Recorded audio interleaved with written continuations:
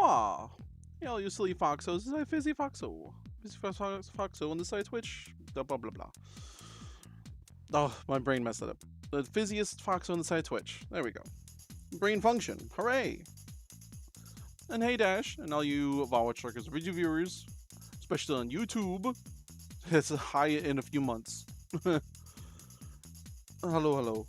I'm almost done scheduling the publishing of my videos to YouTube, my VODs. I have about 300 left. I'm in 2023. I'll be done with it soon. Hooray. And all that will be caught up eventually. Again, I thought 5 was a good number. I thought if I did any more than 5, YouTube would flag me for spam. So far 5 has been fine. So, yes, good question, Dash. What is this game? This is a game on itch.io called FriendShapes. I think I have it as the game. Yes. It is a RPG that you don't fight. You have to figure out how to communicate with the sometimes horrific enemies, or help them in some way, or try to calm them down, or run. Depends on the situation. But it's like half psychedelic, half horror. It's an interesting mix. It's a cool art style. It does have some frame rate issues. Oh hell. It hasn't been too horror-y, but there was an enemy that was melting, and it was humanoid, and it was continuing to melt. So a little freaky. This game does have some frame rate issues. I wish I could fix that. I have tried to shrink it to fix it. We'll see. Maybe just full screen it. See if that works. I don't know. But in other news, my tits are broken. So I have all of a bunch of popular throws to hotkeys. We can just double check to see if it's still broken. It says it's connected. Let's deauthenticate and then reauthenticate. Oh, it says success. All right, tits not broken? Let's see.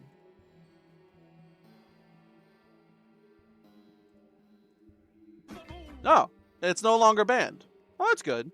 My tits are not broken. That's good. Okay, now this game. Since I have all the hotkeys on my keyboard, I'll be using controller. Ah, yes, good test of my tits. All right. So a big thing about these this game is memories. You'll see what we get in. This is supposedly a town that our character, this one here, moved away from and is back now and is remembering things of when they used to be here. So I'll example with the shopkeeper.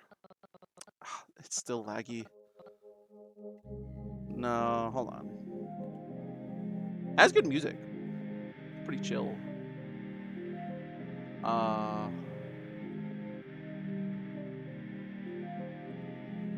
Some areas just lag out.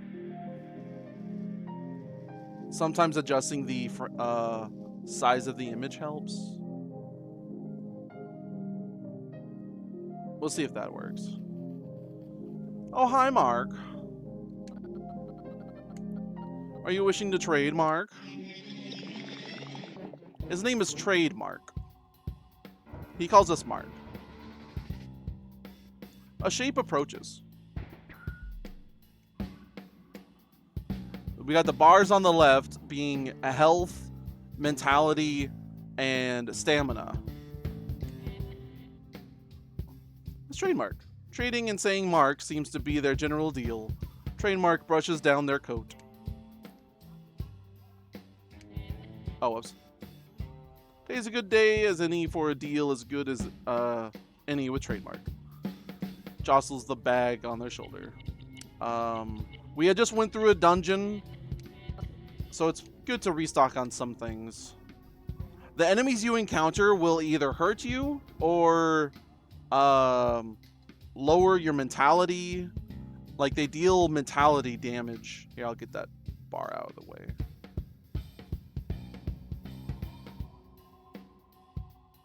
There we go.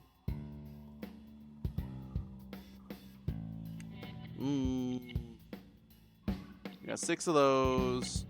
Oh, did I spend all my money? No. I have a max of 9 of any item. You do need to heal your sanity and your health as the levels progress. It's kind of like a dungeon you can't leave once you start it. So you have to be lucky or prepared. Mace Attorney, 380. And some of these items you can use on the enemy, like this Nyap. I should buy more of them.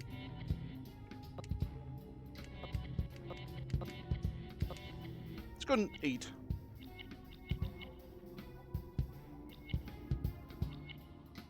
Green Hot. Mirror Ball. Yeah, some of these relieves some conditions, some give you more. Okay.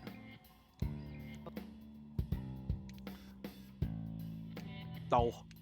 I tried to skip dialogue and I ended up pressing a button. Oh, my head is hiding it. Let me move over a little bit. But there's this bar on the right that says drain. If you could read that. It might be a little blurry. But it says drain, and those numbers will increase during battle. And that's how much that the enemies take from you. You can gesture to them. Trademark nods back. The failing light is caught in their eye for a moment, causing a sparkle. Oh, frack. And we can also speak. Did you know, Mark? To get past most of the beings here, you need to fill either the blue or orange meter on the left, Mark. They can mean anything. Sometimes they go up by themselves even. Be sure to keep a gem on it, Mark. Leaning errant bag is pushed back into place by one of Trademark's arms. You can also touch them. You shake one of Trademark's many hands. Anyways, and sometimes we get a context, which is there in the bottom right, which is a special thing we can do during certain battles. With him, we can trade. Don't be a stranger, Mark. This place is strange enough already. Know what I say, Mark? Ground, Mark. I believe you may find it under your very toes. Assuming you have any, Mark. Yeah, sometimes the frame rate's weird. This is our save point.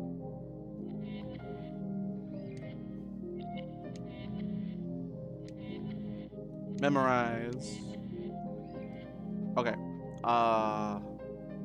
So sometimes the battles will be weird monsters, or people, or plants, or sometimes they're concepts. Like the concept of life in a river was the first boss that we fought against.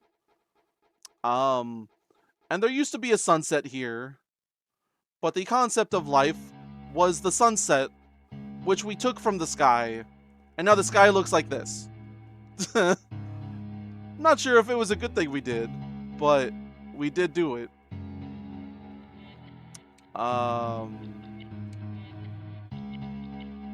This is the item we got. Was a sun submerged, watching the sunset on the pier, the heat of their hand in yours. So it's about memories. The game might be a little too loud. There we go. We've done 4 dungeons, I think. We have the forest, the hospital, the playground.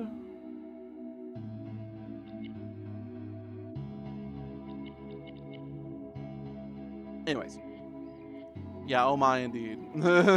Used to be a nice sunset. But in the playground area, a doctor asked us to try and find his wife near the park. Which, near the park, I don't know if they meant there's a playground area in front of the hospital, or they mean the forest park. So I haven't redone a dungeon yet, so I'm going to assume it's this one. Because I already looked around the park. The backwoods stretch off into the distance, bending and weaving in and out of view. Start of a digression, which is going into. We'll see what happens when re-entering a dungeon. Because first time it was already creepy, but now I've taken the memory. We'll see what happens.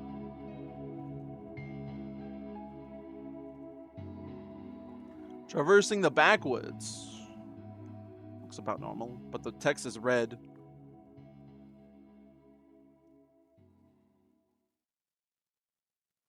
I think I could make it big again. Hold on.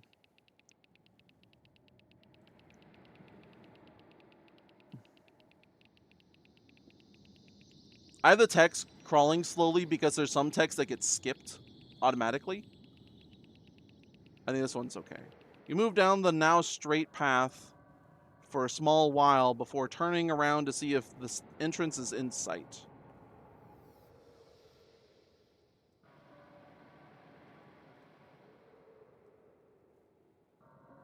Okay.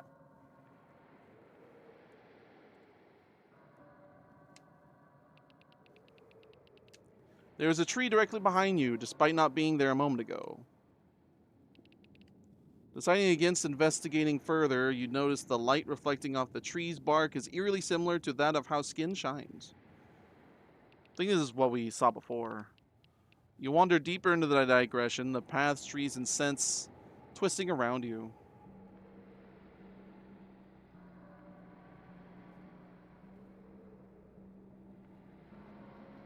Yeah, this looks about the same. I think.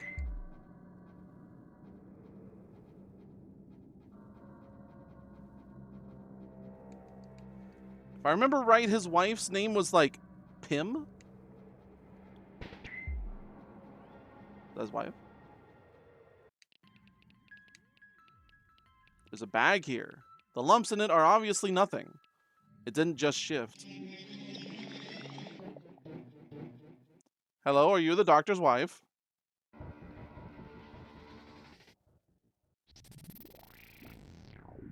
Your bag. It's not empty. I got a context. Open. Maybe investigate it first. I'm losing force. I'm losing 4. Was that stamina? 4 stamina a turn. Let's touch it. You gently run your fingers down the fabric surface, feeling the nylon under your fingers, trying to avoid feeling what they may be covering. They. Oh, now I'm losing 2 sanity. Great. Let's open it. Can't be that bad.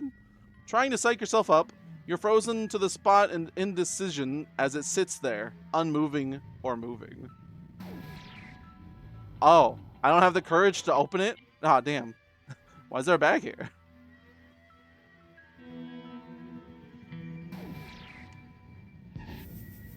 So the bars they're talking about on the left is that orange diamond getting bigger, or the blue becoming more full. On the far left. Past the numbers. Let's talk to it. Hey, bag. Are you alive? Your voice sounds muffled. As if you're only murmuring to yourself in an empty place. Great. Who would have left it? Oh, that gave me stamina back. Or focus. I don't think gesturing would do anything. Let's watch it. See if it moves. It's too small for a full-size body. How did the bag get here? Well, with the scenery being red, I'm assuming it is different now. Let's try to open it again. It's probably nothing. Old gym clothes from a time well and truly lost to the world now. That's all. Totally. Open it. Okay, that reads the blue bar. When was it left here? And orange. Okay. Open it. The lumps in it aren't even that person-shaped. Those shapes these days can have quite a variation. I'm losing too much sanity here. Which could it be? Normal things or something abnormal?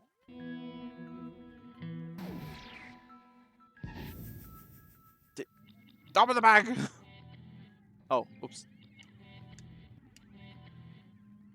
It can't hold a usual adult-sized, a child size, however. Or a small wife. What's inside? You'd find out if you open it.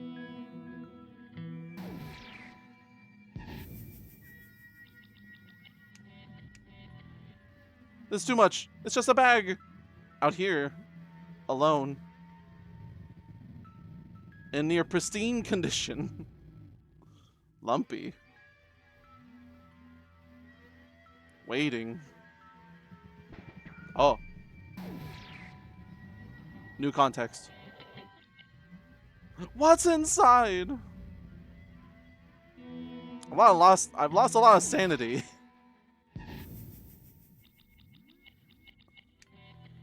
Open question mark.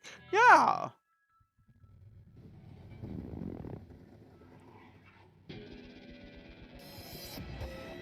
Oh, you find a broken mace attorney figure. Oh, a broken figure. Yeah. I got 16 munties. It was just a figure. The encounter abates. I did it. I lost a lot of sanity doing that. It's indispensable. Whoa, that's a lot of text. This appears to be a cheap, mass-produced toy that came free with a Joy Meal and a cross-promotion in a very long time ago, where Mace Attorney had to solve who stole Warhammer Judge's Joy Meal rather than the usual murder cases. During the course of several Joy Meal ads, the culprit was Euster Knight under orders of Dash Attorney to try and discredit Mace Attorney for not being able to solve a simple mystery. The toy looks at it was truly cherished, but now shows much weathering and aging. You wonder who it could have belonged to and what became of them. So I can give this to somebody? Great. Do I just leave? I don't like that these bushes look like hands.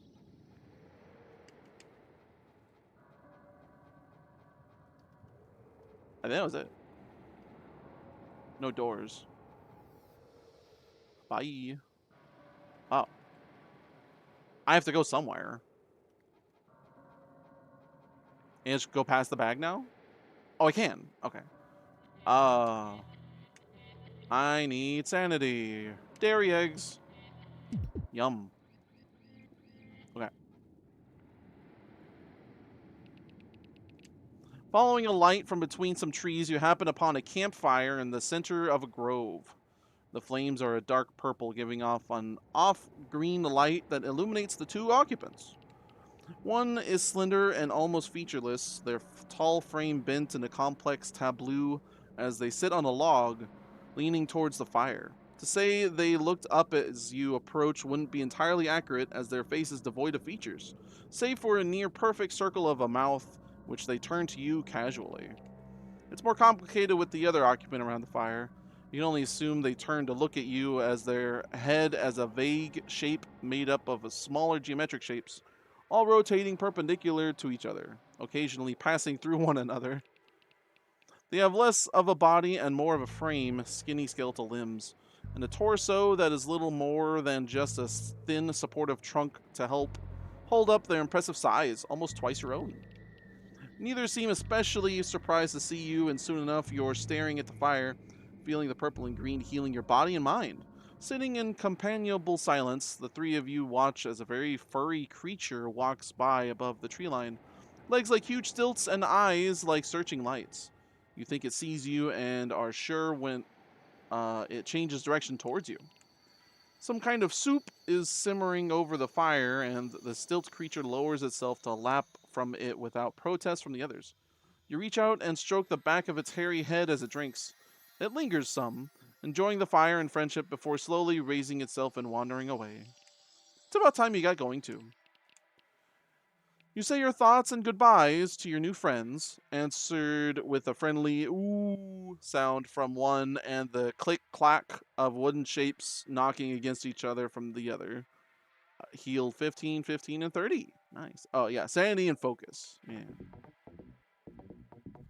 You are emerged. Great.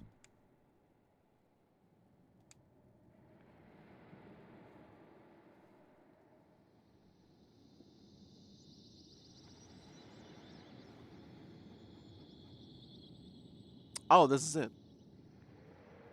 I was gonna mention this area. This was the first boss encounter. Well, the first mini boss. It was some sort of weirdo with a gun, and you had to like convince them not to shoot you. Give me that item. Bloody chunk cereal.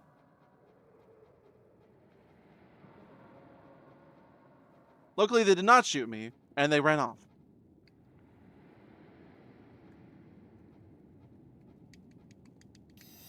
Scrap of paper left on the ground, huh? Who mans an update? So this is like 2,000 years in the future, and humans don't really exist anymore. And they're trying to study what humans used to be. And there's some sort of creature species that are trying to copy them. And they're very SCP like, where they try and abduct you to go to their house that is made of flesh. Fun stuff. Where's the paper? Oh, it's in the archive. Uh, Humans.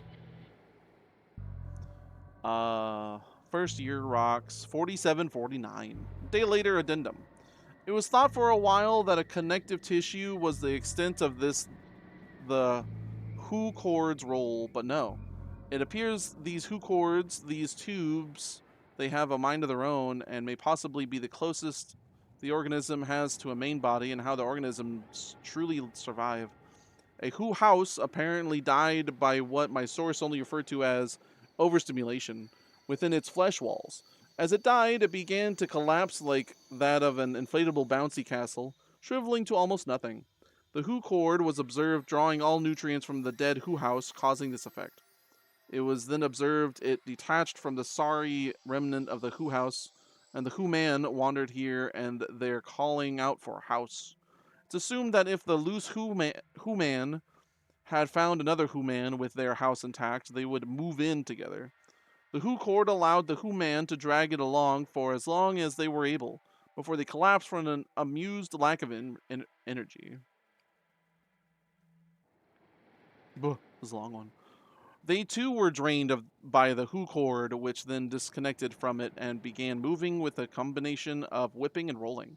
Occasionally, they wrapped around animals so that they could be carried along with the panicked escape, at least before feeding on them as well. It appears they run on fluid. The Hu cord was then ignored in favor of the Hu man near husk. They had some energy left or absorbed some on the way here as they began to animate mid-dissection. Unable to feel pain, they were not perturbed by the situation they found themselves in. Instead, they jovially invited me to their house, though when reminded of their homelessness, they became quiet. Humans talk a strange lilting type of language, no doubt picked up with the sub-basic etiquette by which they use to lure unsuspecting victims to an assumed liquefaction. God, this is a long one. So I'm reading this because the last one I read actually gave us tips on how to defeat a human, which we ran into a little while after reading one. So I'm gonna read it. Learning this style of speech and asking the right questions has taught me a few things about the lure's point of view. They are not aware that they are a lure. They appear to be genuine in their approach to others. Oh, sorry, coffee. Though never able to make themselves fully understood. Lures sleep in their house body when they rest. The strange sweaty grease they are always covered in may stop the Who house from accidentally digesting itself. The humans do not communicate with their other free-thinking components. This was unaware that the cord or the house had any motive other than being objects. I'm not even sure if it knew they were one and the same thing. That's the end. Are humans alive? By themselves, I would say no. They're not really alive in a traditional sense, or they have life, such as an arm or a face, but without their home or cord, they will stop functioning after exhausting their own reserves, seemingly having no way to sustain themselves. An experiment on keeping a human alive without the need for their other components may yield an interesting, or possibly even useful, as an assistant, assuming they can learn and follow new instructions. Probably not this one, though. Dissected as it is, still moving, but not very much. The state it was brought in has made any real conclusions be a bit of an impossibility, but it does appear that inside the seemingly living suit is in fact another cord, a cord splitting off into smaller branches, and then smaller branches still, roughly filling out the skeletal structure of the classic human shape. I know not what to do with this one. It appears to thrive off of liquid nutrients and stay animate that way. It's not as if I'm ever in short supply of the stuff in my experiments, so it may partake of some whenever the occasion arises for now. So maybe that's a tip. If we encounter another human, disconnect the cord. It will lose its power. Getting around. Oh.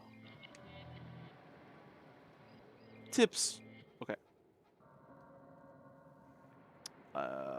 Do I just leave the way I came? There's that door over there.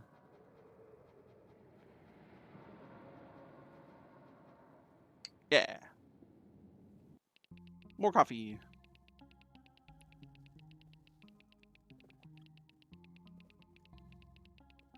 Ugh.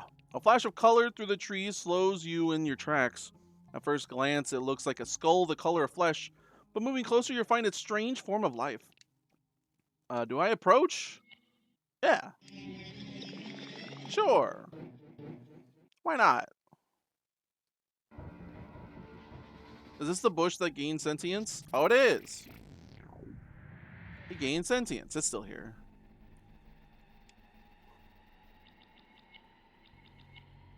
Let's speak to it.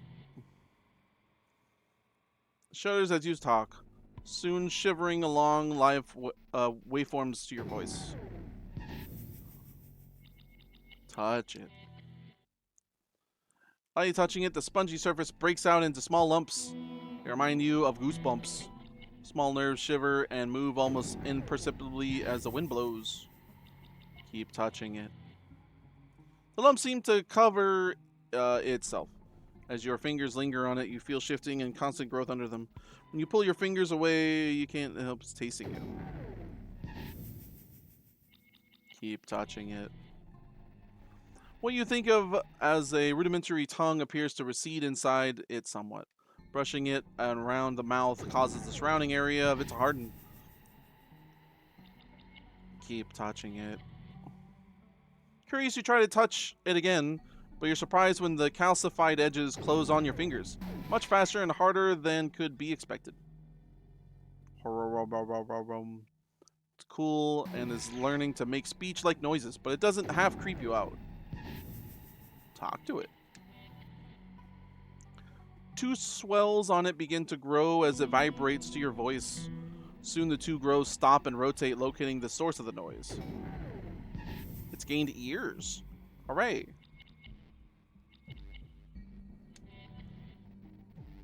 Now with a basic mouth, begins to pulse and wheeze, trying to breathe and project something like a voice.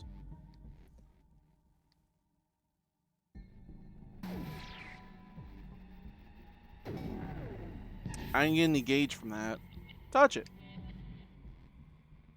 While surely it wasn't meant to be personal when it bit you, you don't have much intention of letting it do that again. Strange ear growths. Oh, turns this way. Gesture. Some of the surface shakes and moves, now sensing the vague change of light and dark as you moved your arm. Strange ear growths turns the way in that. Speak.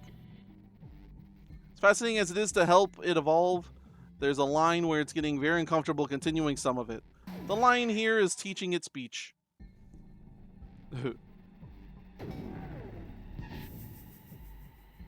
Observe. Emits a sound that could only really be written as boom. Not exactly a plea for company. Not precisely a echolocation sound, but somewhere in between.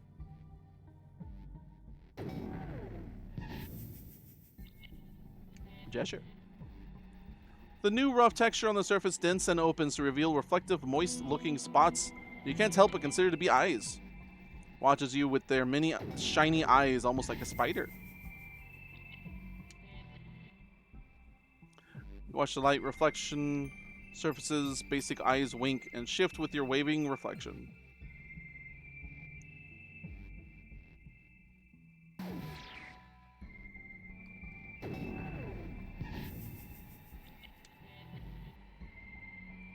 Okay.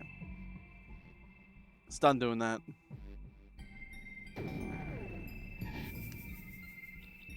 Touch. Surely it wasn't meant. No. Maybe we can just withdraw. We're just getting repeating dialogue. Observe. Watches you, almost expectantly. Is it trying to consider me? Could it be attempting to become more than it? Sits with expectant patience.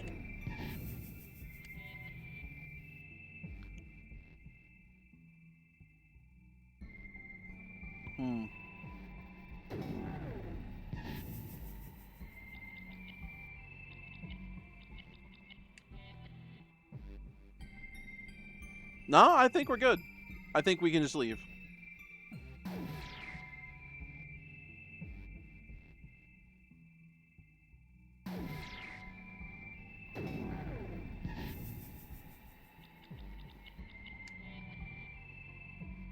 Bulges along the underside of the main cap slowly open, revealing slick tendrils that shift and wave. Sits with expectant patience. Tendrils retract, the eyes seem to close. Seems to shut down somehow. Concluding that they have fallen asleep or some similar to process all they've learned. You gingerly pick them up and put them on a rotting log. It sleepily squeezes you before retracting into the main fruiting body. Consider the gesture to be acknowledgement, a goodbye, maybe even a thank you.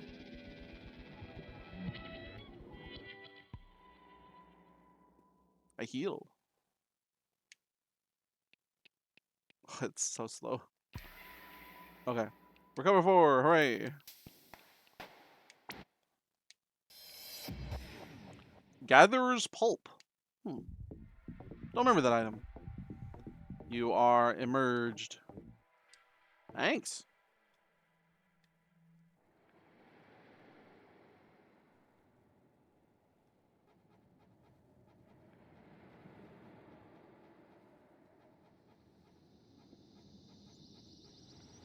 Almost halfway through. Still looking for the doctor's wife. Named Pim, I think. Hey.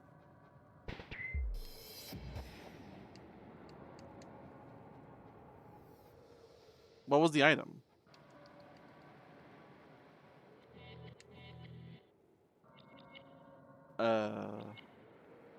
Must not have been too important. Yeah, it had to be something I already had. I think I just picked them up at the same time.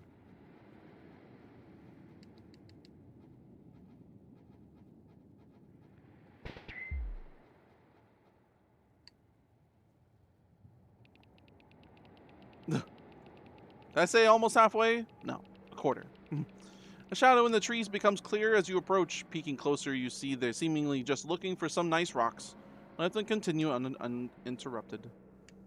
Yay, rocks!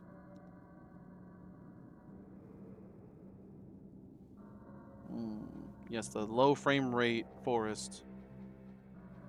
I know thee well. I don't see an item. That one looks like a skeleton. Let's go.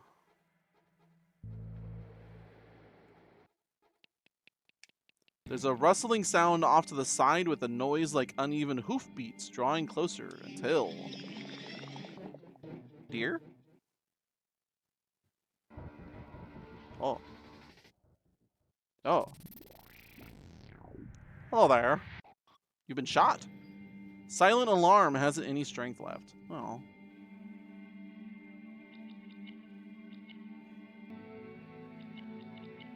You're injured.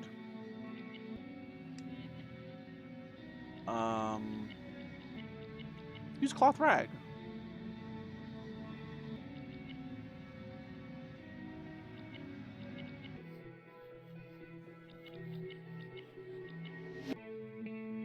Maybe I should try and be friendly with it first.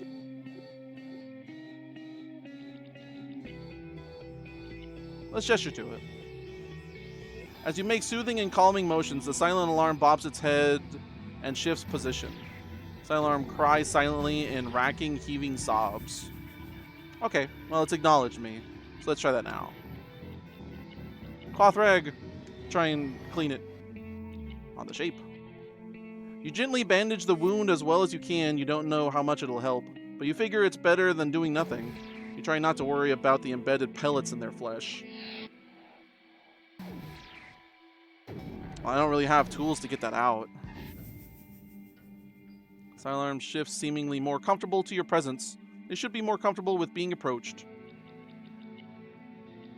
I could give them Nyop. Anti-pain. This should help with the pain.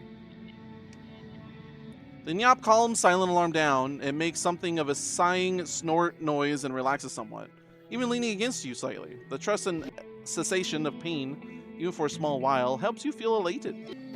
Stares around their surroundings carefully. Gesture. They've grown used to your gestures and don't show any signs of change. Dancing almost snake-like. Talk to it. Producing soothing sounds help calm their movement some. Looks to you with gratitude. Touch it. Pet it. You're allowed to run your hand down their flank. You feel them tense when your contact is near the wound. Silent alarm shivers from fear, suffering, and the cold that accompanies such a loss of blood. Seeing them suffer hurts you, but giving them comfort and company definitely makes it worth it.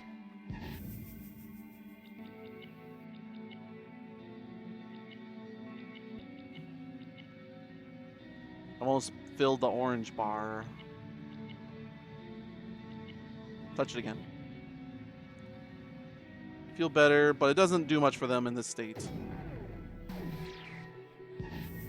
Can I give them another item? Maybe some food? Cloth rag. Oh yeah, warmth of another. Sure. They probably don't need anything else to take away the pain. Oh, okay.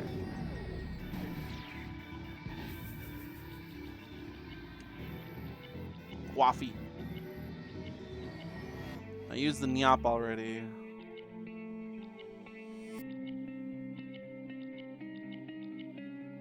Nope.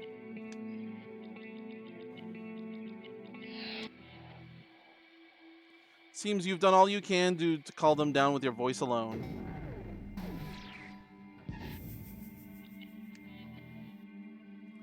They've grown used to your gestures and don't show any signs. Well, maybe we could just leave. Observe it. Has calmed down now. The shells are still lodged inside them, probably not a good thing. Too late for that now.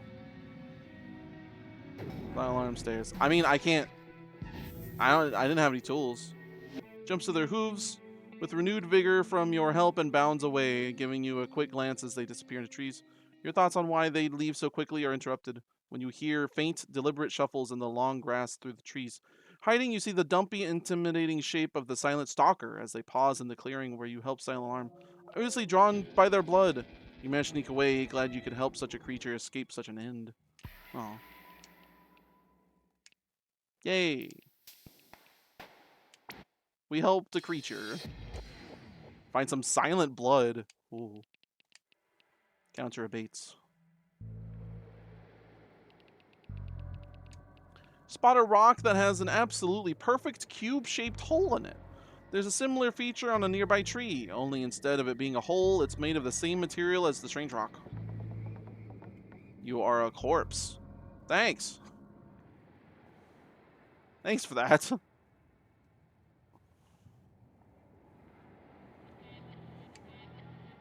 Where was the silent blood? Substance has no real value outside of its scarcity and being the lifeblood of Silent Alarm. Oh, text. Rare substance found in Silent Alarm. As far as you know, it doesn't do anything special other than keep the animal alive and reflect light strangely. Silent Alarm would be entirely extinct if scalpers and the like weren't all thrown into stadium fights where they all had to fight to the death, using items they had taken in bulk to sell at prices inflated due to forced scarcity. What a weird... It is, indeed. It's like a trippy SCP story. It's very interesting.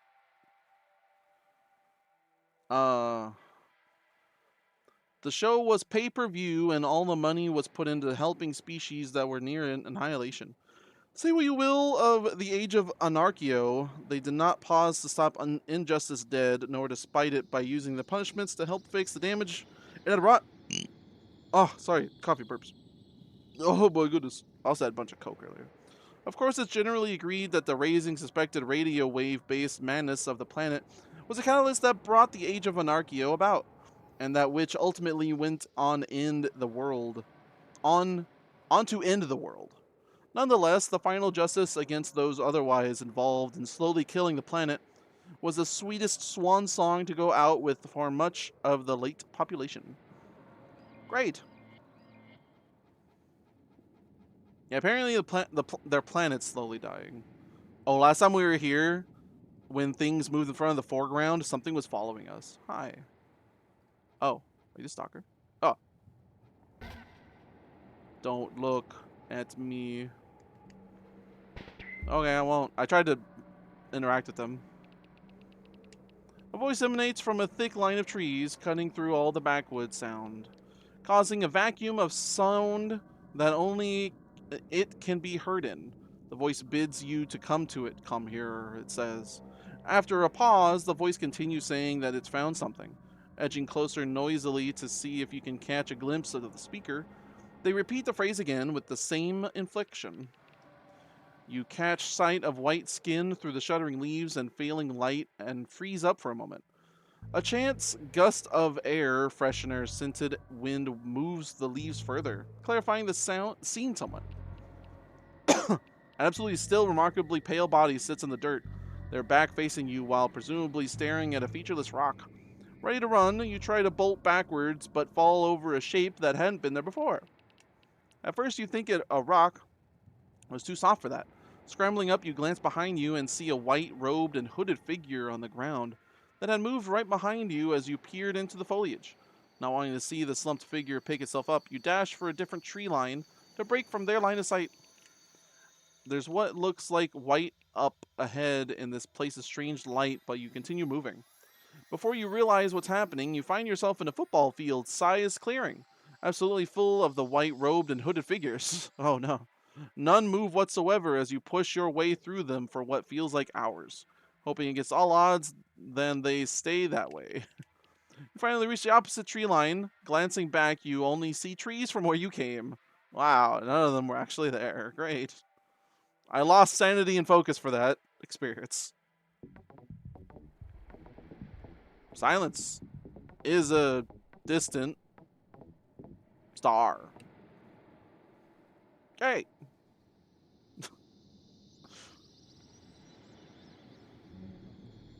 Auto saved. I mean, this. It's a little river.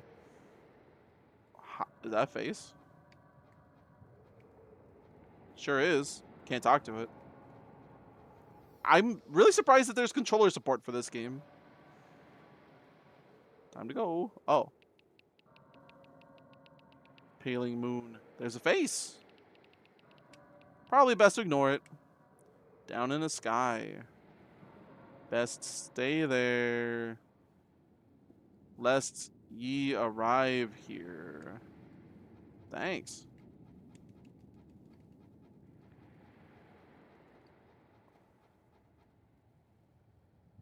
I see eyes on the screen. Y'all see that? I see 4 eyes. There's one here, one there, and then 2 more right below it. That ain't good.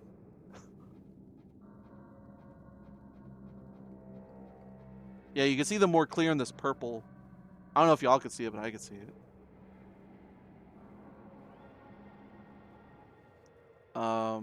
If I could use my mouse. No, y'all can't see that. Oh, yeah, here. Oh god. Yeah, there's an eye here and eye here. Eye here with even I can see their reflections in their eyes.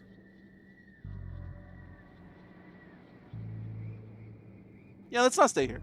Let's go. Keep your eyes.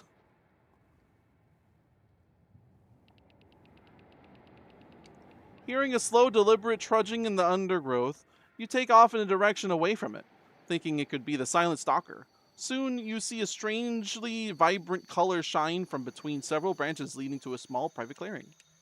As you push through, you find a few corpses in the dirt, all face down, spread eagled as a mess of blue and red cables amassing into the black sky. Stepping back, you see that the nervous systems of the corpses have emerged. Great. There seems to be no immediate danger, so you stay a while, keeping the amalgamation company as their nervous system thrums. Sometime later, you awake to find the being gone, with only the mostly hollow corpses they originated from. I gained health, sanity, but lost focus. Great, because I was arrested. So I'll have to deal with the silent stalker? I had jellyfish? Hello? Did it push me back? Oh. Pushing me back. Why? Okay. Bye. This is jellyfish fields?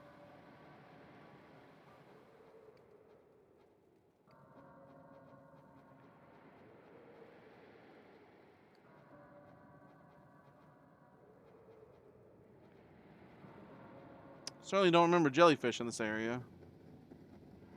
Oh, I lose sanity each time they touch me. Oh, that sucks. At least I'm not dying like the nurses. The doctors with chainsaws. Oh, item. Tree limb. Oh, I was using those in the overworld for traversing.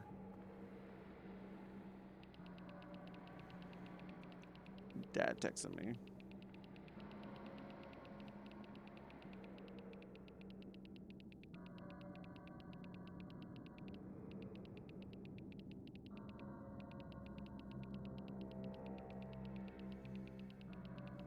A small break in the cover of a thicket of skeletal bush.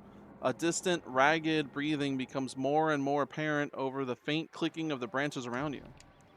You soon hear the snaps of bone and the tinkle of delicate branches knocking against each other. The breathing is slightly off time and shakes with each heavy step taken.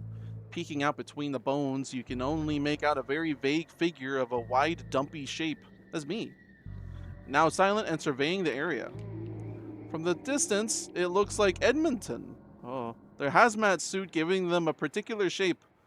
That was someone we met in the playground area last stream, and they had a existential crisis of they don't remember their shape before the hazmat suit. So they had a breakdown and became uh, balls from a ball pit, and their suit was empty. So it was a temporary friend, unfortunately. Wishing to stand and greet them, you start to move, but the sight of them standing so still gives you pause. A bad feeling comes over you as you look over at the distant shape. There's the distant sound of something else moving in the undergrowth near you. There's almost not enough time to register it as a shape swings around towards you and changes stance. A second later, and there's an explosion of sound, causing the brittle, bony branches to be shattered to dust. Scrambling away as quietly as you can and hoping you're not making noise over the painful buzzing in your ears, you find better cover and look again. A clear path of plants have been obliterated in a straight line only an arm's length from where you had been resting. A mass of red and purple where the path comes to a stop. The figure from before wheezes unpleasantly as they trudge over their quarry, heavy boots crushing the tiny bones of the now ruined bushes. A meaty thunk reverberates around the thicket as their boot connects to the mess of whatever had been approaching you from the side. You duck behind your new cover as the figure's misshapen and presumably covered head looks up sharply in your direction. The smell of the stricken creature reaches your nose. It smells of burnt blood. Looking down, you see the smell isn't reaching you from it, just from your arm, which was partially destroyed by the blast. Oh no. It's too dangerous near this stalking hunter, so you decide to move away as quietly as you can. Always sure to keep some cover between them and you. Ooh, was that the silent stalker? Yeesh. I lost 7 health. Ow. You are part of a collapsed star. Thanks. Let me heal. And get focus? I lost half my focus.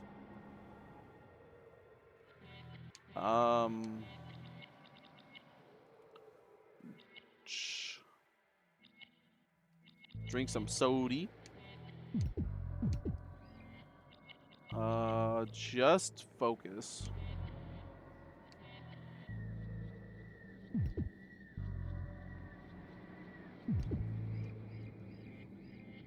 There we go. Ow. My sanity.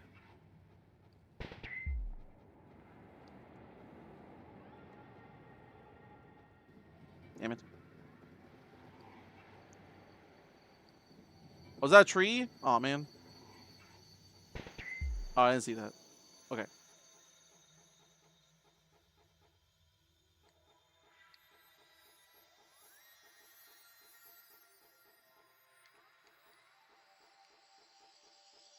Okay.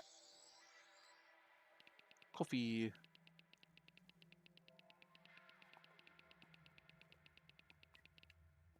Small crunch under my foot that weren't expecting. Looking down, you see that instead of grass, this area instead has toes sticking out of the ground. All deathly still, it only looks like some are moving and flexing on the outskirts of your vision. At least that's what you tell yourself as you look around for an alternate route. Going around will take more time, but certainly won't be as unpleasant.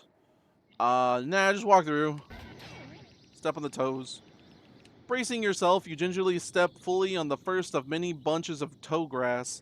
Your hopes that they can take your weight leave the muffled snap of bone, and your balance is thrown as toes shatter from the pressure.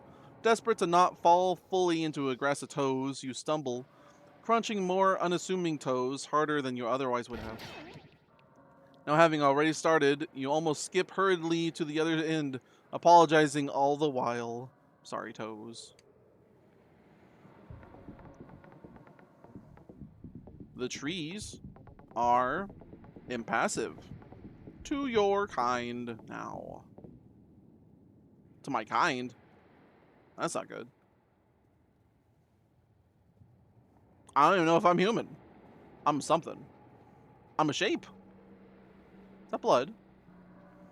There's a wet, coppery smell. Oh, I'm gonna heal. Sandy.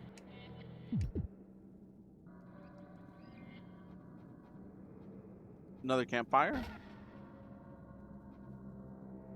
The camp is in ruins, torn apart with stains on the grass.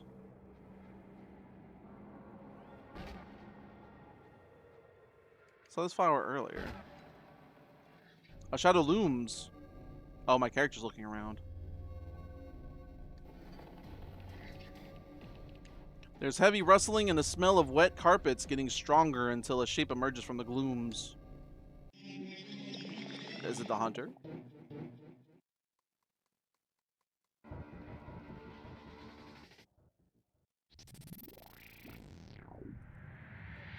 Hi there. A fearful keening is heard between hurried breaths as the beast hunches, still intimidatingly large, even in such a diminutive stance. Let's observe it. Ziguma jumps you and claws at me, taking your paws as an opening to save themselves. Oh, I'm bleeding. Ziguma howls a high-pitched shriek of fear and loss. Speak. You can't keep the tremor out of your voice and their growl deepens, sensing your nervous energy. Ziguma uses their long arms to shove you violently away from them.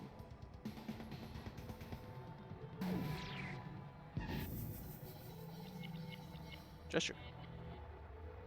You make non-threatening gestures while leaning forwards. They glare at you suspiciously. Sinks their teeth into me. Ow. I'm bleeding again. Losing a lot of sanity here. Moving very slowly, you make a show of moving your hand closer. Ziguma watches your hand intently. Ziguma uses their long arms to shove me. Ow. Hi. Shuffles closer. Their fear of you quietened.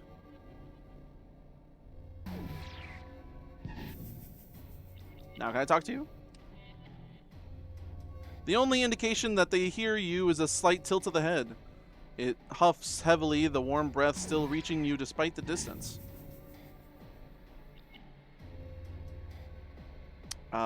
Gesture. Hello? Yes?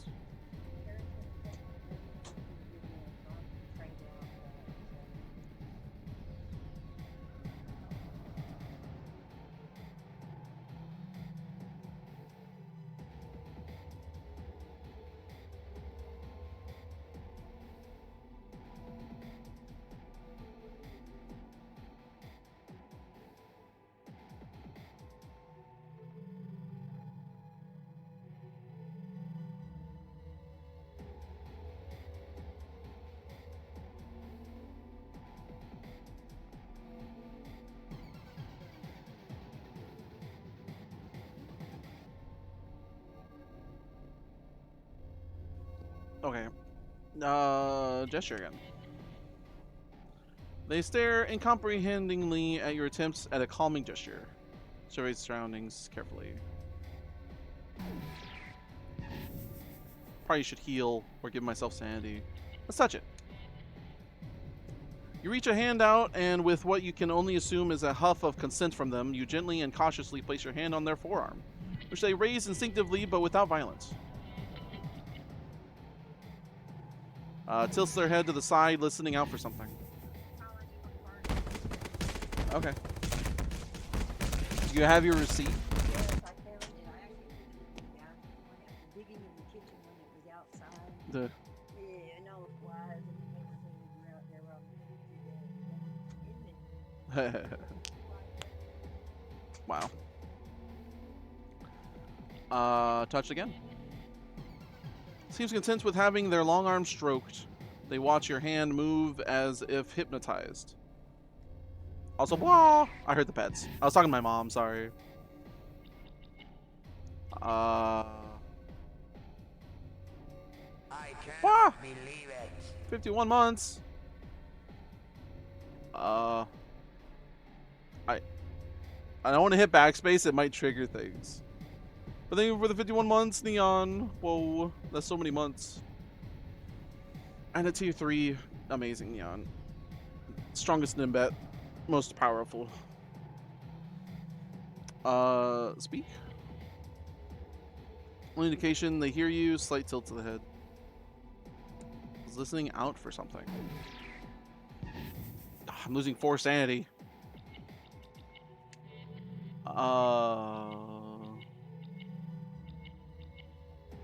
I need a better one. Let's do a TV dinner.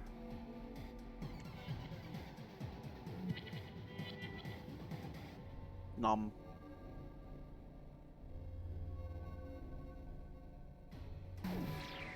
Maybe I should observe along with it. Watches you warily, growling softly and sadly. Pants staring fixedly at you. Hello. Moves closer, closer still. Fear and aggression gone. Fwen? Leans in close as you make soft declarations of it being okay and alright.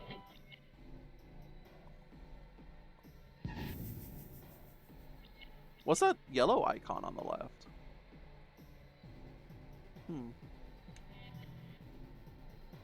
Cocks their head and flicks their tail, watching you carefully but curiously. Huffs heavily. Warm breath still reaching you despite the distance. Oh, I was abstracting. I see. Touch. Reaching up, you stroke their shoulder companionably. It rolls their powerful shoulder under your touch. Snuffles up at you. Oh, Fwen. Their eyes close or dim as you caress the side of their head with your fingers. It pants, staring fixedly. Nosing against you softly, you stroke its back as they lean forward to envelop you gently. And hug you gently with their big arms before watching you move on through the backwoods. Oh. Friend. Got $5 stats. Made 46 bucks. No items? Oh, man. I need more focus. Aw.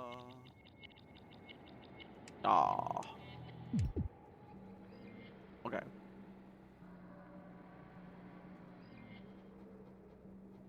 Nothing else over here?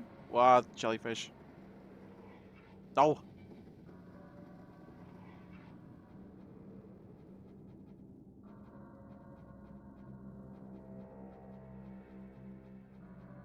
So they were also watching for something in the forest. There's no bueno.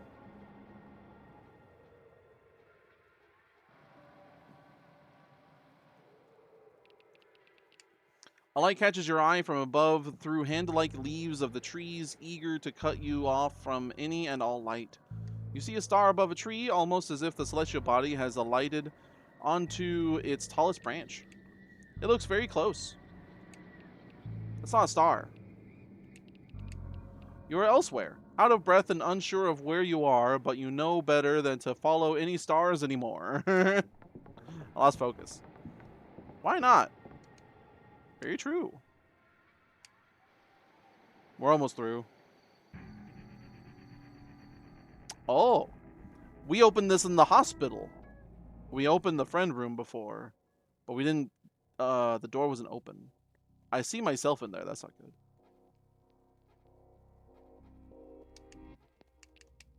This cannot be undone.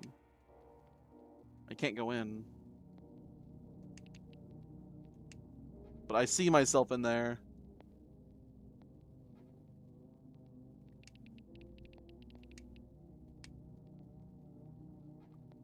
Goodbye.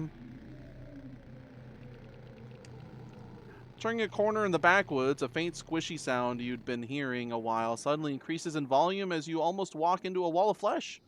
Backing away, you can see it's not just a wall, but a house. A house made of flesh. Oh, the Who house.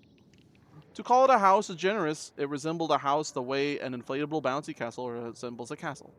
Much like bouncy castles from your memory, it shifts, jiggles, and giggles sound out from it. There are two fleshy cords coming from the structure, the one on the right looking like it had been clumsily attached.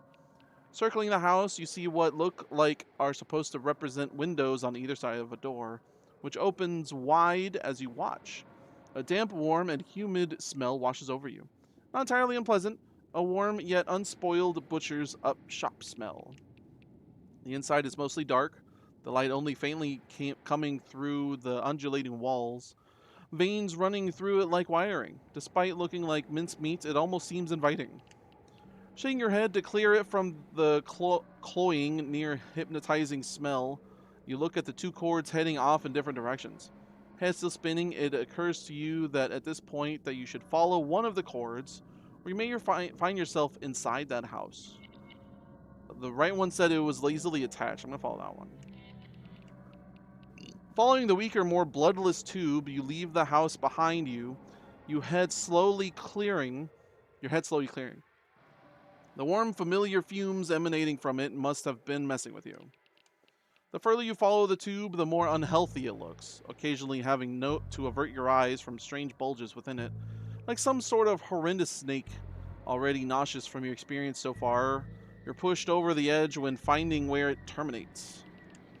A human figure is the most basic of terms, is where the cord ends, folded up and around itself in various ways, a flesh cord version of a balloon animal human. It twitches, possibly trying to lift itself up. You leave immediately, shaken, and don't find a path for some time. I lost sanity and focus. Yay, I get stuck inside the house.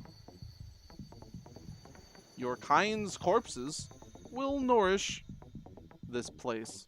Thanks.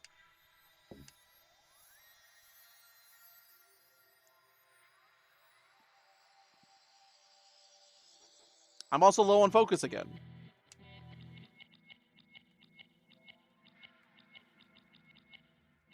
Am I on the other one? Oh, I need to buy more. Yeah. I got. I'm almost through. Is the wife here? If the wife isn't here, then she's in the hospital. That's where a bunch of jellyfish were.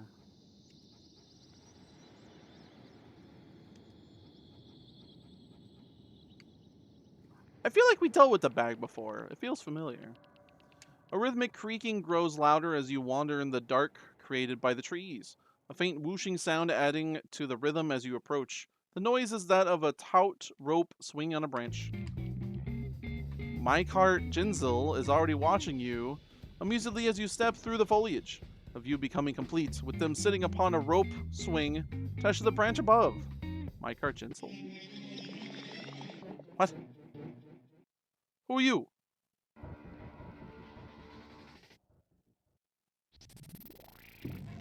Oh. Hi. I'm sure glad to meet you again for the first time. Oh, hello, another friend out and about in this wondrous backwood, huh? I'm Mike Hart Jinzil, a friend of yours. I'm sure glad to meet you again for the first time. You're sure we'll be fast friends again, for once. When? Looking pretty lost there, bucko. Not sure what's going on, huh? Well, not to worry. Jinzil is here to help you out. We're friends after all. You can ask me anything you want, and for nothing at all. I don't want anything from you, that's right? No? That's fine. There's plenty of others out there that'll benefit from my insights, buddy. Where's the doctor's wife? So, buddy. Old pal, new friend of mine. How glad are you? Hey, lover, what you looking for?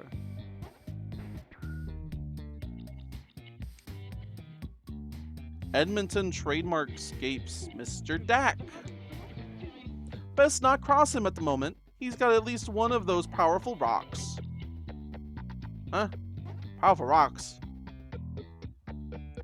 Hung out with old Wolfie Jeff, did ya? What, trying to make me jealous? Wolfie? Their name Jeff? What about escapes?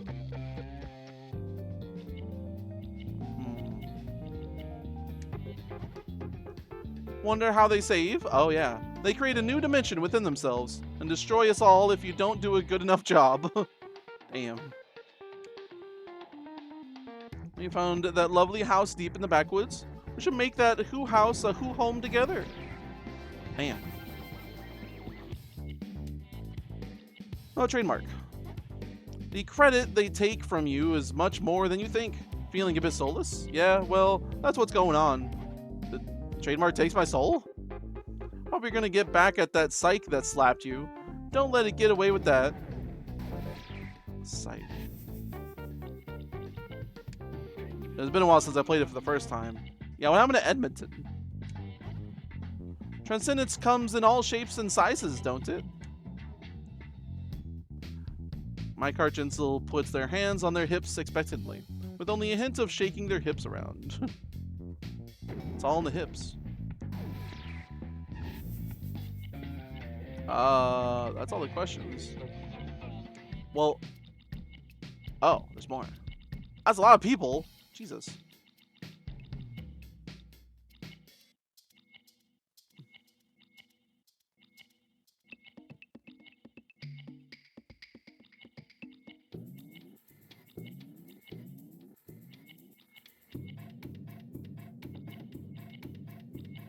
But yourself.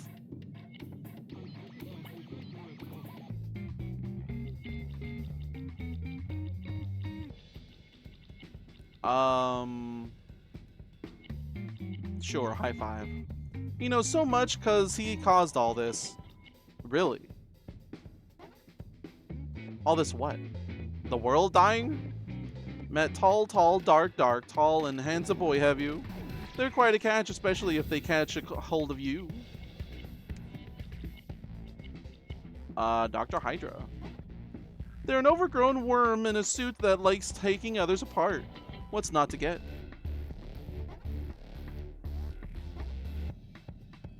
Guess Ed's balling it up in Albuquerque about this time, huh? Disquieting figure. Oh, that bag thing? They just wander around copying stuff. Scared the cark out of campers back when they could be scared of anything. That human suit of theirs isn't fooling anyone. Those two weirdos are obviously hiding that they're actually sports animal mascots. Silent alarm. It keeps trying to eat my clothes. Can nobody resist this terribly attractive body of mine? Cups an elbow in one hand. The other hand tapping the side of their face thoughtfully, head tilted as they consider me.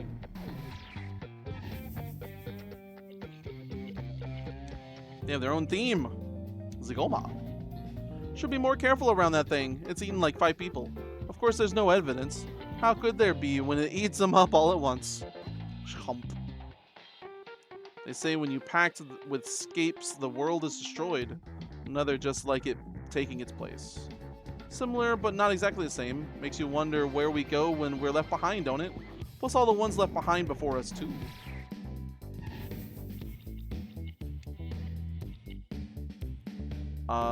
Excogidioomycota. I think they're that weird phone species of mushroom, the Phonocordy cyclops. Stuff rots your brain or makes it run around or something. Bad news. Another rain. It's killing my frame rate. Timeless chorus. It's actually just Mr. Dak without his dumb hat on. Never seen them in the same place at the same time, have you? Talks idly about some cave out there that's full of knights. Frozen solid and cursed ice, and that they've been there for hundreds of years. Conceptual parasite. Well, you should know your head from your one at least. From one at least. Okay. Folds their arms behind their head. Ecosystem. Well, they bring up better points than any politician in the past couple decades, right? They were trying to pass by being human. I don't know what's causing the frame rate problems. I've tried shrinking it, but it gets all blurry. How many more? I'm like halfway through. Elvelicium. Nice kite, right? Gotta ask within if you want to fly down here like them.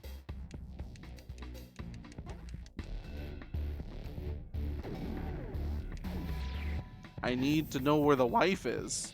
Why are you at the end of this thing? The collective. Big old barrel of laughs. I've heard some theorize they're probably the toughest thing around. They take your reality as well as your memories, so I guess that makes them immune to unrealistic stuff, like Ooga Booga music or whatever.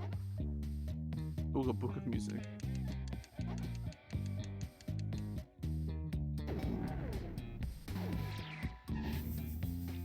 It doesn't say I'm draining anything by losing things every turn. A reflection, that's me. It's a real stupid mirror for sure. The reflection always looks like you. It sure does. Mad to think Bilar will have a sequel in 1,000 years, right?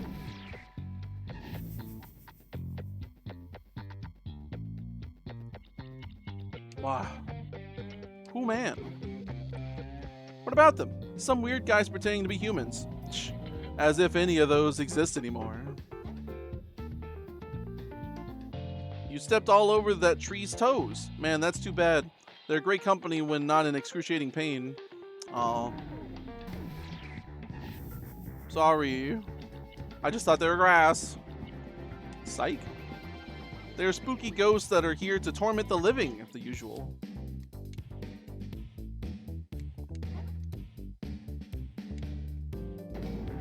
Ow. Bella Road. That thing? Some wise guys thought they could profit by trying to make something similar in design to that old Ratty Records broadcast that used to air. I don't know about you, but I'd not trust a trader who has literal gems for eyes.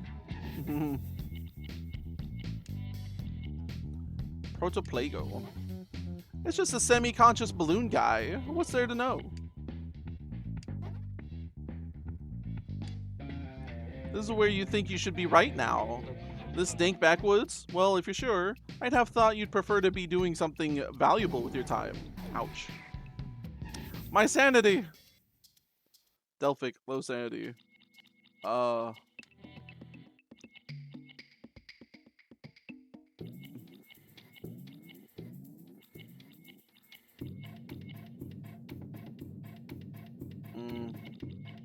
do another TV dinner thing.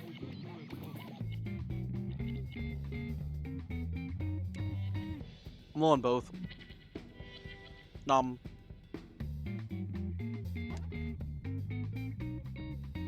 It'd be nice being intertwined trees with you here. Maybe we should practice a bit. What do you say?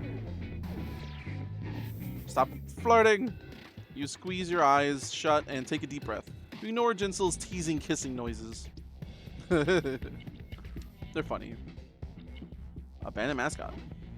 Ever wonder what happened if they ran into those human enthusiasts wandering around? It'd be one sick house party. I'll invite you if I hear of it going down. Puts their hands on their hips expectantly, with only a hint of shaking their hips around. Hips, you say? Ah, someone. They've got quite the shape, right? Most probably only know it from the side. That mascot cuts a good figure, don't you think? They could easily be on a movie poster, I'd say. Totally not Foxy. Yourself. Tricky and sly and good looking. And good feeling and good giving and generally all around and. Alright. Met the little big graffiti artist, did you, bud? Now, don't go making me feel all jealous. Alright, that's all the context we got. Observe. One eye is pink and the other blue.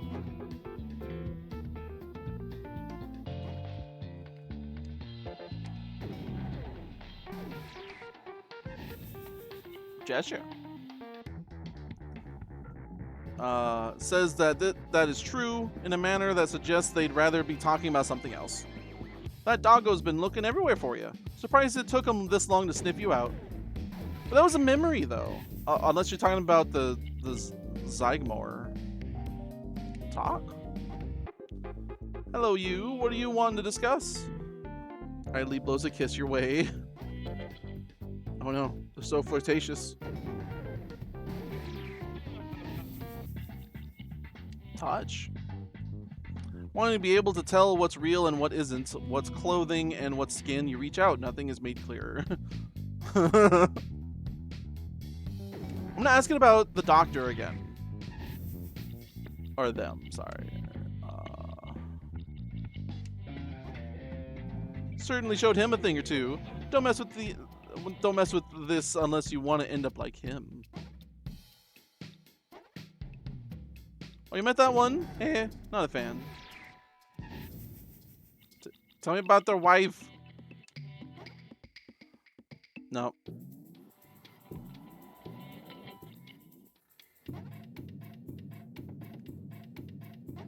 Alright. I'm leaving now.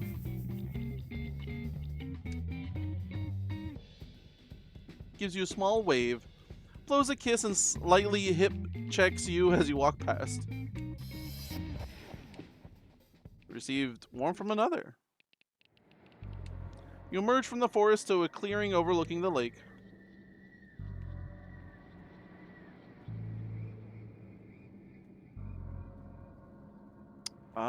Great. I'm gonna heal just in case something is here.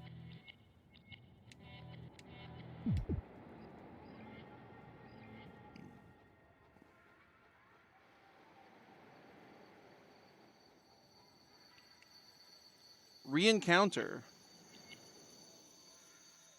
Forget. Oh. Well, I didn't have to refight it. Nothing was answered there.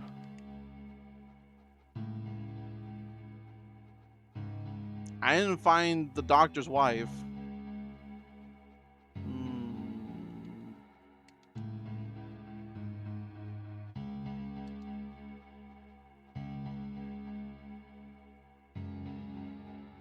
I'm gonna go save. A lot happened.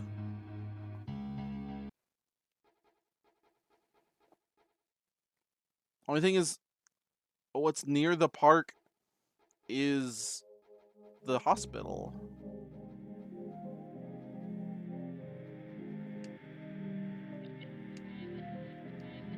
Oops.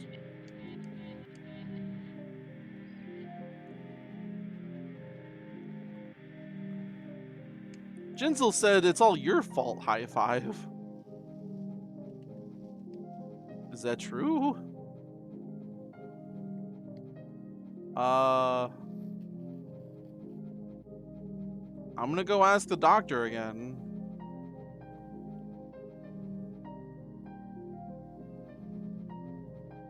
The woof. Our milkshakes.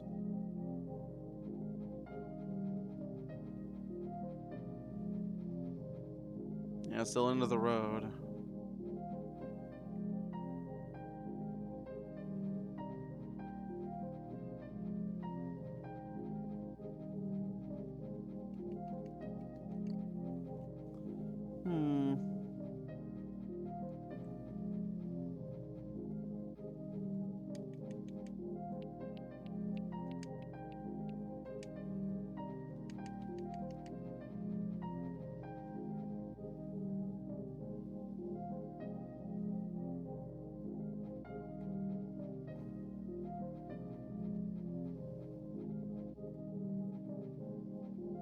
There.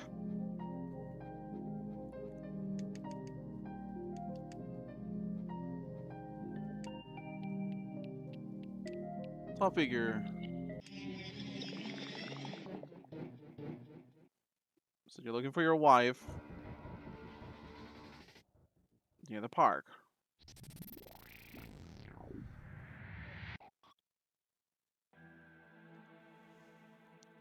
You have returned.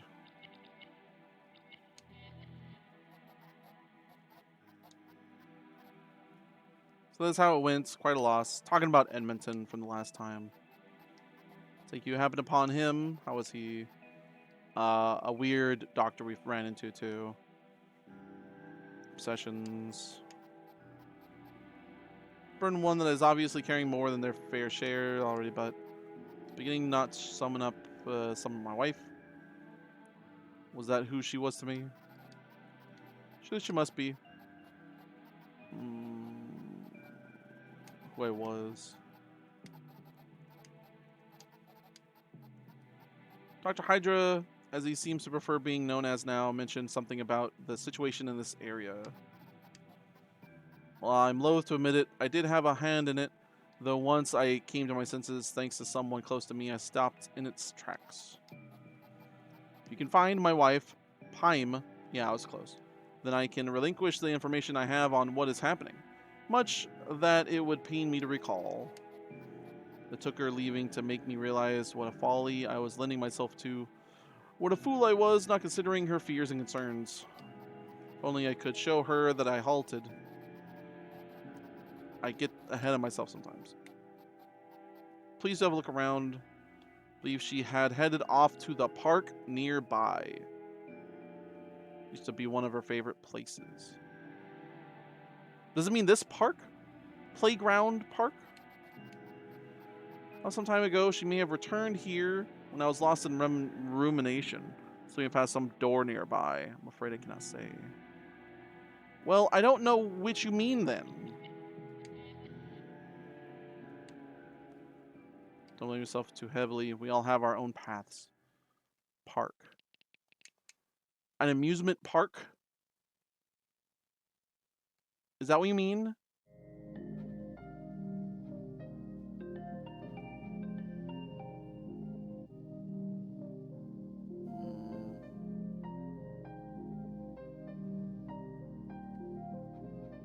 I don't know. I need to restock before I go into another dungeon. Can I go down right?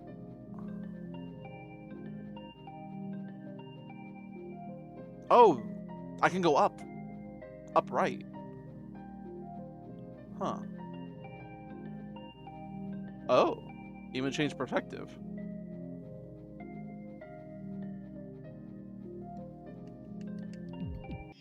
It's not locked. Oh, fuck. Let's get past that. Oh, I saw that. Who's there? What manner of abomination disturbs me? Hi. Oh, hi. Hello. Are you Paim? Familiar. Oh, it's you? Crawled out from where you were sealed, have you? Things have not progressed. He possesses what we need. He will use it to protect himself if we try to procure it. Did you get the coward? I know that she ran because of the lies you whispered in her ear. You look at me confused? Surely you remember. Ah. Never mind that now. I shall play along. We do not know who may be watching. Hello, kind stranger. I am Mr. Dax's girlfriend, yes. Please do not divulge my location to him. I fear I have changed shape, as it were, you see. You should not see me this way. I would only scare him in my current form. If I was wearing what he expects of his girlfriend. I would so like to see him again if you could fetch those items for me. I would be ever so thankful. I'll require my shawl, my shoes, my dress, and my hair. Great. Where are those? Forgot them all over the place. Silly forgetful girl.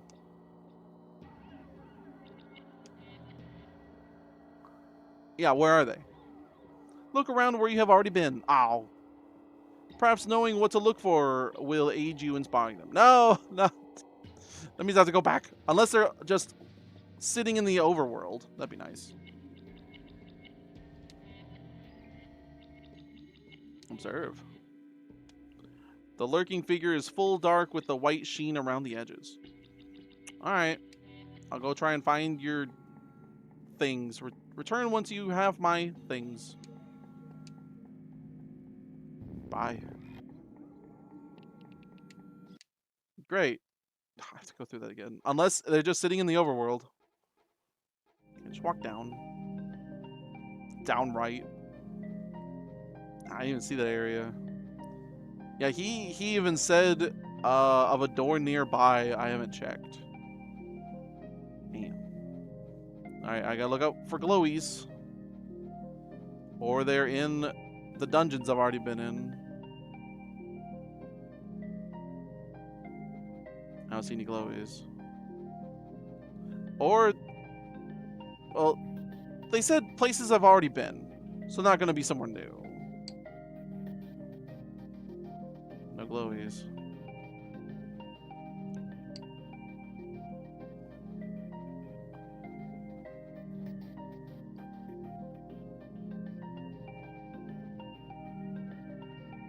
I can ask Trademark.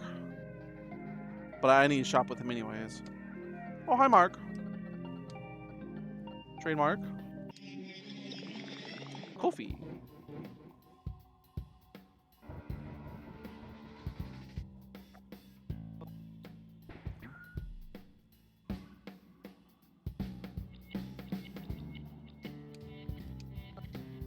That's your mark. Let's just max out.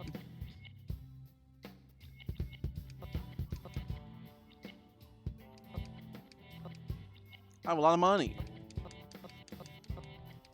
Well, using a lot of my money.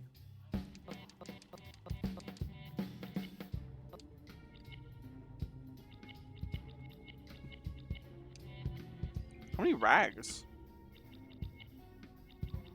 Oh, I maxed on tree limbs.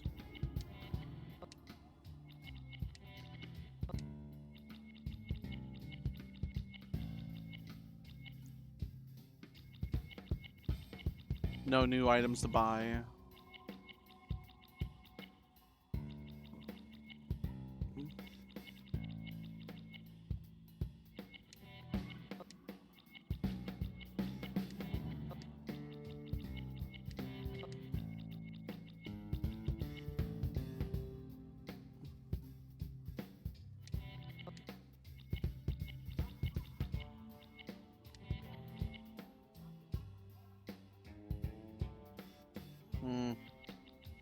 I think we're good. What a trademark. Did you know, Mark? Let's get past most of the beings here. Yeah.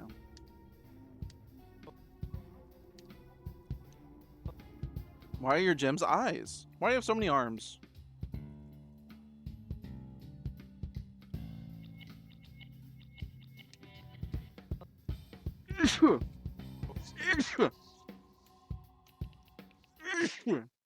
Okay.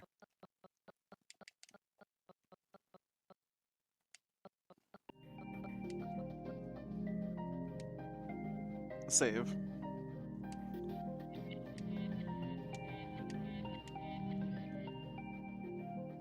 Did that save? Okay. Either glowies or they're just gonna be in the dungeons.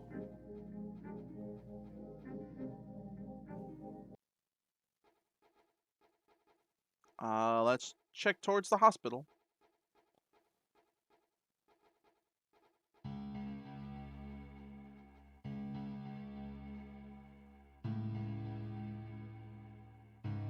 Nah, they're probably gonna be in the dungeons.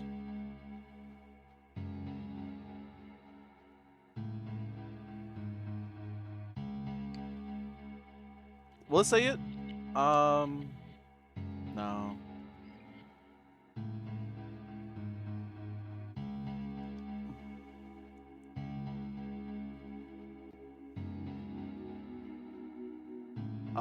Well, since we already went through the forest, let's not go through it again immediately. Let's just go through the hospital.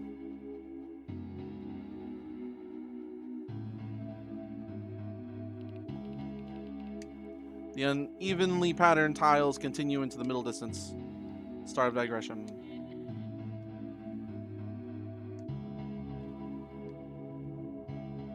Damn it. We went through that one for nothing. Accentic. Maybe we don't have to redo certain fights?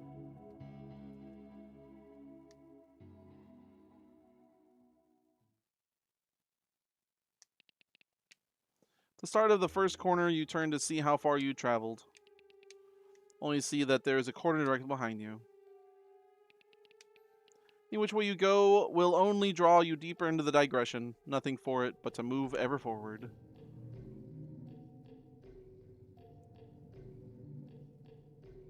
Is it the same areas? I remember a flooded room was first. Ah, good. Table. It was still rendering.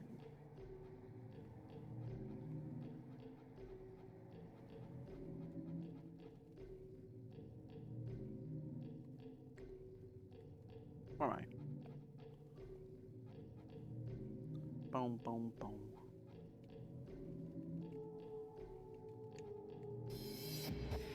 Two owl. I am found an accident with a name like this. You just hope it's not made of owl hides or something similar. Has a fetching lined pattern. Maybe it's the lady part.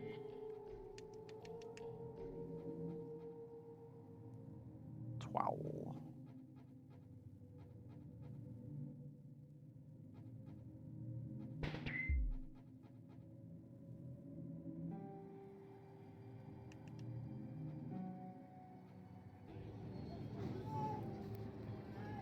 What? Oh. We're back here.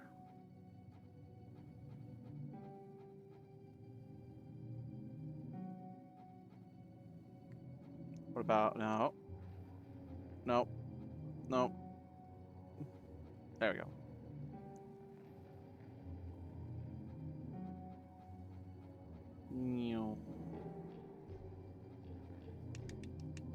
Shoes.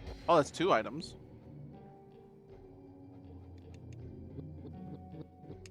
Cheer. On, off to go to prom. Let's swim. Swimming. Swimding.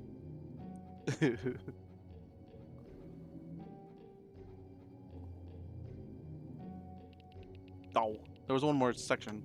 It's a figure in the distance. The fact it's at least vaguely humanoid is reason for both relief and concern. Approaching the figure carefully, you realize that you hadn't noticed the absolute stillness they've been exhibiting, or the large tear in their back, the hardened flesh on either side of the hole curved out, in a way as if something has wriggled out of it, something hatched out of this husk. The face is distorted and difficult to make out, the solidified chitin thin enough for the harsh light to cause it to glow slightly. Made it back. Okay, welcome back. No problem. Made something to put back on my card from the Hmm. the other one was only that was $10.99. Mm-hmm. This was only $3.99. It was the one I had earlier. Oh. This is going to be a little ripple, but I don't care. Oh, okay. It'll be lighter, and Dad can shape it. I like the shape Hmm. that one was. Maybe Dad can design the shape. Hmm. You know, Alright. so it didn't look rounded, so it'd be kind of odd. I like that. Hmm. Instead of so square. Yeah.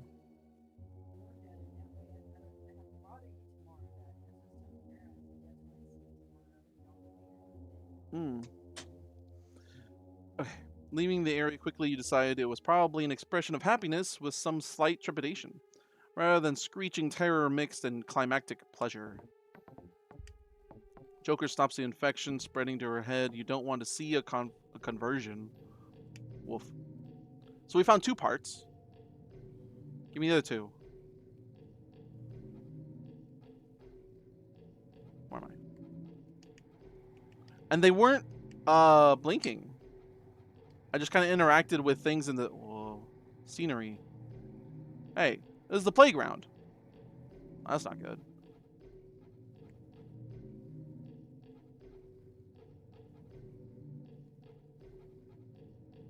Oh, going around in a circle. Could be motion sick. Why did the playground be summoned here?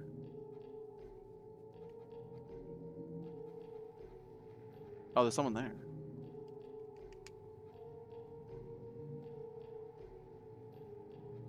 Are they stuck? Oh well. Bye. Hello? A card back in your wallet since I won't be going anywhere tomorrow. Okay.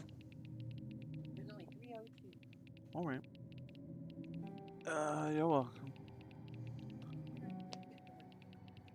Huh? It's good for charity. Hmm. The sign on the wall, it reads, "Litterers will be shot. Loiterers will be shot."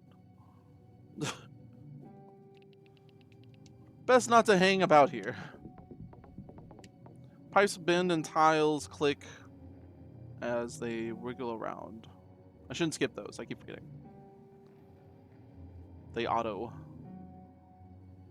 Still need 2 more. Oh, good.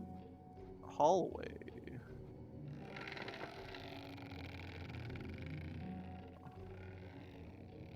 Good. Door's opening to creep me out.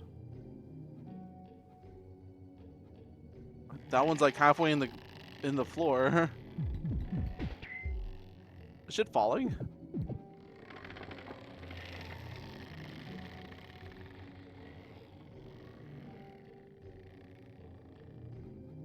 Where am I?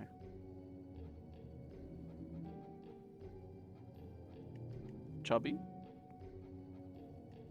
Hello, who man? Oh, they're looking at me.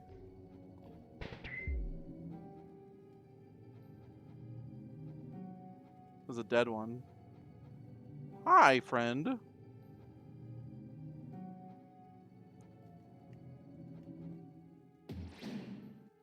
Uh, Something tried to shoot me. Is that the warning?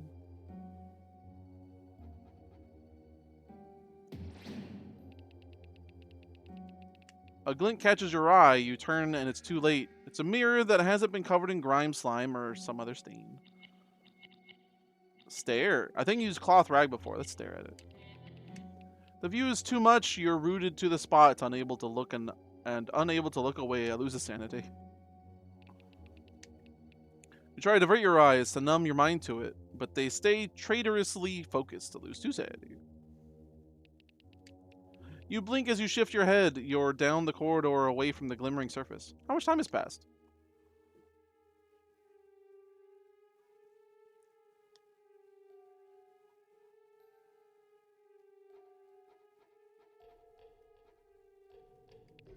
For more information, please stare at the sun until our implanted message becomes clear.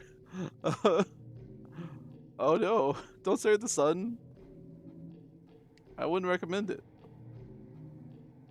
It's like that movie Pi. Oh god. The low frame rate. Looks like they're teleporting. Ow. I think I have to go along this side.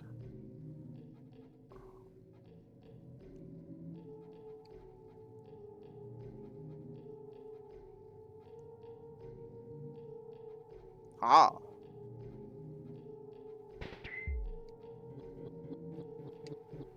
All draw dope nopen de plunge. Hey Jesse. The chomps. Need some chomps for being in this hospital. I swear, for a way for them to spook you, they do a deadline. Ugh, can't stand that. Monotony of hundreds upon hundreds of bathroom stalls lining the walls here. Flatline, I mean. Now feels all the more oppressive. Despite there being seemingly no one around, possibly for miles of bathroom corridor, you feel the need to be alone in a more secure place, just to try and get your bearings back, such as they are. You're sick? Aw, I'm sorry, Jazzy. I just got over being sick too. I also had a head cold, maybe from allergies or something. But I was the only one that got sick. Sucked. Everyone else in the house was fine. Tentatively opening a stall door, you find an uncomfortable looking deck chair where normally there would be a lavatory. Oh, I've read this before. Steering handle terminates. Someone's trying to knock. Raising your legs. You wait forever. Knocking simply continues. No rhythm. No predictable hits. No soul. Open? Last time I opened it. Let's not open it. It's endless. It won't stop. The bolt of the door unlocking sounds like the single loudest sound in the world. The sound echoing down both lengths of the unreasonably long corridors, alerting anything and everything to your sudden vulnerability. I hope you feel better soon, Jazzy. Slick and dark disappear. I've already... Same thing happened. The stall doors are watching. Good. Also, Jazzy, if you haven't seen this game, it's a little spooky, especially since I'm in a weird-ass hospital.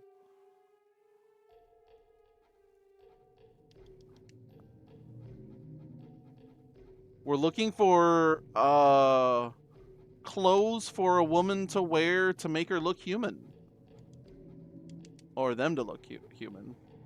So 2, holiday on Saturday. If not healthy, you can't go. Aww. What holiday?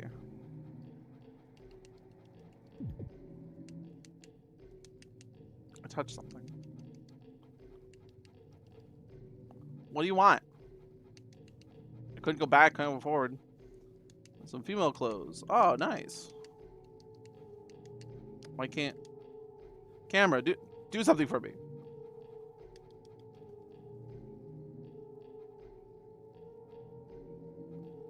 Is that instructions on the wall? No. Am I stuck? The camera wants to move, but there's nothing there. I see a hallway. Like, there's a wall here. I can't move anything. I see something written on the wall, but nothing's happening. I touched something at the center of this one.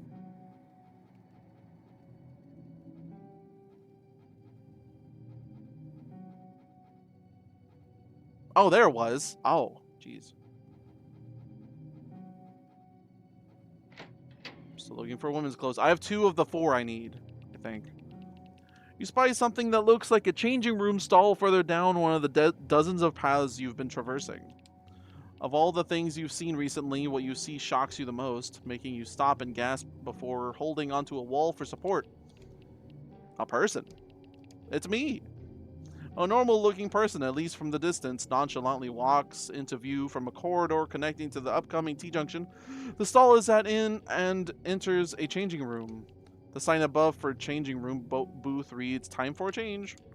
As you approach, the thought of a normal person so natural to you find it harder to consider them anything else so far. There's a thudding noise as the door shakes on its hinges from within.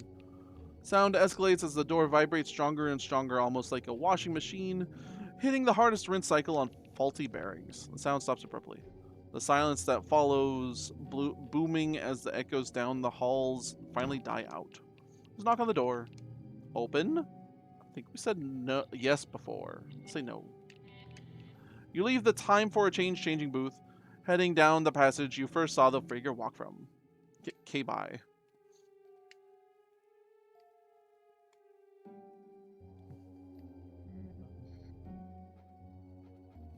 It auto-saved. How nice.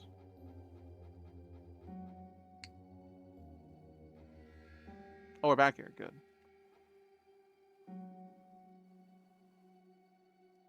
What is moving on the ground?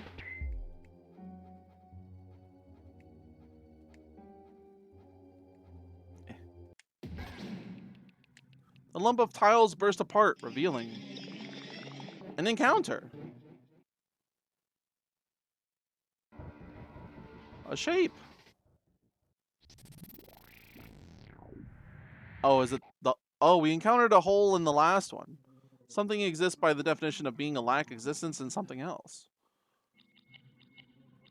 Observe the hole. Last time Edmonton stopped us from looking at it. I can't see it. It exists. They gave us blue. Speak. Hello down there. Your voice doesn't echo back. It doesn't exist. We got blue.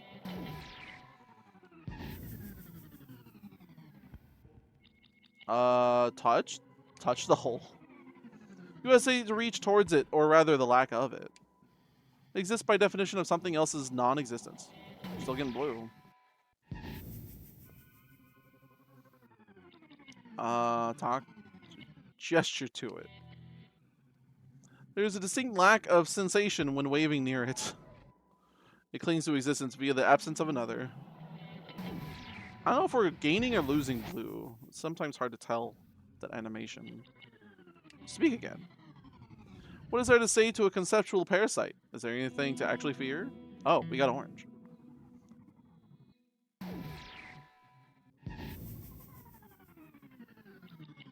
I can't speak or touch anymore. Oh, man. Let's watch it. You can see the ground around it, that which defines it. The shape of the ground around it seems familiar. What if we use warmth from another? Let's try that.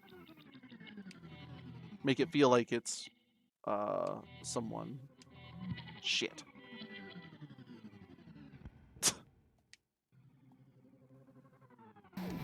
I press buttons too quickly. Well, let's waste a turn doing it again. On shape. The edges glow slightly for a second. Okay. Great. Speak. What is there to say? Yeah. Got more orange. I'm insecure. This is a whole other matter. You need to keep moving. Great, I win. I recover 4.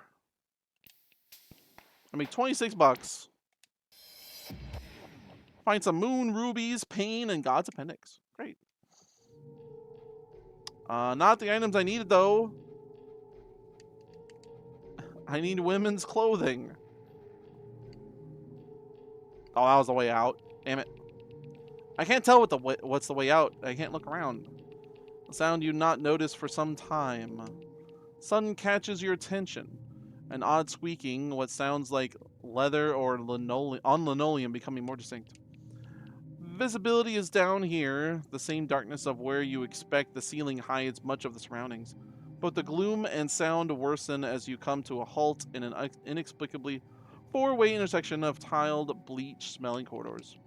The sound closes in, now with a shuffling element being detectable under the echoes of the squeaking. Looking left, there's a shape low down to the ground, shifting up and down like an inchworm emerging from the darkness. The light catches it more than one would expect. Standing close to a corner wall, the shape is finally identified. A torso, clad in shiny black leather. There's nothing else to it. It's a torso with no appendages and wearing what could only be considered some sort of BDSM gear. Let's interact with it. Pressing yourself to the wall around the corner from the shuffling torso, you hope it doesn't make a turn at the intersection. It does not. The leather torso shows no sign of slowing down as it stretches and contracts its way down the corridor past you. Ignore your presence if it even has the capacity to do so. Pipes bend, and tiles click as the hidden walls pulse. Great. I still need 2 more women parts. It's probably worse saying it out loud. Oh, good. Whose blood is this?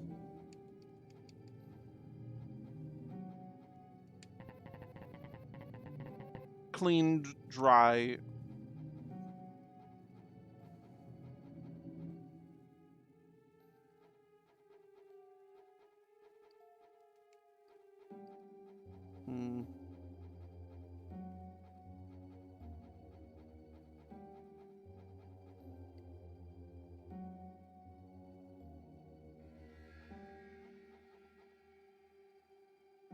Can't see where I am.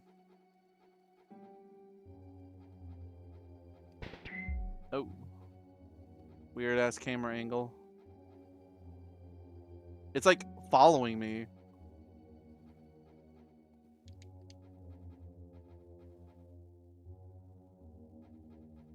But not going down the corridor.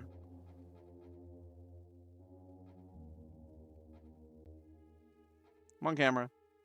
I doesn't want to go that way. Ah. Oh, it's like an entity that's moving. Oh, that's freaky. Yeah, I want to go this way. No, there's nothing. Yeah, our camera is an entity that's moving. That's so interesting. Like a Lakitu.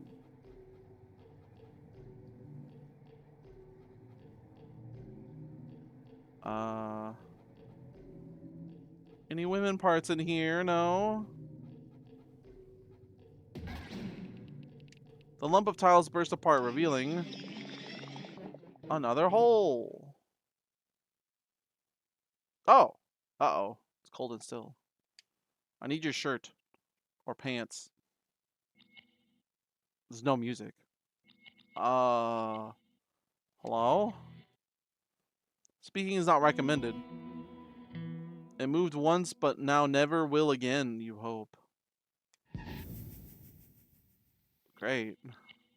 Observe? You're too afraid of seeing it move.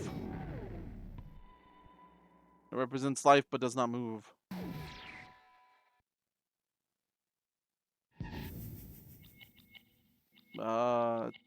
Poke it? What if they move? What if they feel the same as any live person? It's hard to understand it's not sleeping and will never move again. Who's leaving these bodies everywhere? Gesture. It doesn't respond. Represents life, but it does not move.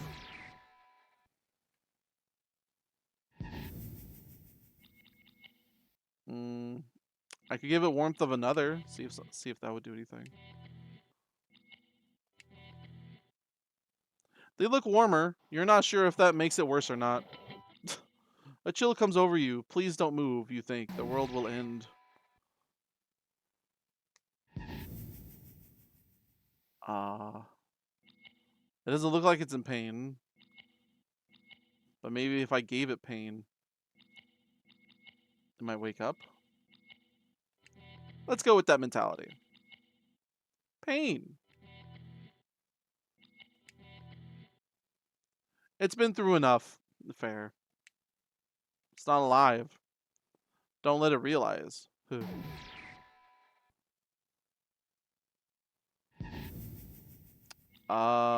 to it again. Doesn't feel like the right time.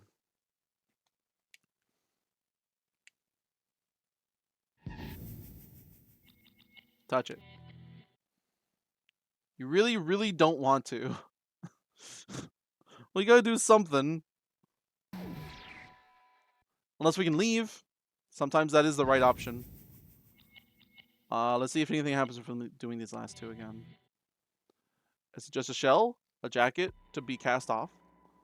It's hard to understand. It's not sleeping and will never move again. Yeah. Gesture.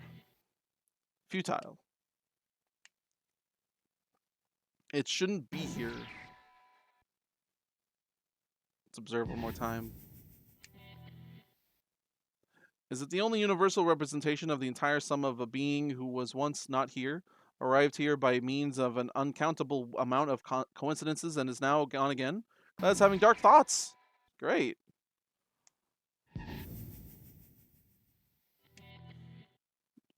Did it just move?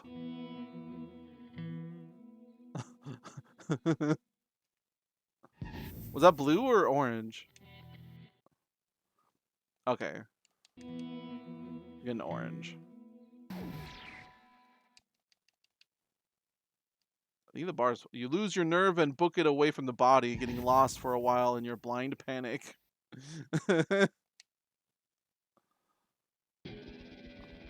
We did it. We freaked ourselves out. I mean, 26 bucks. I needed the clothes. Damn it.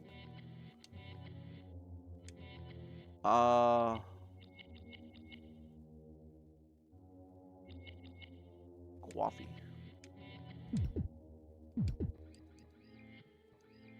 Okay. Full stats.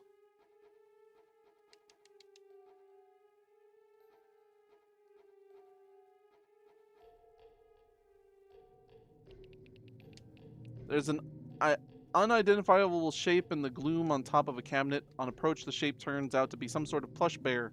The bear appears to have been dissected down the front. A feature that had made the bear unrecognizable at first in the strange light was what was between the two halves of it. Strings of pulsing flesh. I read this last time. The Shams. The stall doors are watching. I do want to reread it again, but it takes breath. I want to conserve my breathing. My mental energy.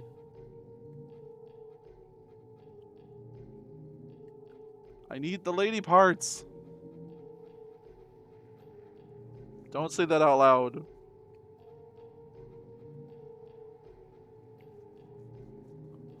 Is that another item? I got another 2 owl. I already had it. Damn it.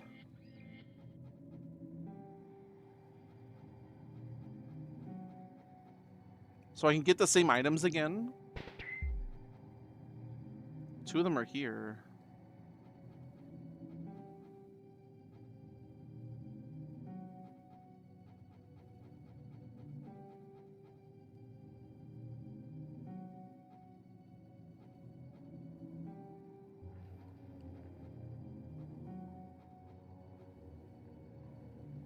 This is where the shoes are. But I can't get the shoes again. Can I check the lockers? I'm knocking on the door. Oh, I got tree limbs. Good. I know I can open these doors.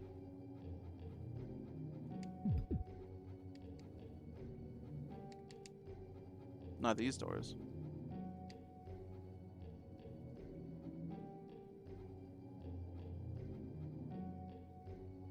Oh, they lead to same area. Okay.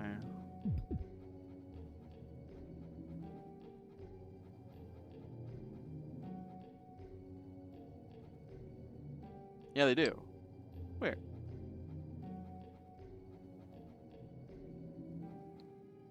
Hmm.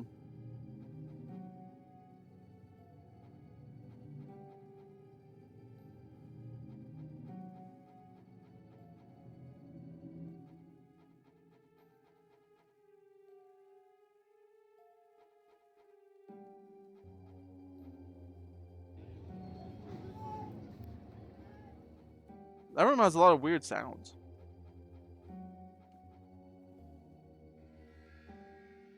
Gaster noise. Alright, let's keep going. I know those doors can open though. Do I have an overabundance of sticks?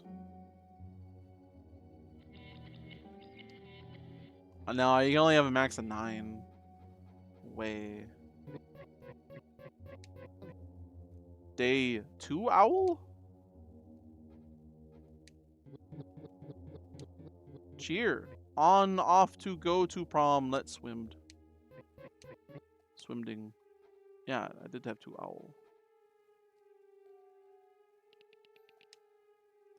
Walking for so long, the view seems to be pulsing from the fatigue behind your eyes. Now for a moment, it becomes clear that the pulsing doesn't originate from you, surroundings, pumping veins. Yeah, we read this before. Shifting. It's creepy. Spooky limbs. Ow, my focus. Pipes bend. The walls pulse.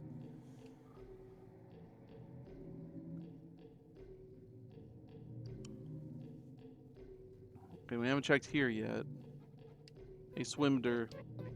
Trash, the only last one.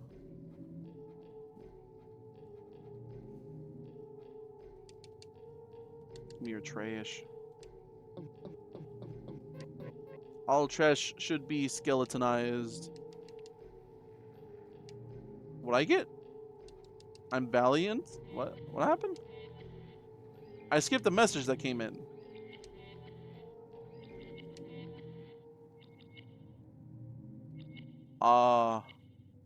Well, no, I don't know what that was. I got focus.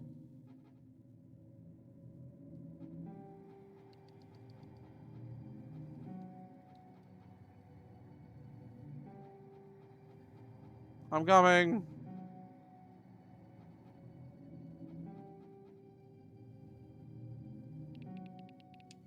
Feels like the changing room style benches go on forever in a corridor that never ends. The scenery only made up of strangely similarly aged and damaged lockers, drains, and aforementioned benches. All sense of time has long been lost. Fatigue sets in slowly, softly. The sudden awareness of how heavy you feel comes as a shock. System shock. Eyeing a bench with suspicion, you wonder why you never took the near endless opportunity to sit down, as it is if something was telling you they aren't meant to be for sitting on. Regardless, you lower yourself gingerly onto one, hoping to rest and for this straight line maze of mediocre madness to somehow spiral into making some semblance of sense.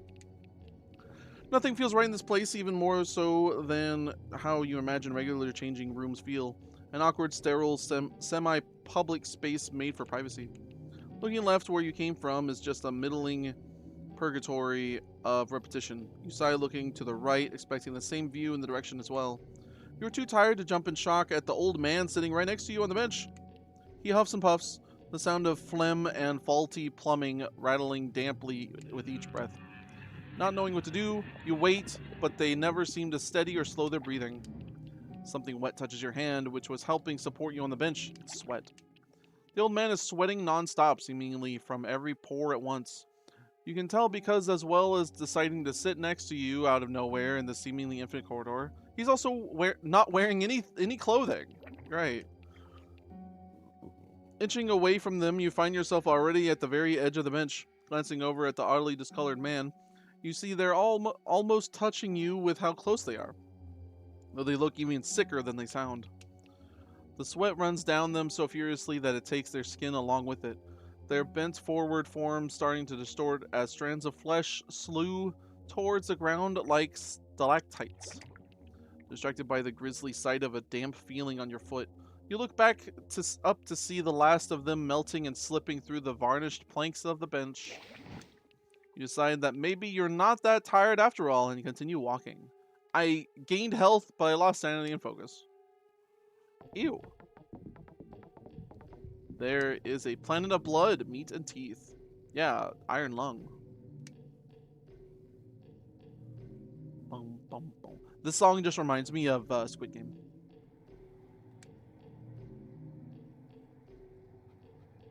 Come on, I need the women parts. Different room. The bolts cast down the blades. A sponge. That'd be all I require. The lady doctors?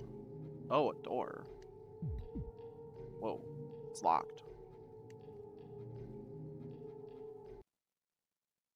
Ah, the music died.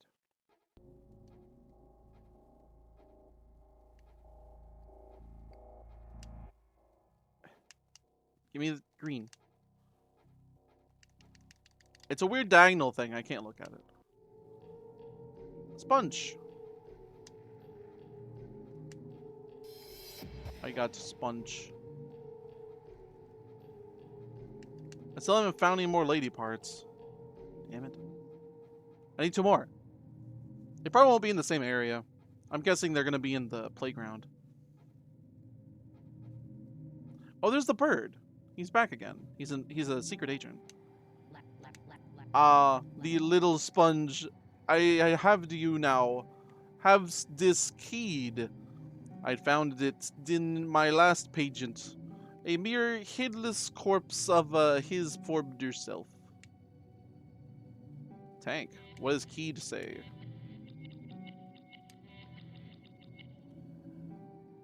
Well, it looks like a key, but also looks strangely familiar in some other sense you can't quite identify. Yeah, a rib cage and skull.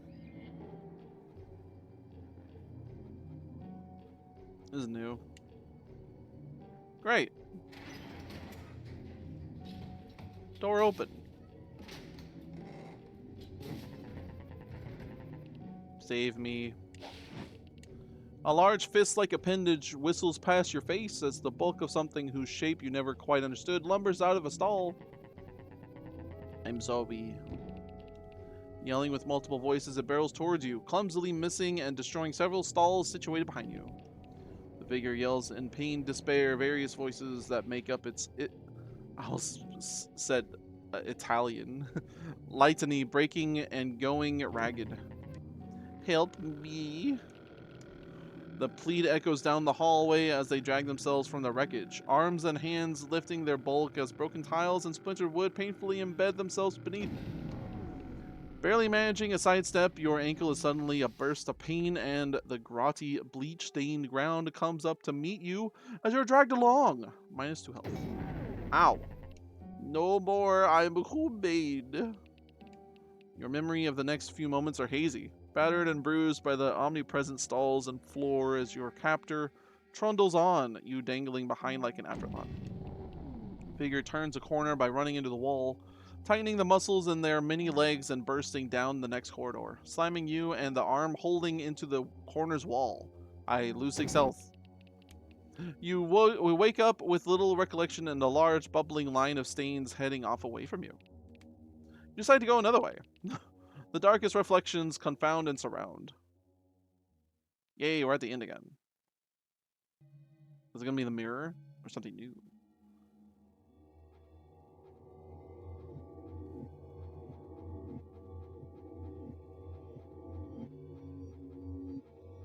Looks like it may be the mirror again. Looking for lady parts. Excuse me, do you have lady parts? Oh, it changed perspective. Whoa. Why?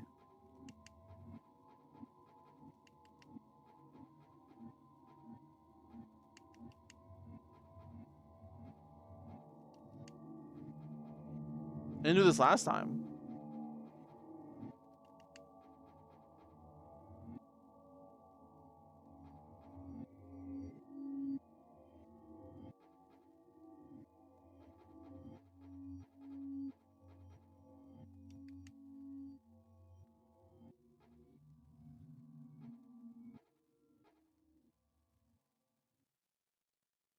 Ah, the frame rate.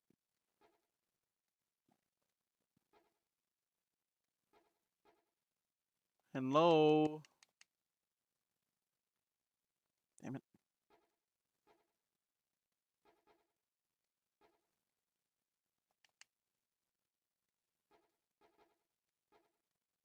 You got TV? Oh, broken mirror. It's no bueno.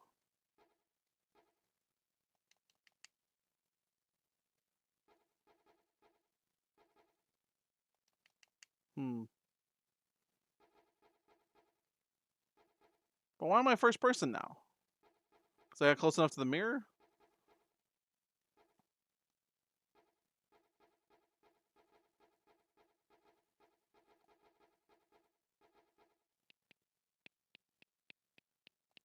Re-encounter the reflection. No. Yeah, just leave.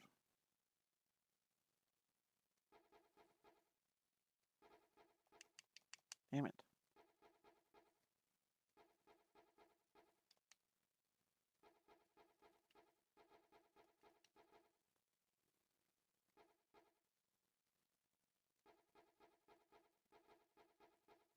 Hello, darkness, my old friend. Oh, we got two parts. But which ones do I keep? Oh, I don't have the 2 owls anymore. I only got 1. I got the shoes. Let's go back through the playground then.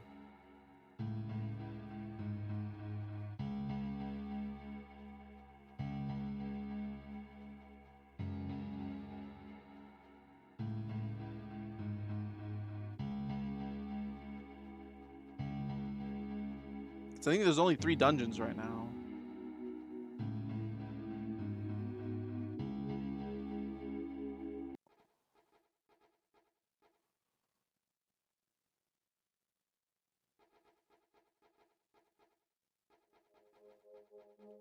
Time for shopping. Hi, trademark. Oh, hi, Mark. Finished my coffee. It's almost 8. Mm.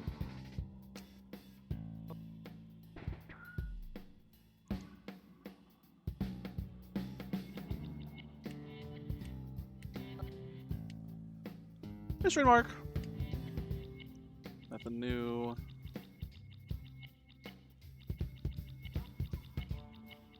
I used a few of those. That took most of my money. I need to save the rest of my money. At least one thing or another I can use in combat.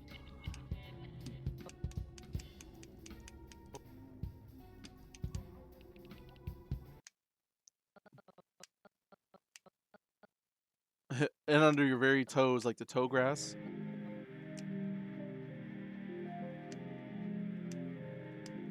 Save.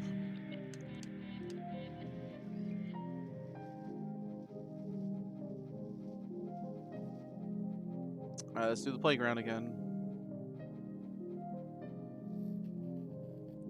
I have shoe.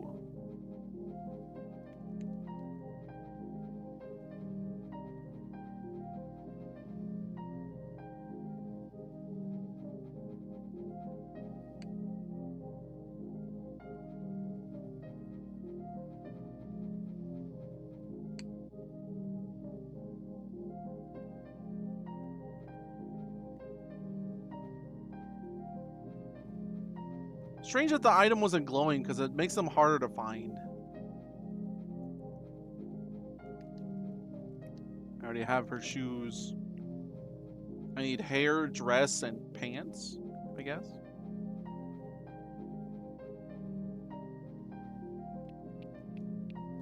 Something bright and colorful in the distance comes into view. Yes.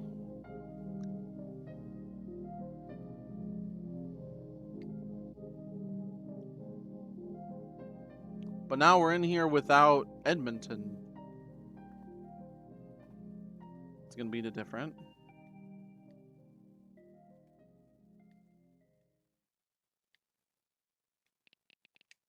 Falling in the darkness, soon all you can see is a glimmer of color in the distance. You make your way towards it.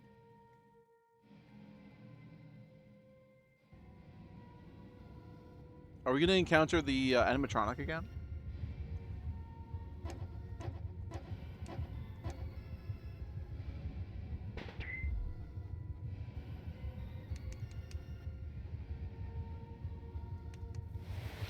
Whee!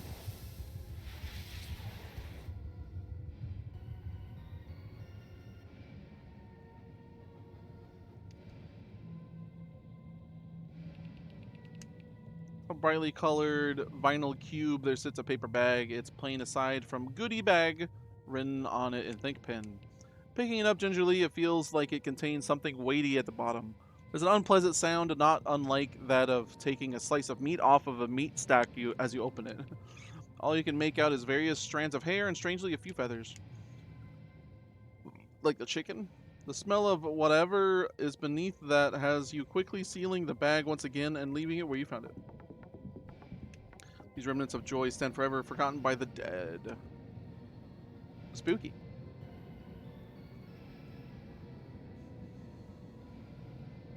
I need... Oh, high shape. Friend? Familiar figure blocks the way across the bridge. Is it the animatronic?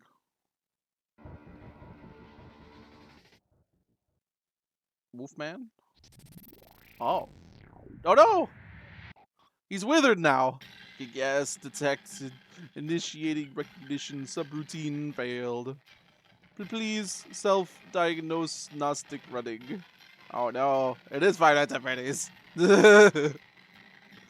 He wasn't like this before. His music's all distorted. Oh, 5 focus a turn. Ouch.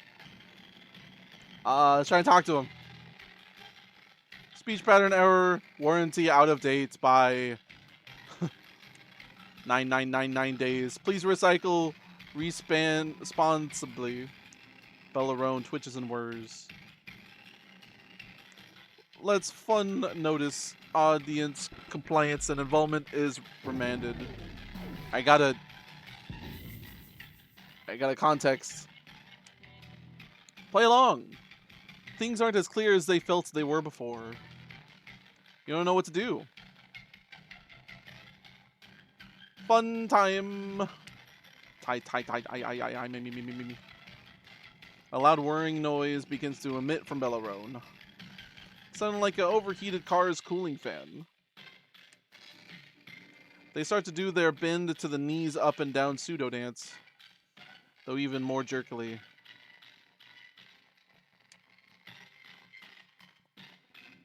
It's a lot weaker than the last time they did it.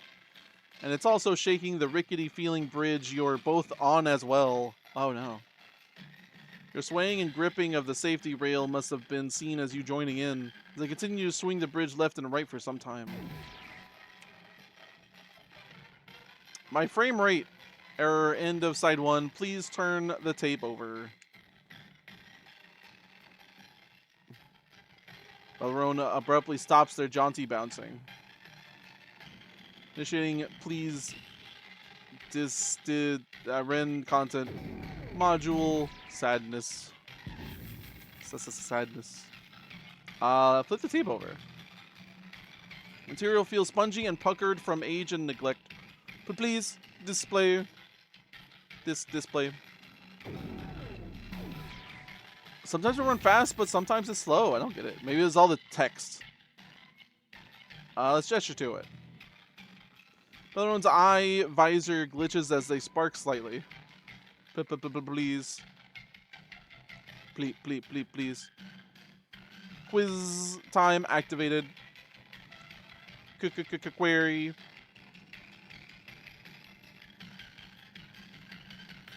I forgot. Who? Answer is has been prize deemed correct prize dispensing prize.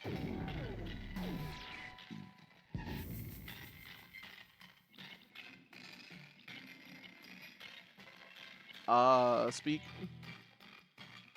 You give the answer lace attorney. Bellarone gives you the saddest thumbs up and wink combination in history. Aw. Comfort action prompt status. Firing. Ooh. Another context.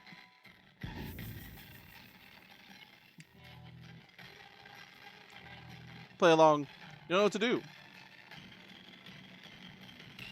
Without waiting, Bellarone leans towards you before holding you against them with the remaining arm. The strength of them previously is all but a memory. You feel and hear their arms struggling to keep it from dangling by their side, let alone hold you against them. Their other arm sticks out as well, as if trying to hold with its remnants. The difference is uncanny. It makes you think about how all things stop being as strong as they once were, even if they seemed immovable at the time. Comforting hug.exe action. Error. Unable to hug.exe with maximum sincerity. Sadness protocol still at 110%. Sadness. Maybe I could give them warmth. The weight of Bellarone increases as you hear their servos begin to wind down. You're able to awkwardly half walk, half carry them to the side of the bridge and set them down. Oh. Looking down at them, you can see one of their LED eyes looking up at you. Faint though it is. You notice the stump of their missing arm shakily being held up as if to reach for you. And you hold it before setting it to the ground. Looking back, the eye graphic on the LED screen has almost entirely faded. You stay with them for a while before moving on. Oh. No, they lost power. They just wanted friendship by Bellarone. Recovered 6. I made 21 bucks. No item. Damn. Is he gonna be over here? No. This is the same side though. I don't believe that.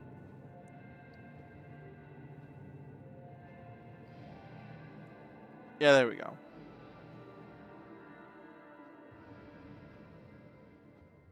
No, they're not over here.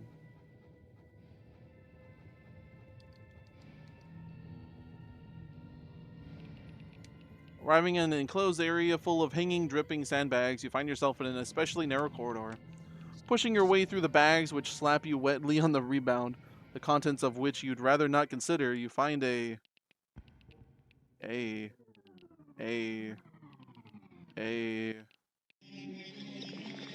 something. A hole! Oh, fun. That's the third hole we found. Something exists. Oh, fuck. I can't see it. It exists. I haven't solved these holes unless we just leave. So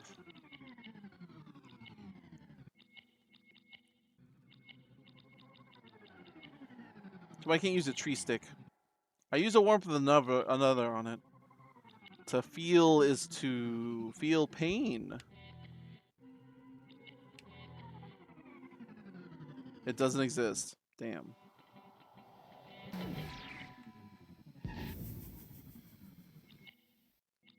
Can I just leave? You try to move away from the parasitical non-concept, but what if the space you take up and the space that surrounds you is a similar parasitical non-concept? Great, I have to solve it. It exists by definition. Speak. Your voice doesn't echo back. Damn it.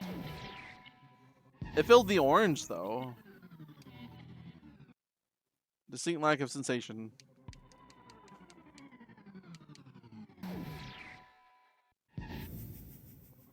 Oh, I didn't see where that donut was. Damn. Where was the donut? See the ground around it, which defines it. The shape on the ground around it seems familiar. Damn it. I'm losing 6 focus a turn. I gave a warmth of another again that worked last time. Yeah, it just glows slightly for a second. Or, okay, it did jack. Never mind. I'm Delphic. Oh, God.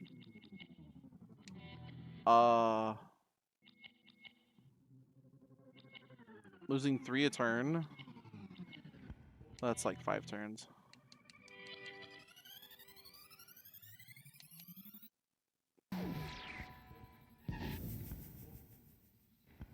Squeeze your eyes shut and take a deep breath. Touch it. You're gonna say to reach towards it, or rather the lack of it. There's a whole other matter. You need to keep moving. Yay. Cover 4. Made 31 bucks. Find some moon rubies, pain, and God's appendix. It's always those items. You are part of a collapsed star. Oh.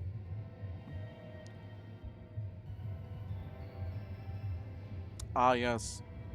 The playroom. Ooh. Mace Attorney comic. Not the women clothes I need. It's a friend. Can't talk to him.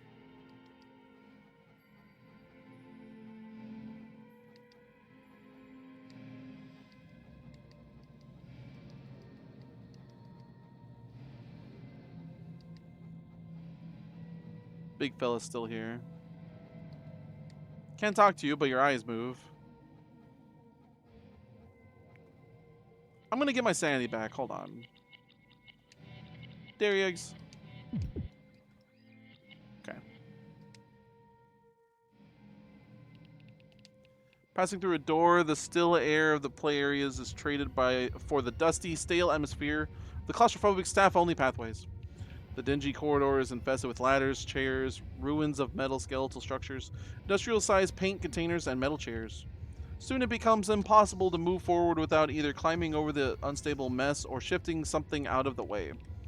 Everything is leaning on everything else, aside from a heavy-looking metal deck chair, which sits between and under the mess. The chair has a ladder over it, the ladder holding up half of the random junk on either side. It looks like the ladder itself isn't touching the chair, so it could theoretically be moved out of the way to clear a path. To pick up the chair to move, it would be likely to cause a calamitous crash. Sliding the chair back is the only option. The sound of the metal against the floor in the hallway is horrendous. The deafening silence towards deep and rich. Over the ringing in your ears, you almost don't notice something approaching. Good. What? Oh, you.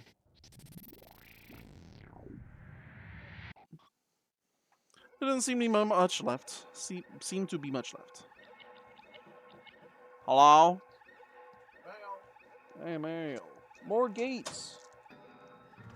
One under my chair. Ugh. Okay. White Lotus card sales. Okay. Speak to her. You're not sure what to say. Music.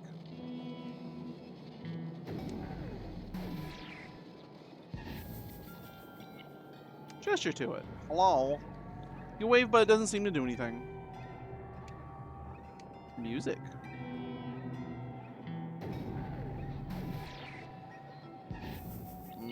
Touch it.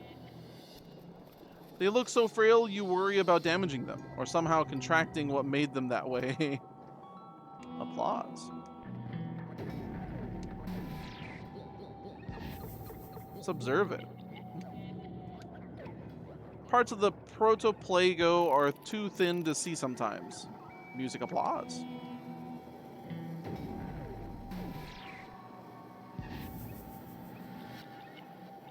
Speak to it again. You attempt to sing along without lyrics to the music. Hello. Hello. You try out a greeting. So, peace. Bye.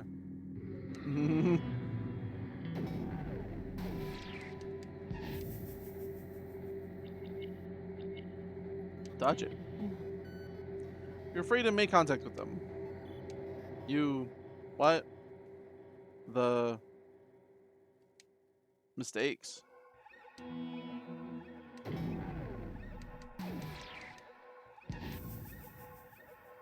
Probably leave. You move backward slightly. So, foreign life.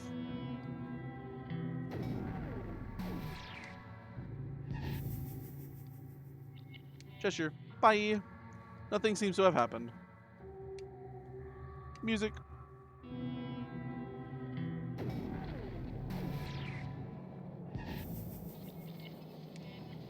Speak. So sing along without lyrics to the music. Hello. Protoplago shudders as their already tenuous form starts to melt. Soon they're nothing more than a shadow or a stain. Then soon that too is gone. Hooray. They melted. 3 to all stats. 41 bucks. Find some nyap and God's appendix. Remember being chased by strangers as a child through a place like this. Great.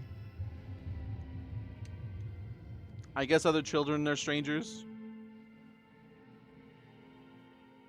Oh, good. The fun ball pit is bloody. I'm gonna get some sanity back. Good. No more color fun.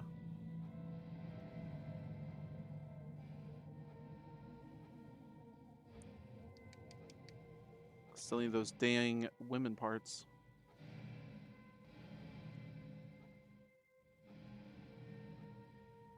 The walls look more like chain links now, too.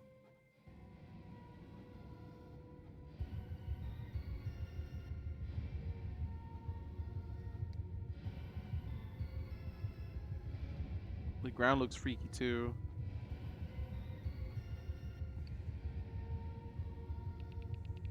A large tunnel slide blocks the path ahead. The tunnel is taller than it is wide and appears to go on for some time.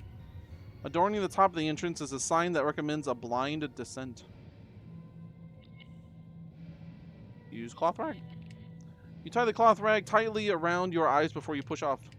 You start to slide down, keeping yourself as flat to its slippery surface as you can, your eyes tightly shut. Extra vibrations other than those caused by your passage make themselves known, as well as some sort of chittering noise. Your eyes shoot open, but only see the closed texture of the cloth rag. A faint presence comes and goes as you continue to slightly blind down. You are ejected into a deep pool of plastic balls. Quickly remove yourself from it, needing to catch your bearings. You haven't been this old before. Yeah, that's true. You'll always never be this old before again. Oh yeah, we might run into that other doctor that's here too. I still need the women clothes. Where are you? That's the key shape again. Oh, there's a note. Scrap of paper left on the ground. On the nature of digressions. Ooh. We don't have to do the puzzle again.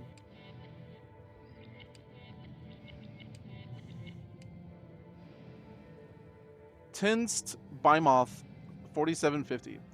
Once I felt so bad, like my minds wouldn't work. All things seemed so far away and made no sense. When I examined and dissected the Who Man, it all came flooding back. I'd like to say I felt like myself again, but no. I felt something of a rock in my head, something to ground myself to help keep me from being whisked away by the currents of dragging madness and abstraction the world has become. My purpose became clear. I must discover, by any means necessary. In light of that revelation, I found my clear mind to be quite empty of distractions. Who is it that needs to remember their past, their friends, their own name? It matters not. All that matters is discovery. Hey. Nature of digressions. A forced space between the waking and sleeping world. In turn. Digressions places twisted bad good. I can't think. Digressions. They twist, they vie, they continue. Reality is breaking down. Places of meaning begin to twist themselves and fuse with other locations, other worlds, realities, times. Digressions are not interesting. They don't fill me with unquenchable curiosity. I exist within a digression. Am I a product of it, or have I always existed? I cannot remember my name. I can't remember my history. I am the knife that plunges into the flesh to understand the secrets within. I am the electric neurons creating connections to understand that which no other has. I am the doctor who shall categorize this world so it may no longer elude and erode them. I am discovery. Signed, Dr. Hydra. That's the person I was mentioning. The other doctor that's in here. Oh, I still have to do this puzzle? Oh, okay.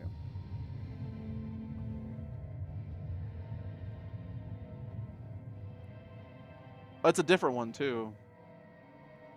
Damn it.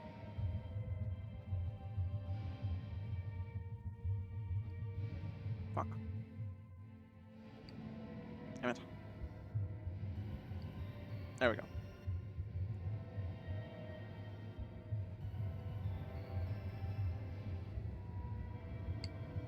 Too soon. Or not. There we go.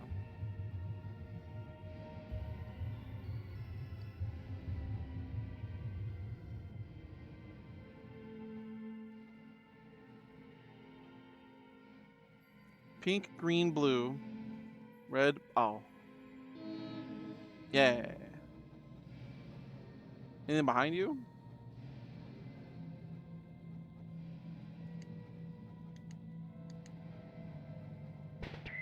Oh.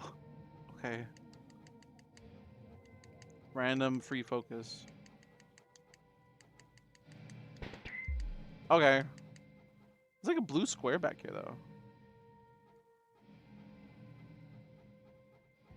I don't like them hiding items. The slide you've been going down now for some time is strange. You didn't think they'd have water slides in a place like this unless there was a proper pool at the end. The strange surface you're sliding down feels odd and bristly, though despite this it doesn't slow your descent. As a spike goes past you as you slide further, then another, less of a spike this time. More like a tooth. Unable to slow your descent, more and more spikes and teeth sail past. Soon they're lining the slick bottom of the tunnel as well, tearing into you. Ow. They just keep coming. Ow. Pointed, blunt, broken, misaligned. Ow. You see and feel them all. Eventually sliding out of the end of the tunnel, you arrive in a heap. Color is only given meaning from the shapes it fills. Sure. Ah. The first person mode. Clothes better be here. Trying to keep an eye out. They don't glow. Oh, there's something glowing there though. This is something over there too. Ah, it's just a focus thing.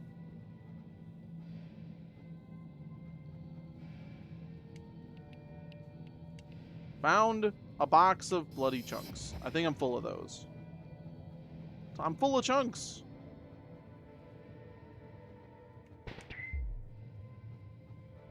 Got something.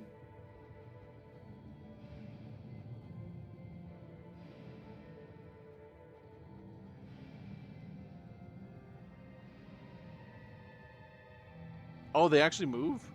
Oh. Didn't know they had an animation for that. Emanation. Damn it. Come on, game, you can do it.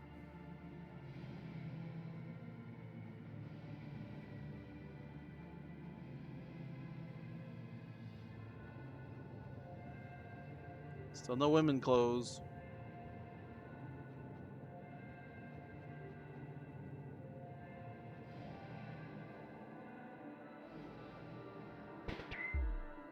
I don't say what I'm getting.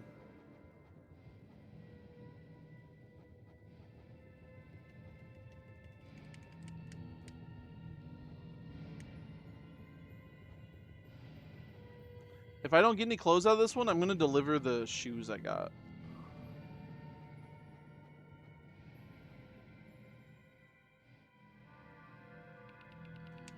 Reaching something of a dead end, you see there's only one way to proceed. The entrance to a slide resides in the wall, adorned with hastily nailed-in planks blocking the way. Use Streamline to pry the boards off. It takes a while to get the angling right.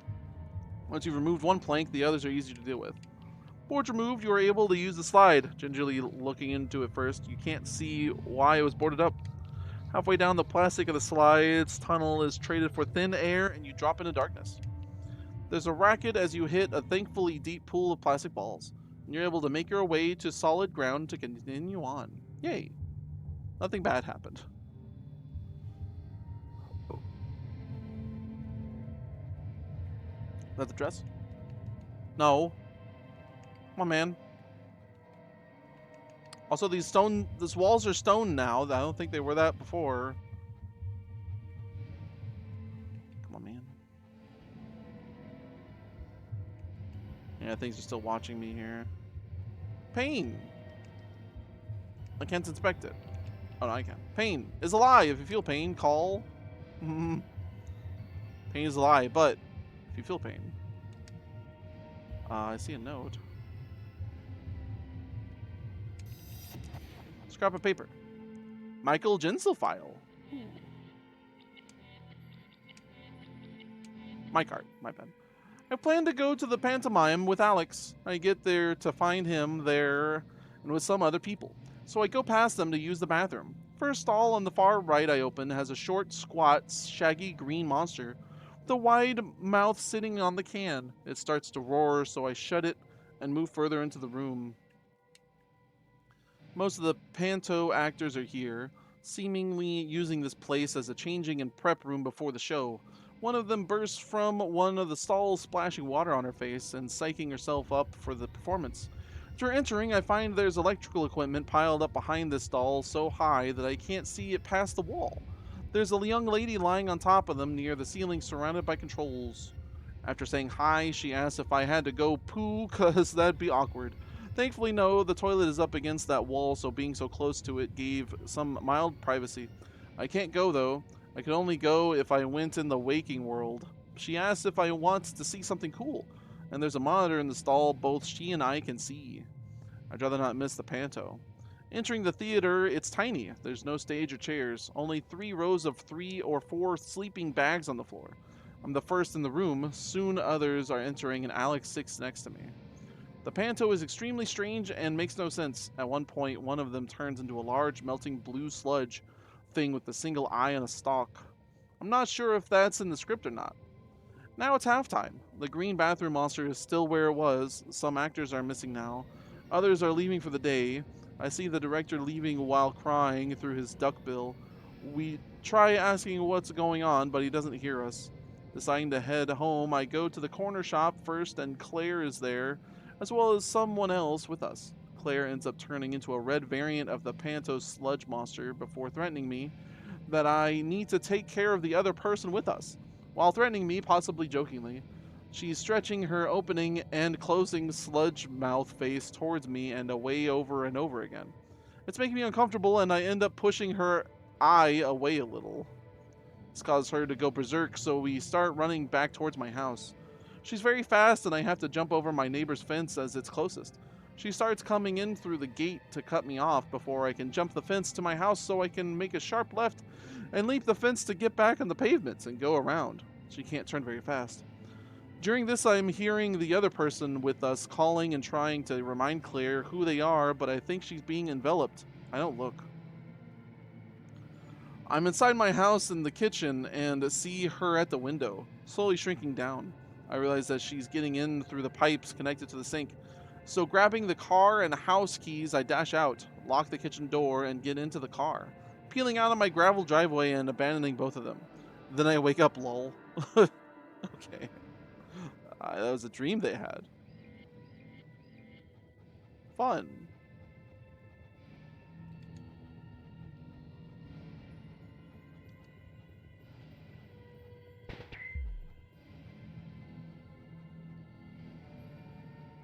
Ooh.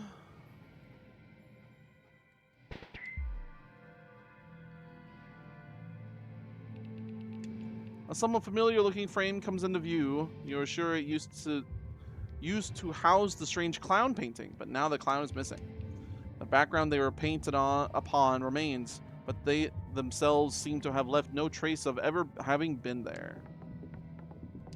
You are but a cog in a machine only made of cogs whose only purpose is to turn. Damn. Work. Work. Get oiled up. Work. Oh, different perspective. We're in the center now. Do you have any ladies' clothing?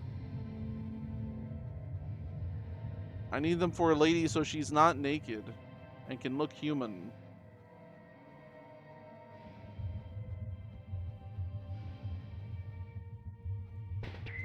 Okay.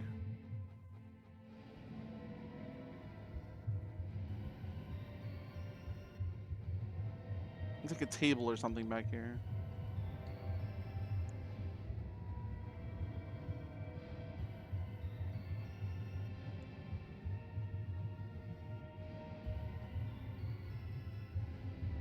Gotta go to the center, where the camera is. Hello. Okay, that was the way out. Going down a long slide, you find the various colors going past to be quite fun. The confetti that drops down on and around you near the end cheers you up further. Hey, plus 6 handy, nice. You wish this place could have skipped.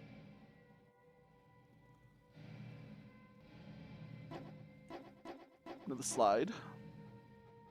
Oh. Poster about a short comic series. It gives away the entire plot on the poster for some reason. It's about a superhero that doesn't take on a secret identity. They do everything in their normal clothes and using their real name. And they're fighting a ton of supervillains and letting them off easy. His girlfriend is killed, and no one owns up to doing it, and he ends up going bad. Aw. Thinking one of the villains did it, he goes on a murder spree of all known villains trying to find the culprit. He ends up killing all the supervillains and starts killing anyone that's murdered anyone, in self-defense or not. Entire armies fall while retaliating to him, breaking into prisons to kill prisoners and so on until he's the only one left on the planet. Wow. Being a superhero, he is unable to end the only life left, his own. Damn. At least you won't have to read it now. Did he find the culprit? Was it himself? Did he do it?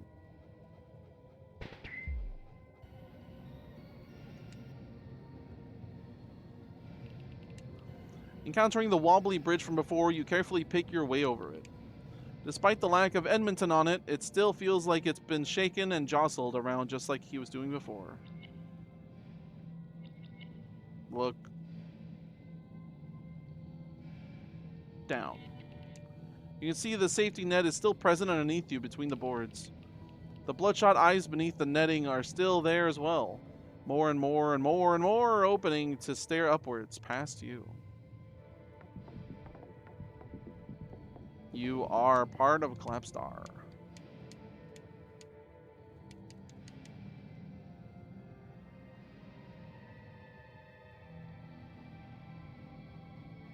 Wah. Another puzzle. What's with this blue thing on the back? I can't see it from the right side.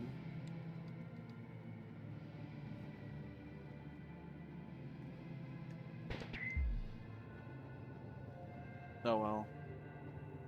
Yellow. Pink. Gray.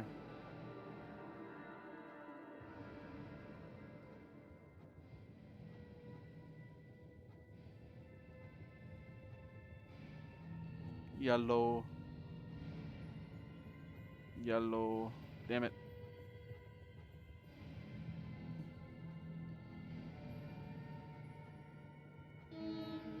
Yay. A lot of doctors in here this time. Another forest of hanging tubes to push through is just ahead. Upon closer inspection, they appear to be lumpier than the usual pool float type tubes one would expect. Like the pool float types though, they're dripping, though oozing may be a better word for it. It's certainly not water, chlorinated or not. It smells like battery acid. Use cloth rag. With clever use of the cloth rag, you're able to push aside the tubes without much incident. Although feeling the strange contents of the tubes as you push them away does give you pause. There's almost nothing left of the rag by the time you are through. Oh no. After many colorful twists and turns.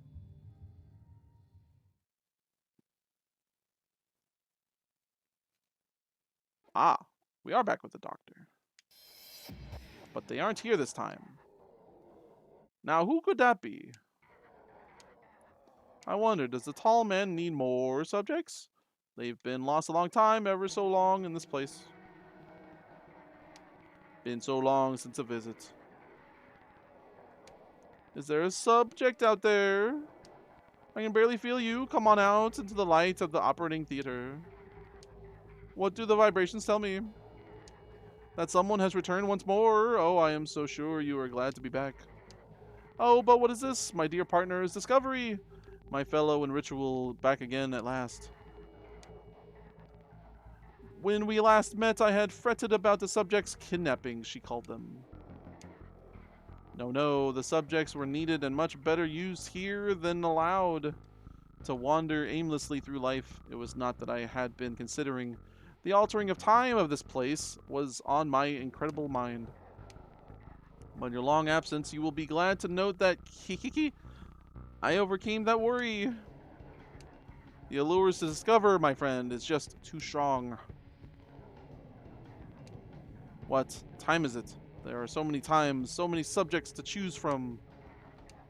pluck them from their time, all their times criss and cross right here in my researchers' labs of discovery.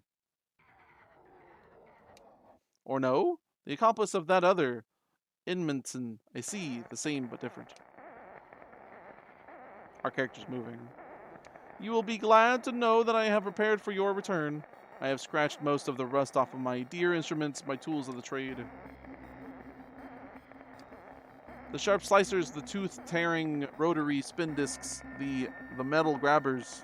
They're my friends. They're all I have ever had. Oh, where are my manners? In fact, where am I now? How could it come to this? Everything is just draining away. Come back, please.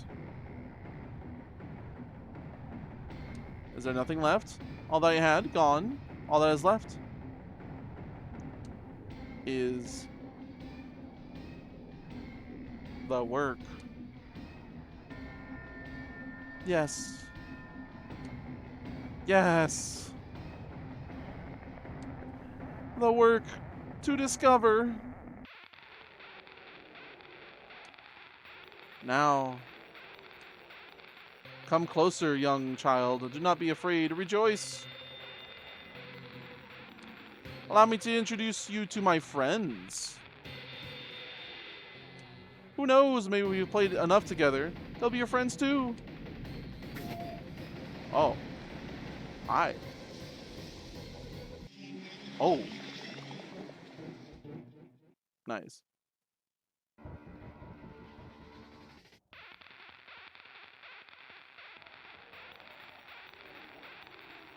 What if the world rotting was my own doing?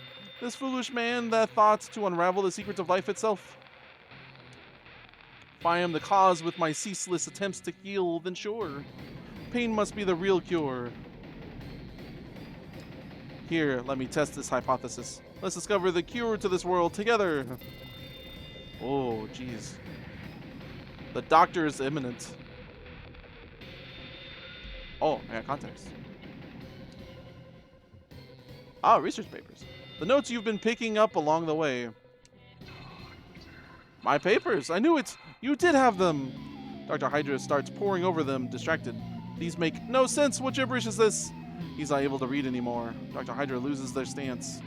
Dr. Hydra writes themselves. Huh. What materials do we have here? What is this one made up of? The screws and sprues of life itself. Can I not build a ladder to the heavens from this one's genetics?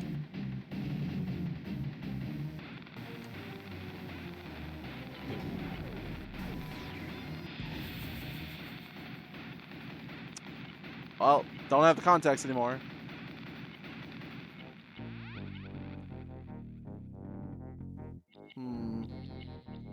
I was gonna give them pain because they said the cure is pain.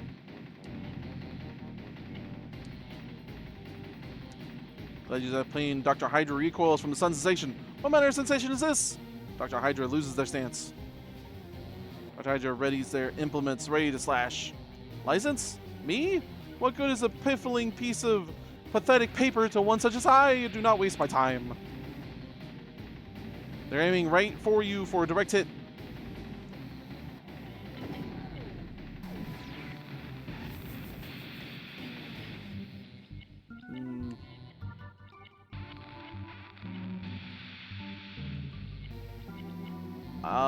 There's only a couple that I could use on them.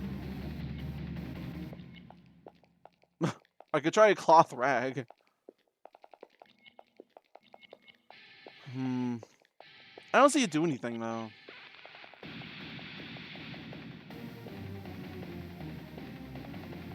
I don't think the other two I have will work. Let's talk to him. Dr. Hydra talks over me. My notes, no matter how much I would discover, I was to lose it again. Stolen, not misplaced. Yes, that's it. Someone jealous of my superior mind must have stolen my notes. Stolen the research from my very own head. It was you, wasn't it? Instruments look like part of Dr. Hydra's fingers as they swiftly swipe at chest height. Getting blue. I'm losing 5 focus and 3. Yeesh. Let's touch him. Dr. Hydra swipes at you with the free hand as you approach. Dr. Hydra asks if you have any last words. That other one, Badminton, Edmonton, Almonto, what became of them? Or should I say, what did they become? Was it ascension? Did they hatch, shrugged off the suit of man that caged them for so long and became divine? How is it achieved? Can it be induced? Tensing up as their red glowing eye focuses and refocuses on you. You feel that you are being laser targeted as Hydra concentrates. I'm gonna try giving them pain again. Or I could try these two first. I'm losing a lot of health though. I could try gesturing first. But Hydra takes no heed of your gesture. They reminded me of me when I was but a child, clinging to that knight's toy. Whatever happened after that? So much happened after we met. Knight toy. Before all the discoveries, the political chopping, drawing board. But then he went away, used up just a bag of spare used parts to be disposed of like all the others, down the chute. That might be the figure we found. Black sharp shapes dance across your vision. Their bodies bending and breaking in unfathomable ways.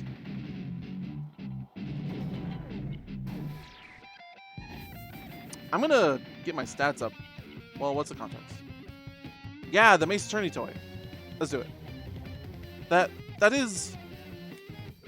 Dr. Hydra trails off to look at the small figure forlornly and longingly. Not mine, not anymore. Not who I am. It's not. Dr. Hydra loses their stance. Rights themselves. Oh, my wonderful students, my beautiful mentor. Why can I not recall your face? How do I know you were there, guiding me when I can remember you? Never being there, whatever became of you? Would you have approved of my actions? Perhaps you left so I could reach this level of mastery. Then when I am complete, you will return? Got blue? Okay, I need to heal. Gotta use some nyop. On me.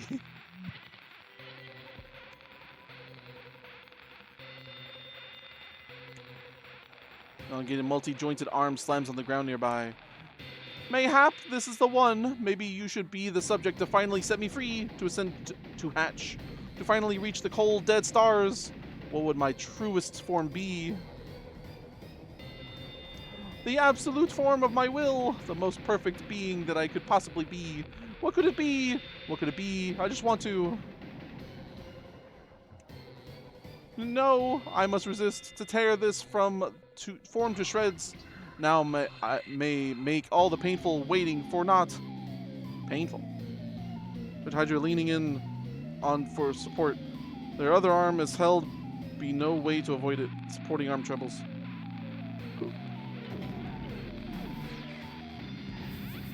Maybe now touch him? Oh. Oh. Oh. I feel it. I am moving inside my own skin. It hurts? Is that what pain feels like? This is what the subjects were screaming about? It is nothing. Recoils when you touch their arm. Their support suddenly lost. Their head slams onto the ground in front of you for a moment. Attack forgotten.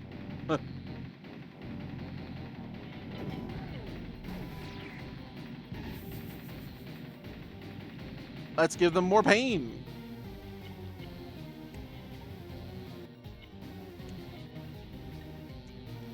Hydra flicks a dissection pin at you. In response, it hits home. Oh. It is something. It pains me. I am not the one moving. Shifting, squirming pulsations within, under my skin, under my very being. What is it? Rider leaning on it for support. Other arm is held out behind them at full length. Supporting arm trembles. Yes, touch the arm.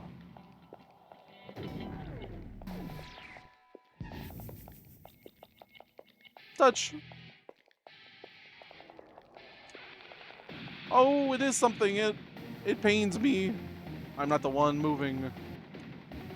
Yeah.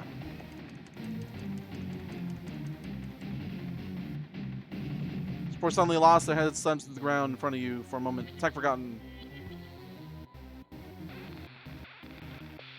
Got more blue.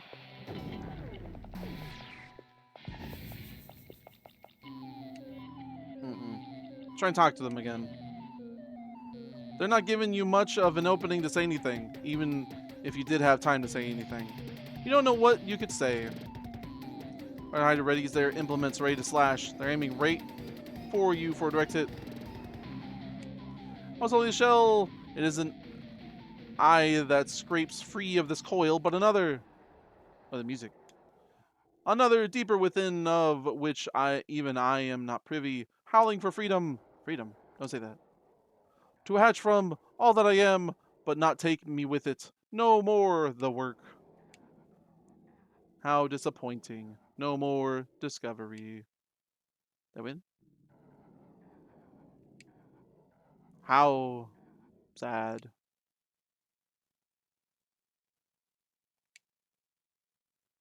Yeah? Oh, bye.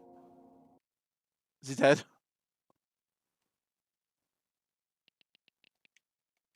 Yeah, I win. A heal. Made 81 buckos. Nice. Find a varying amount of bloody chunk cereal, Mace Attorney comics, cloth rags, coffee, toothy smiling fish paint, silent blood, Faye, slasher mask, and mini mirror ball. Also found a plastic hat. That's two of the things I needed.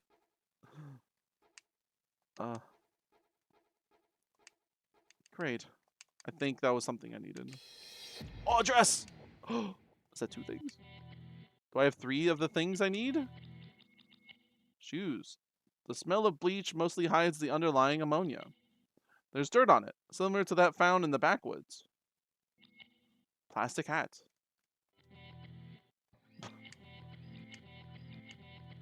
Oh, I still have the broken Mace Attorney figure.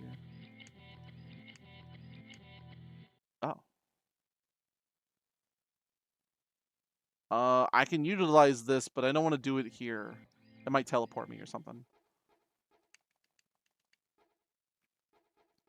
Let's go into the tubes. Oh, I can't. Never mind. There's only one exit. Hey, these respawn? No? Damn.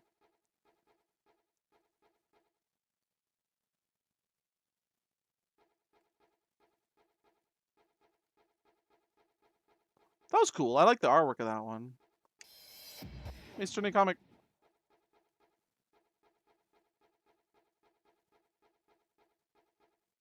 Now we're here without Edmonton.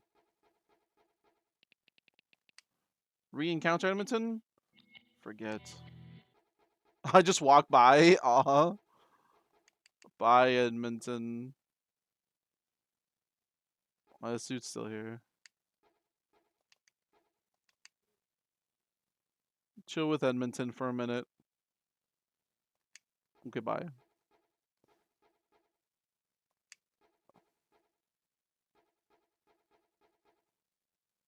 Swos. Yay, low frames. Ugh. Is the tiny hat one of the items you needed, lady?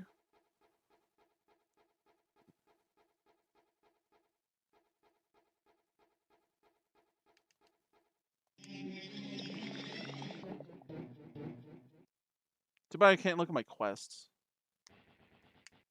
Who's there? What matter? Abomination disturbs me. Is I. Hello again.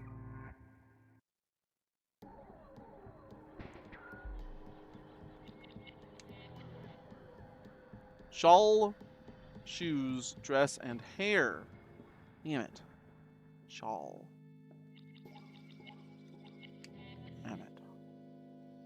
Perhaps knowing what to look for will aid you. Have my things. Shawl.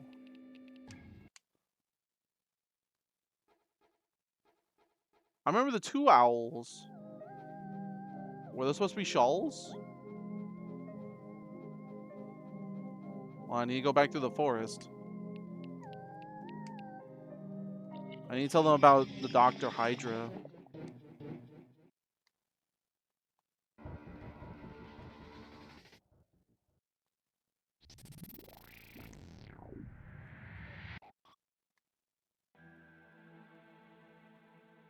You have returned.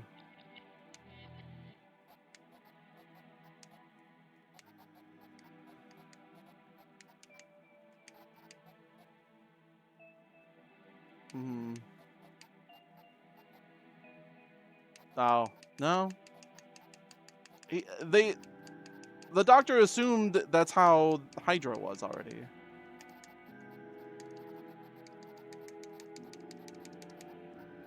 Prefer being known, yeah.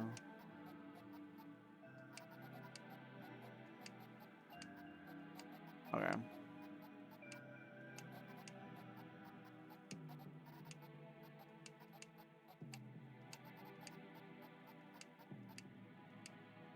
Okay. Never mind. Time to go back to the forest. I have 2 though. 2 of the 4. I don't know what I would do with the plastic hat. The hell's looking for a hat?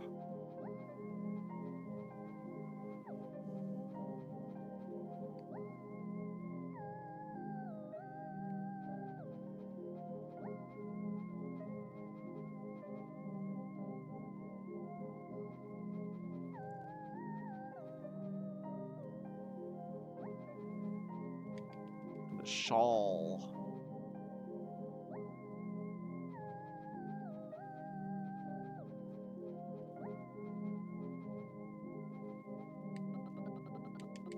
Restock. I'm gonna hydrate. Game makes me talk a lot.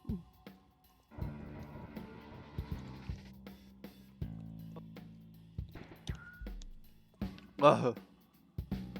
Oh, hi, Mark. That's your Mark. Warmth of another. Only used 1. Tree limb.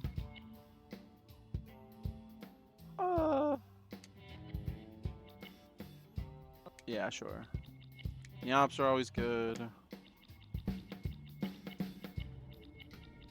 Still nothing that much new.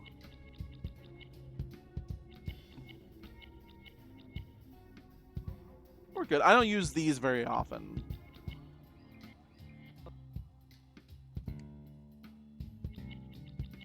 Bye.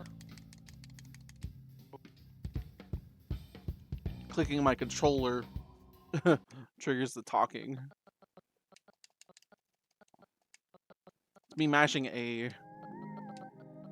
Alright.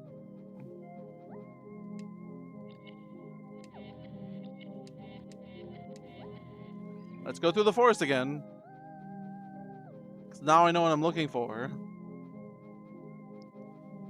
A shawl and hair. Great. Oh, excuse me.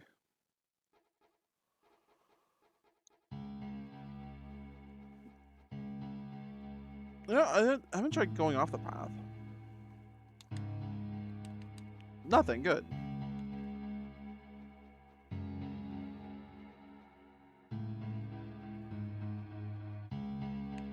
This figure is still suspicious over here. I don't get what it is.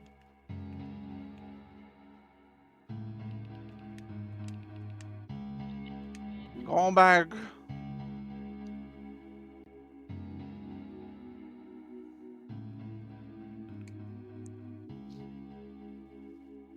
I guess this time don't step on the toes.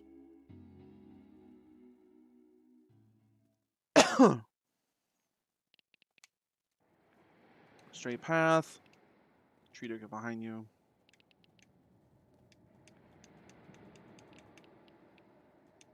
Mm-hmm. We mostly the same. We've already been through here afterward.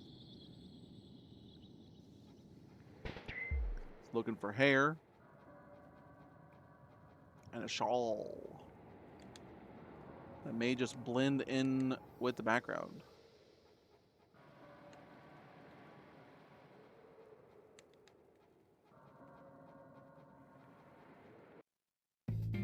Yo, how'd it go? How's our friend? It's Jinzel. Just hiding from behind a corner. Sup? Megan Gladinsky, how's tricks? You can trust me, I don't lie. Like with answering questions not costing anything. Sure. Corpse. Okay, corpse is new. Lurker. Lurker's new. Weird a door has a soul, right? Whatever passes for a soul with looking like that anyways. Found to old Rusty. Toppled off a bridge with no one to help him? Yeah, sounds fitting. Why am I taking 4? Why are you hurting me?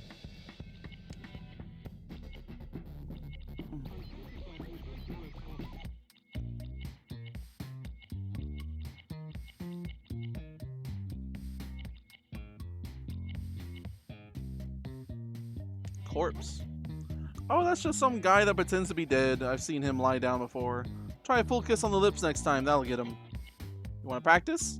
They're so flirty. Love them. A lot of time passes in these twisty old places, didn't you know? Old Rusty was waiting for you for quite the while. Oh. Your file. Explain everything, right? It's a dream you had. Quite the origin story, eh? Just folds their arms. Well. Oh well. Dr. Hydra? Because they're dead now. Mad Hatter wouldn't know a stringle from a string bean. Despite that, seems to bend time around so good on them, I guess. Yeah, it's the only thing, other person.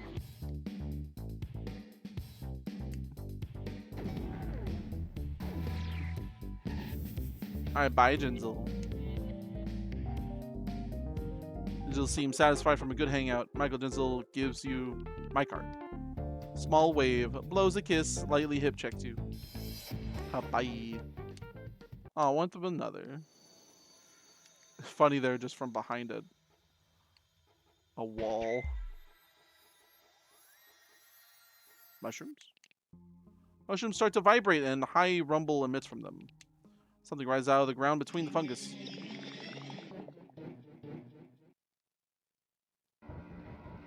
It's these dang mushrooms again.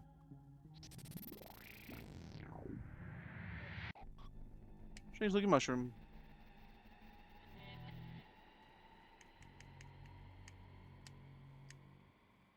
Yeah. Messed with this thing like 3 times already. When you're moving back a bit, you see it doesn't move.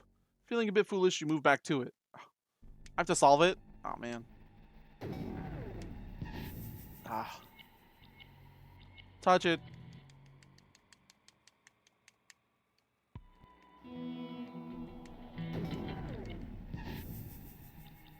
Keep touching it.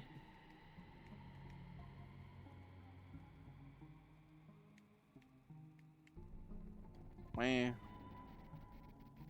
Kill my frames.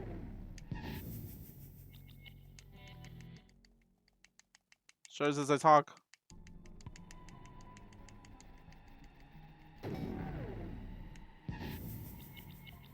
Gesture.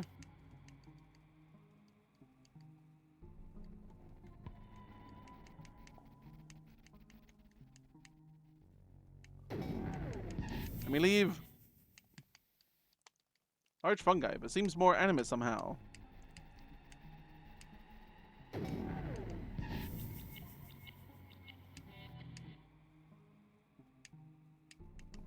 Oh, come on, man.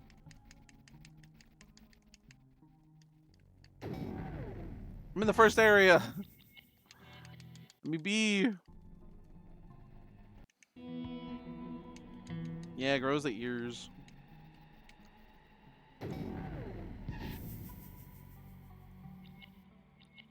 Touch it.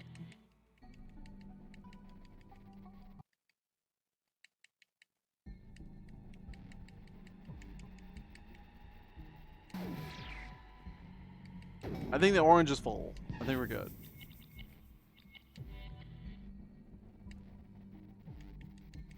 Oh, it's not full yet. Damn it.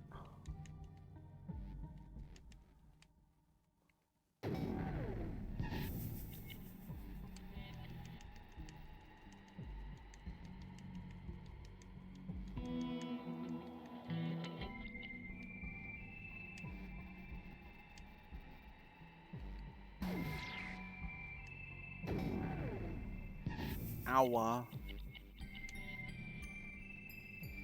Goes along the other side of the main cap slowly open. 6 tendrils. Okay, this is the end of it. We pick it up. Move it gently.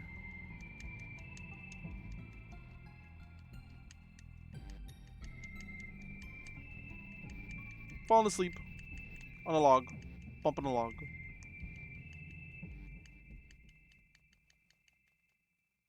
It's too much text. It's going so slow.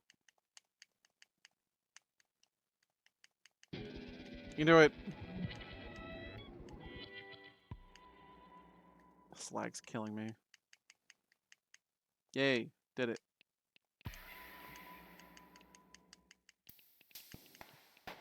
I made 56 bucks. Wow. Gather's pulp, yeah. Okay. I had to solve it because it was in the way. Hello there.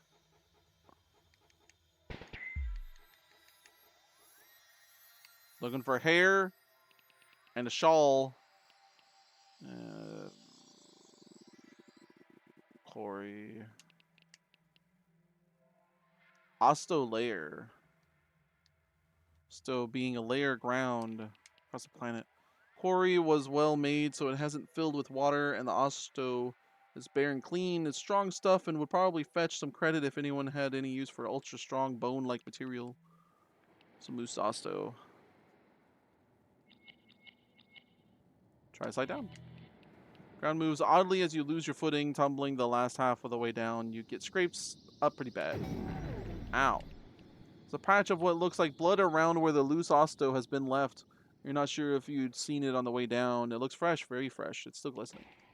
Turning away, you start lifting what you can. The movement of the bone-like rocks masks the stagnant water. Sound as a shape raises up behind you. There's a watery laugh right behind your ear that has you almost drop on an Osto onto your foot.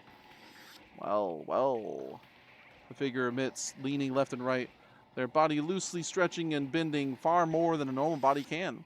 The head and neck flopping in the leaning direction in a smugly relaxed manner. Oh, great. Is this the silent stalker? Hi. Whoa. Howdy. Well, well. Offer silent blood. You assume the blood shadow would appreciate more blood, and you have someone in a jar. Sure. Blood shadow tilts their head.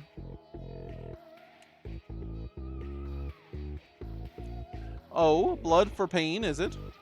You lose a jar of silent blood and gain 3 pain. This for that. Something like teamwork. Blood Shadow draws an arm back behind them and uses kinetic force to whip around in an effortless arc. A blood clot striking you across the face. The force is so hard that they're left almost facing the other way before they easily turn their upper body around to once more face you. Ow. I really love you. Want to feel your pain? Maybe you're in pain. Can I offer them more blood? Can.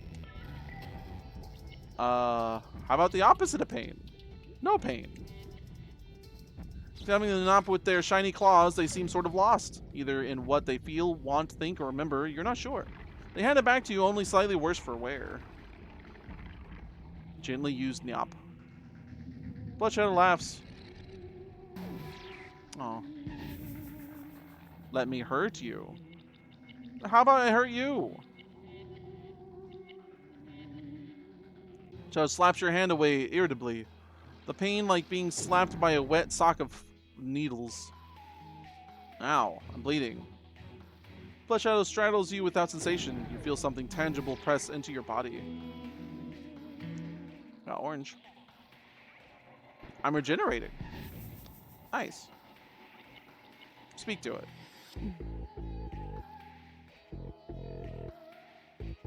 Oh, that? It was nothing. Just a token of appreciation. Bloodshadow becomes blind with blood, lust, and hunger. Bracing you, passing through you for a horrible second. They lean back away from you bonelessly. I'm happy. Oh, no withdraw, context, or speech. Let's touch you. You can feel the disembodied screams of thousands plead for relief in their shimmering body. Your hand comes away bloody. Shadow laughs.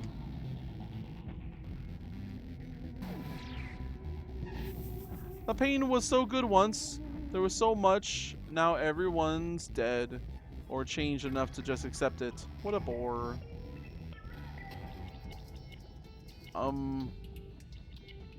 Gesture.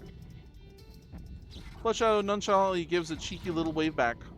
Bloodshadow draws an arm back behind them. Yeah, Kinetic Force.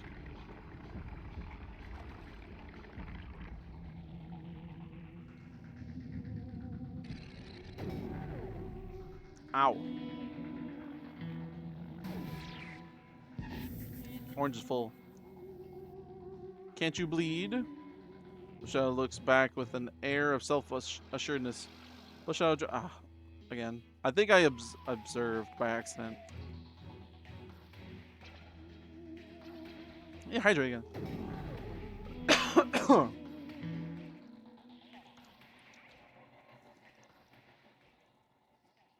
They sigh like someone after a particularly heavy meal, leaning to the side with their entire body until their head leans and slides down a nearby tree. Trail of what's probably mostly your blood disappearing after a few moments of staining it. They reach a rubbery, elongating arm towards you. Shapes from their chest travel down the length of it, bulging whatever they have for skin. Merging from their palm as a gift, which you take before they drunkenly and with exaggerating, satiated slowness, half goose step through the nearest wall out of sight. Oh, you need this, don't you? I think I missed that. Bye. Cover for $26. Not a lot. Received 3 pain. Damn. How have you managed to get up the path mysteriously? There's a figure waiting for you who gives you 100 credit for the Osto. Thanks. I need to heal. Yay.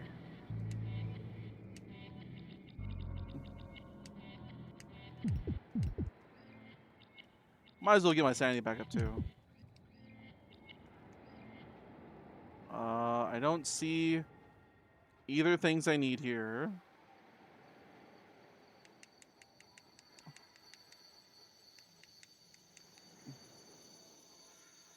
So let's go. There's a rustling sound off to the side with a noise with like uneven hoofbeats drawing in closer. I have to encounter them again. You saw the bandage? You don't. Has any strength left? Well, why do I have to re-encounter you?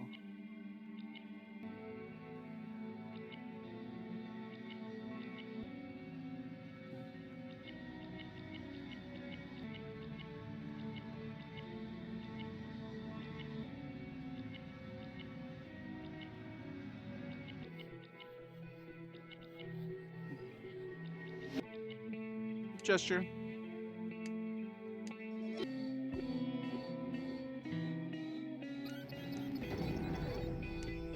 Bah.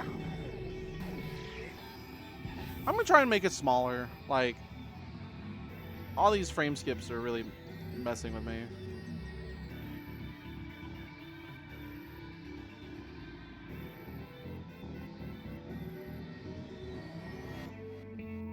That's a little better.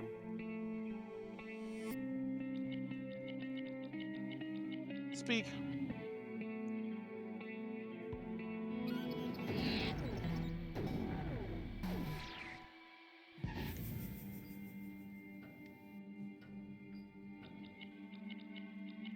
Touch.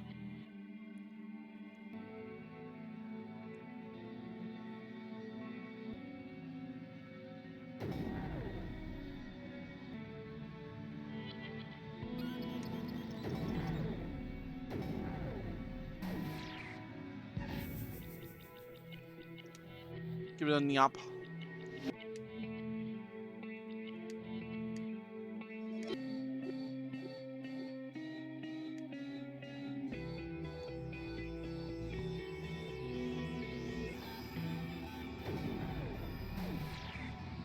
Shame I can't try to use the stick here. I try and pry out the bullets.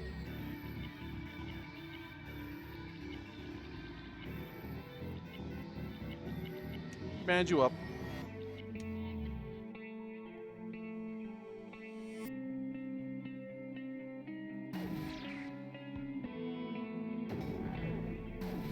Still a lot of lag, unfortunately.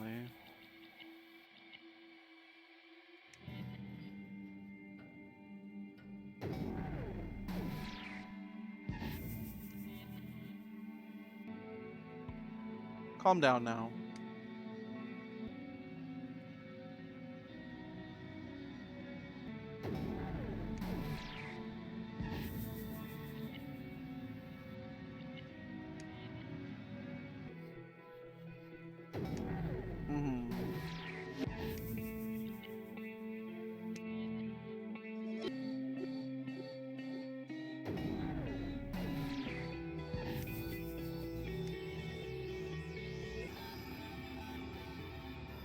You only want to help. So still lodged in his body.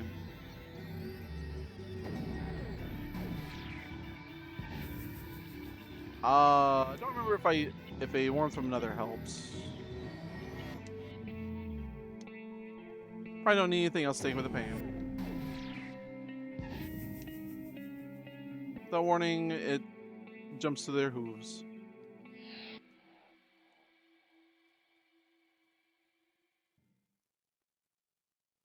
Deliberate shuffles.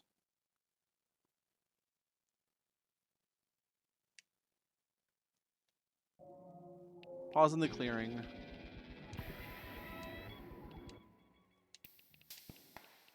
$31. More silent blood.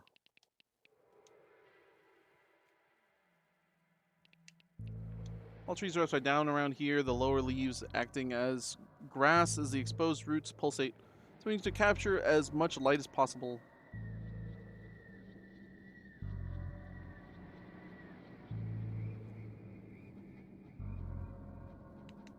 Purple.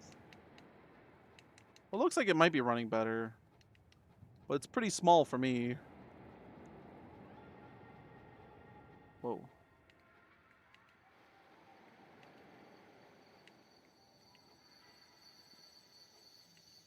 I'm right under it. I can't interact with whatever that is.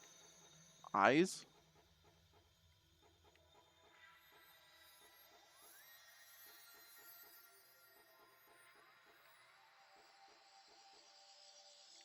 Nope.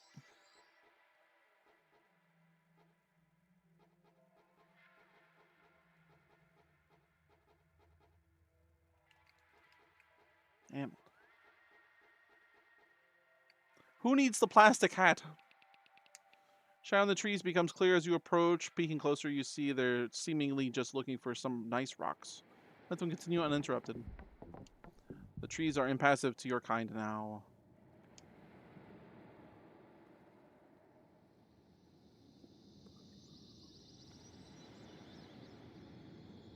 Oh yeah, I was gonna try that item I got from Edmonton.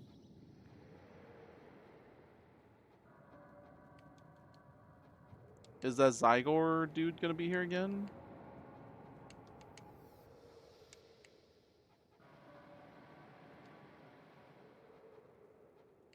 See something here. I can grab it? Doesn't look like it's part of the tree. Way.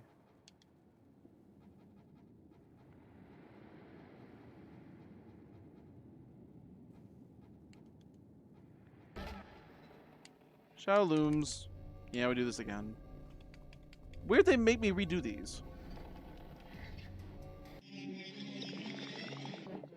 Maybe because you can do them differently?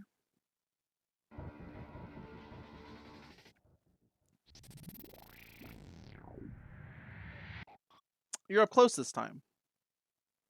Hi. Familiar smell and exhalation lets you know that you've ran into your new friend once again. They attempt a wave. Hello. Your outstretched hand is taken by their large claw. Zygoma surveys the surroundings carefully. How are you, friend? Oh, context.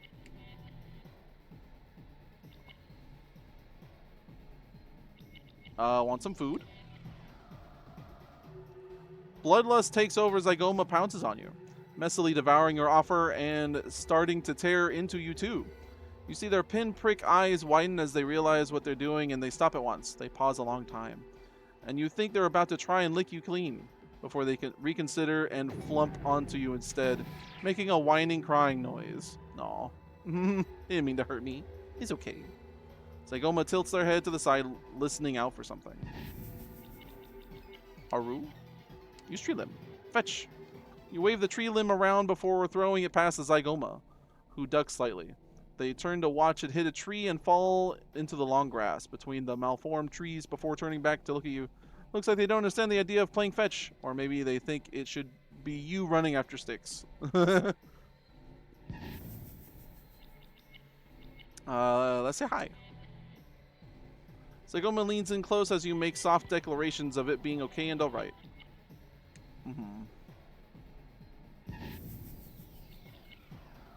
Touch. Pet. Reaching up, you stroke their shoulder companionably. Rolls their powerful shoulder under your touch. Pet. Watch your hand intently as you slowly move it to their head, gently touching and stroking them. Good boy. They huff in a way that almost sounds like relief and shift stance.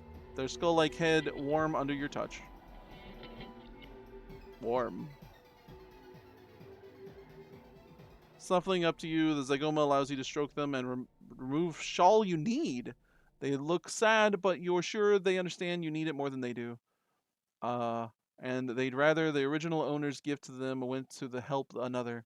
They stalk away quickly after one final backwards glance at what you may have been the shawl, but would you like to think was to you as well? Oh, they had the shawl I needed. Great. Now I only need hair. Who has hair I can borrow? Shawl and warmth. Aw.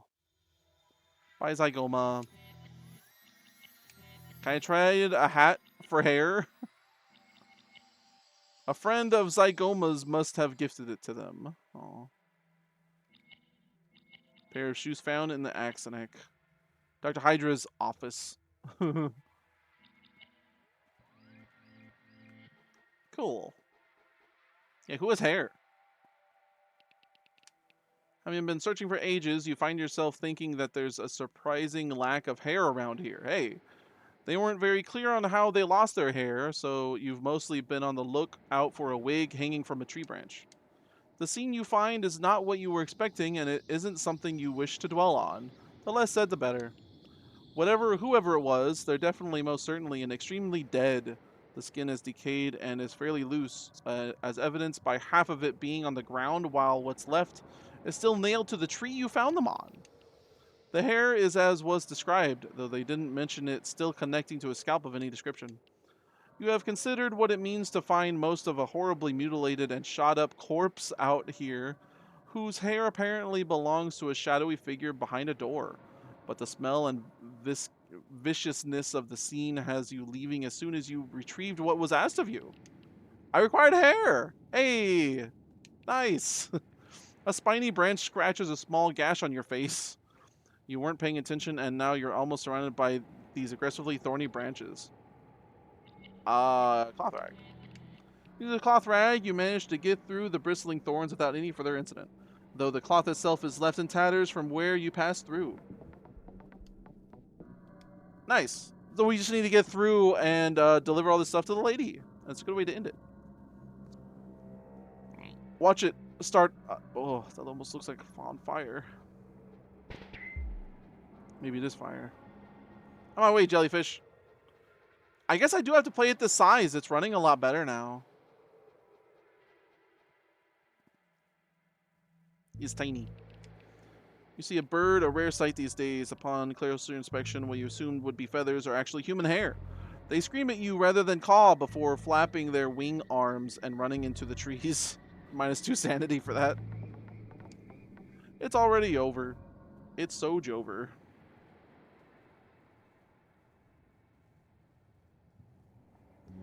I want to look at the hair. Dots. You're beginning to question the validity of what you're doing. Yeah, I removed the hair from a corpse. Maybe the lady behind the door thing won't like the hair, and I give them the hat instead. A light catches your eye from above through hand-like leaves of the trees, eager to cut you off from any and all light. You see a star above a tree, almost a celestial body, has alighted onto its tallest branch. It's very close. Oh yeah, don't follow the star. It's not a star. Elsewhere. Lose 12 focus. It's already Jover.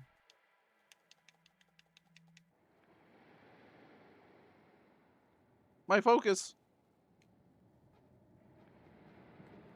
I got all the items I need. Just rush through.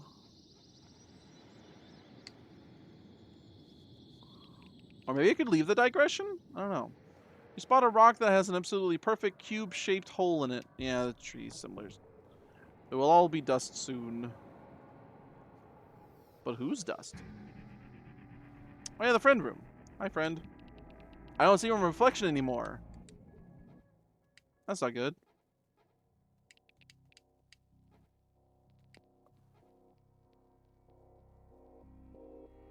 Boo. Boo. Boo.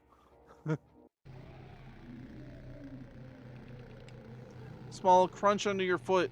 Expecting toe grass, right? Let's go around this time. You'd rather take your chances getting lost even further than walk this gauntlet. Now my focus.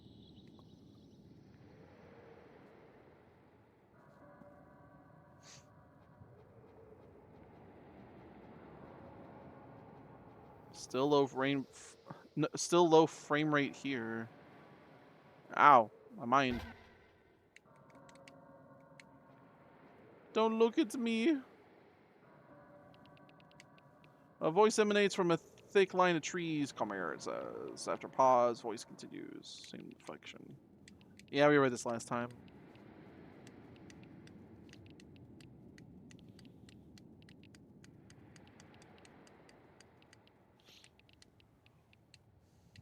Okay. I need to raise my focus. It's so low. Friend room again? That's not good.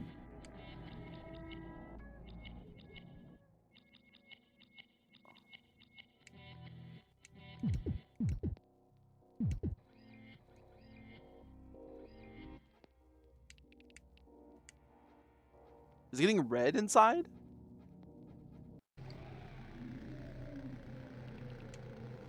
Heavy dragging noise grows in volume through the thick trees. Pale flesh, yeah. Small building. It's the Who house.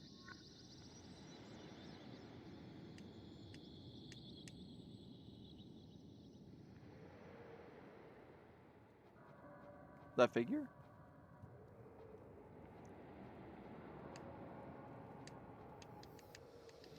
Can't talk to it. It makes a noise.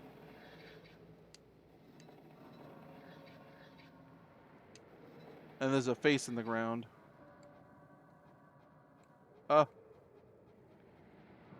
Assuming it's gonna hurt me. Ow! My bones! I assumed correct. Small break in the cover of a thicket, skeletal bush, blah blah blah, dragged. Yeah. Looks like Edmonton, but it is not. And it hurts me. Yob yob yob yob.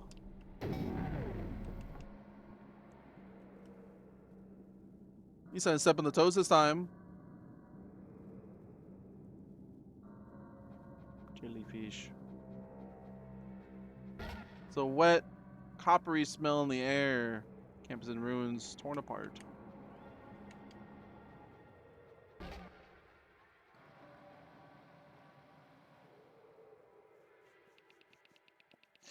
Hearing a slow, deliberate trudging in the undergrowth, you take off in a direction away from it. Then you could be a silent stalker. Sky, stepping back, merged.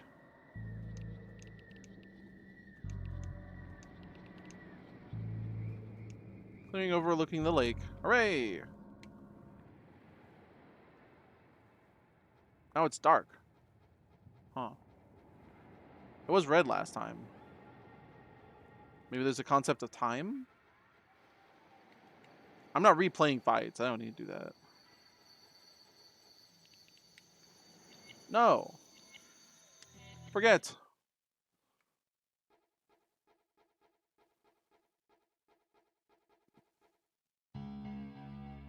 Actually, you might have to encounter trademark every time. Wish you could just trade them.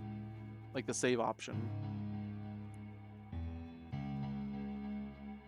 I got all 4 pieces though. I found them.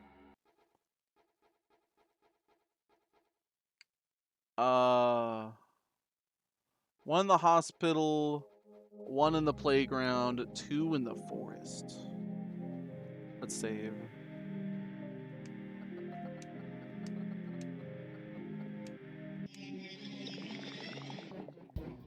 I wonder if Dr. Hack will give me the key to the gate or something. I don't know where else I could go.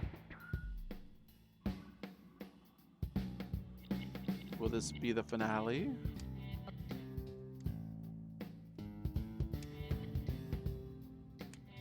Let's just full stock. Spend all my money.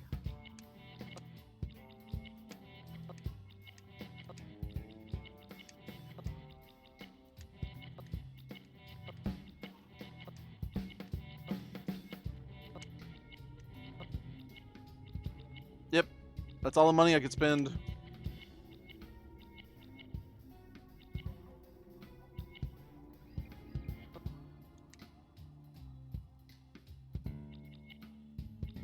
Buy trademark.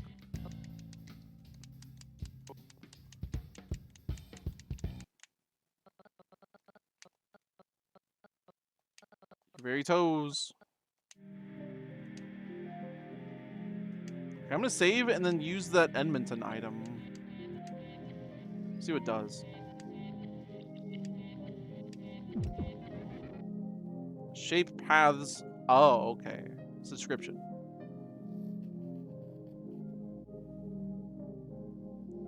Shapes orange path, shapes blue path.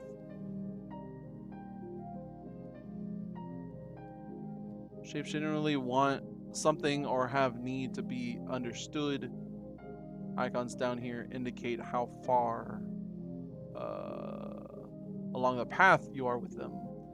Icons become larger as the path is filled. Increasing a blue or orange path shows an animation on the bottom left. Filling a path is usually how to end an encounter. Huh. Okay. Alright, it was just a tutorial.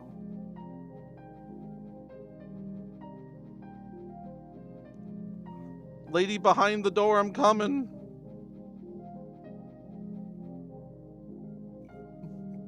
Oh, excuse me.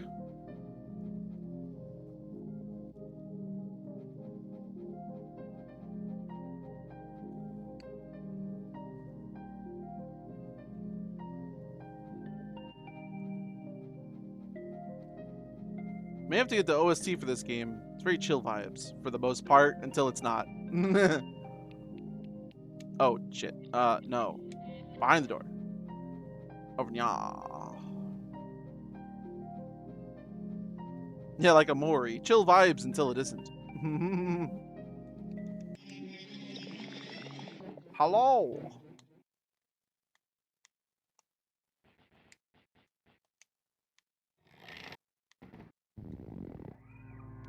I brought what you requested. I didn't see the animation, but I heard it. Give shawl. Is that my shawl? Give it to me. Yes. Yes, this will do. Yes. Yes, it's my shawl. Give shoes. They look at the shoes doubtfully, but dutifully take them off you. Give dress. What an awful taste I had. Covered in dirt. Give hair. Her hair. This will certainly do the trick. Her hair. That's not great. You have done all I asked. Come in. Touch. The figure shrinks back, closing the door further. They don't react. Your figure is full. Open the door. Okay, withdraw. That will do. Is all together now. Now to reunite with my... You have gathered everything. Speak none of this to him. You may come in. Look around. I will time my move. Great. Time.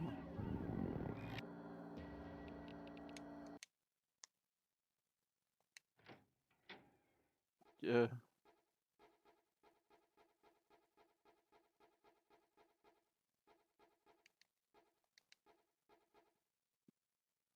Uh-oh.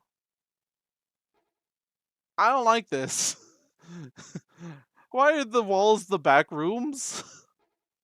It's the same yellow walls and then doors in the wrong places. I said SCP shit earlier. No, man. Hello? There's a radio here. You decided to take it with you. Come on, man.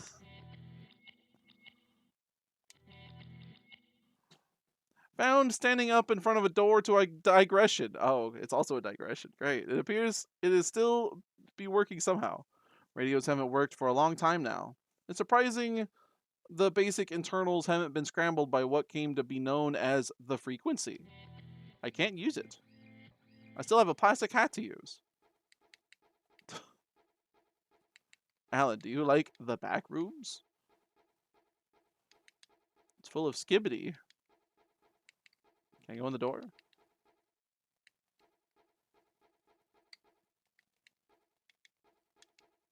Go in the door. There we go. The hallway through this door almost appears to continue forever. The start of my digression. It's new. Let's go. Okay, well, we'll do this one and then call it a night. Oh. Over there on the far right? Uh-oh. Something's trying to get out. Are we going to find friend in here? Traversing the hallways. Of course. Infinite offices and doors. I know this one. There's no music. Oh, it's the whirring of the lights. Of course it is. The door closes with a click behind you. Turning around, the sight of a hallway extending into the distance greets you. Did I heal? I saved. That should have healed me. The radio you found crackles to life. A faint voice can be heard. Hello? Someone picked up my radio? Is that Jinlin? I left it there so I could find my way back as these ones I can triangulate to each other. Only the one I'm talking to you from got busted when I got chased by something really big. Now I can just maybe send my voice. I'm amazed it even reacted to the radio being picked up, hopefully by a person. At this point, even if it's that blood shadow from before, I'd be fine with it. That's who we interacted with in the forest. Maybe you're that one person I saw on the way in. Man, I can't see that being the case. That was forever ago. They have a different text sound. It's not small. Anyways, you see, I'm kind of really lost here. Don't know how long I've been wandering. Everywhere looks the same. There's like a million things that look like doors, but most aren't. Do you think you could find me? Radio you picked up should show a thing that looks like an L shape. There's a bar going up and one going right. They represent how close the radios are, sort of. Well, there's nothing I can do to convince you, and the speaker on mine's busted, so...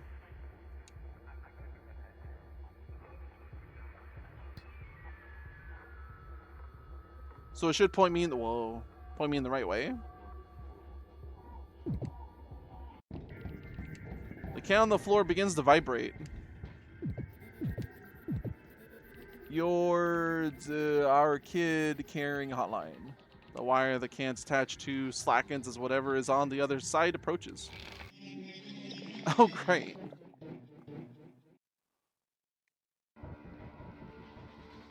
Oh, it's the chicken man. Hello again. Let's hear the muzak.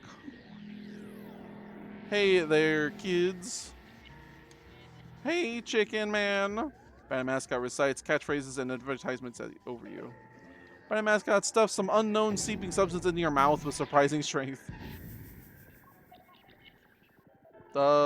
Gesture to him. Hello. They're pacified by your tentative gesture of, yum, this is great. Visit today and earn yourself your very own limited edition Mace Attorney action figurine. I have one. Touch them. You can't be sure if they're leaning backwards away from you or just rocking it unsteadily. Abandoned Mascot repeats a catchphrase and pantomimes the act of giving you a toy. Gesture. Heartedly attempted jig causes the abandoned mascot to stare at you silently while vibrating. Ha-cha-cha, ha-cha-cha-cha-cha-cha.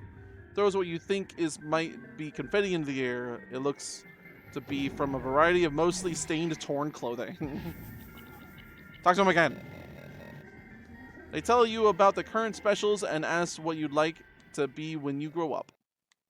Slumps towards me, coming to an abrupt stop with a barely audible sigh. Just touch him. Costume feels matted and flat like an old worn-out carpet. Bring their arms to the sides of their head, sickening cracks as their loose vertebrae shift, accompanied by an oddly stone-grinding sound puts you on edge. Gesture. They judder mindlessly, mimicking your movement. Unwavering, crisp death stare from the darkness of the suit pierces your heart.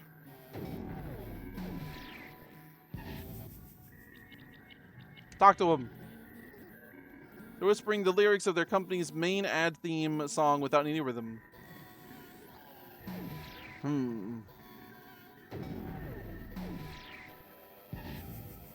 Touch him again. One feels matted. Starts screaming, starting at a low pitch and rising. The pitch dips and raises strangely. You realize they're trying not to scream in tune to their mascot's theme song.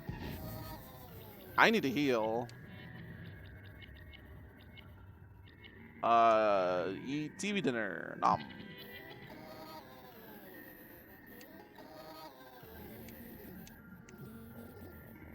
Pitch dips and raises strangely.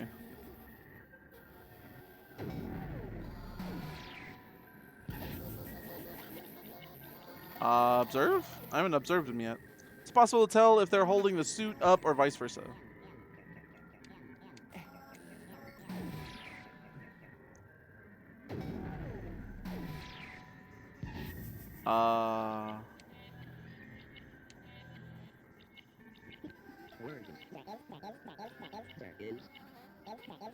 Give him warmth of another.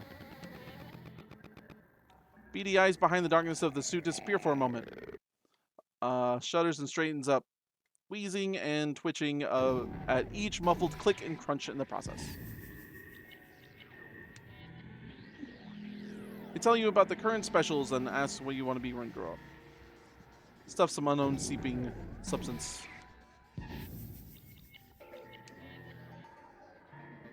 They pacified by your tentative gesture of yum, this is great.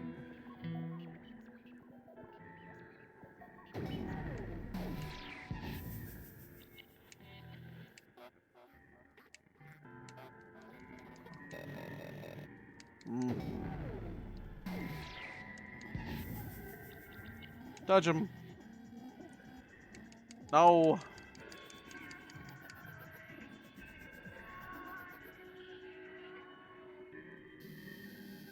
Hands me sudden clump of meat.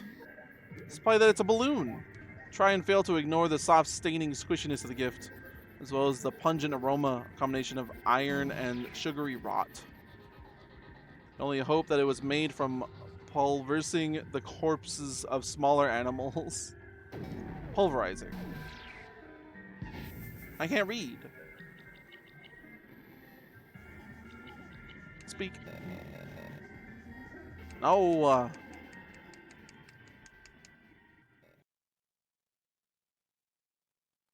Damn it.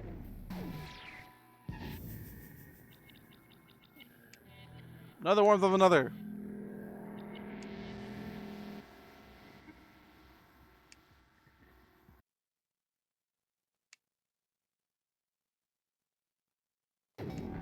I'm bleeding.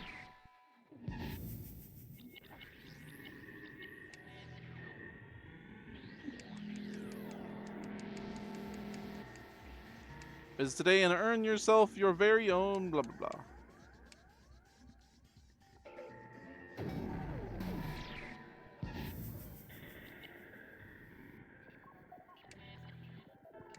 Damn it. I'm pretty low stats, man.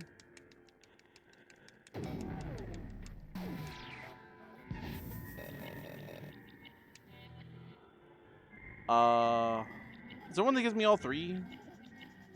I don't think so.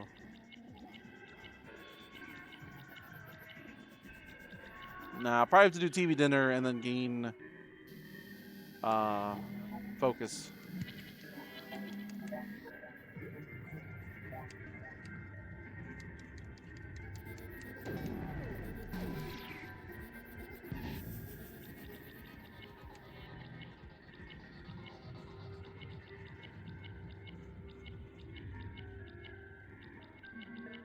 Only 20 focus? Ah, there we go.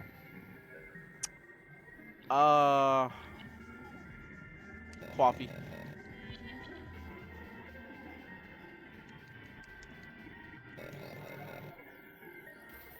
Muffled, warbling rendition of an old television ad.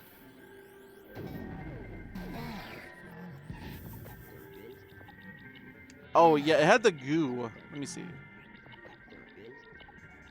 I think that's what I did last time.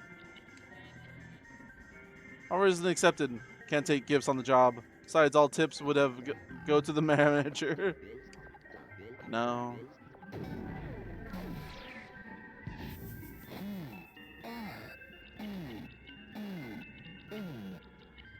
Was that a reference to FNAF 2? Hey, leave. They plod towards you, the beak looking like it may detach. A voice seeps from deep within the ruined visage telling you that children love them. Okay, leave. Pull on hand. Okay.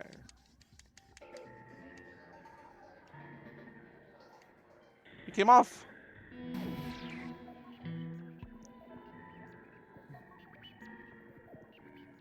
Let's have some, yeah.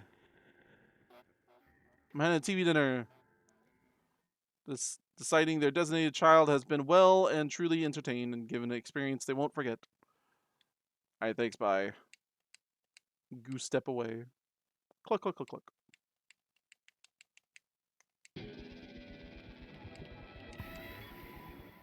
Yay. I don't remember to try and leave. Got TV dinner. Green hot mini mirror ball. Back to the back rooms.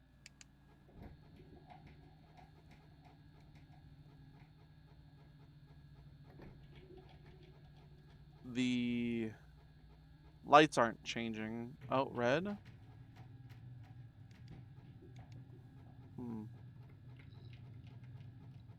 Are they supposed to triangulate?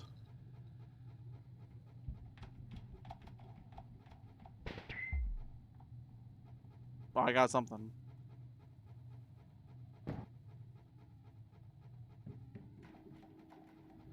Now it's going blue.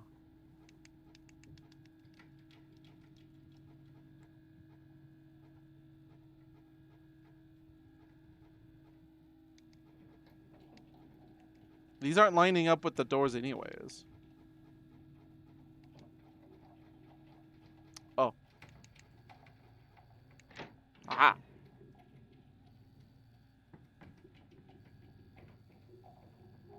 Oh, great. First person.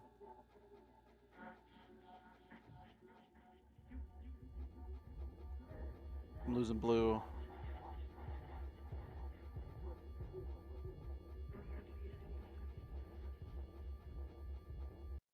Oh, hey! Fancy seeing you here. Jump scare in the back room. What are you doing back here?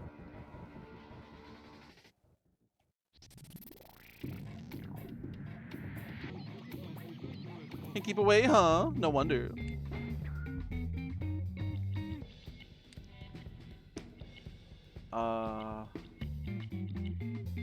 Blood Shadow. Oh, they're a good laugh sometimes. At least they don't actually mean to kill you. Why eat the cow whose milk you live off of? Wow. Just call me a cow. Boo.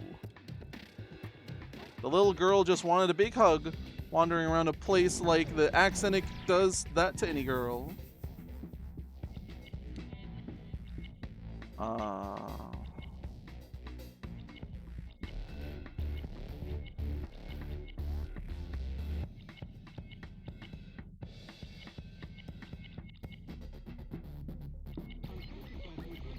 I think we're good. I don't think there's been anything on any new ones. Bye. As if you're going so soon.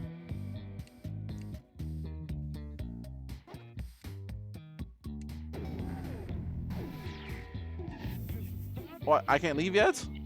Let me leave. We haven't even talked properly yet. Let's catch up.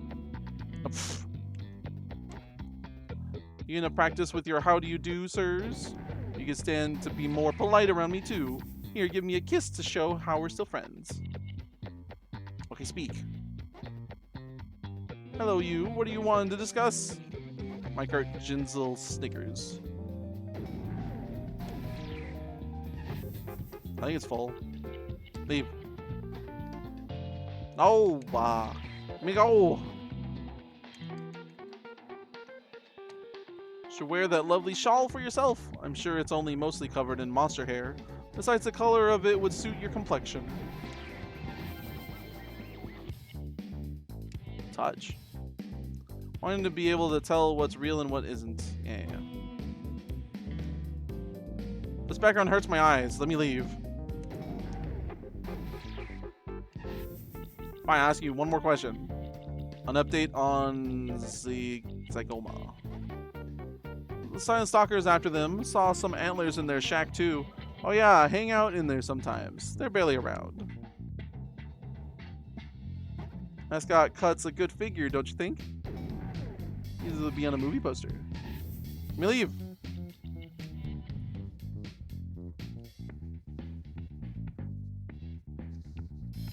Okay. Thank you.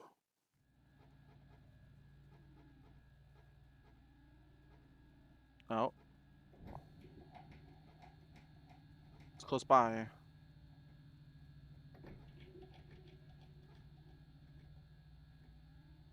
It's so laggy here. No.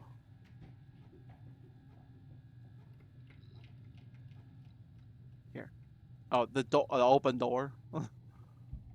Yes.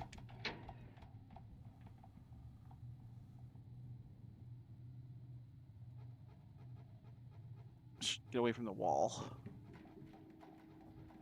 This is one big area. Oh man. Well, that one room was the area. Let me proceed.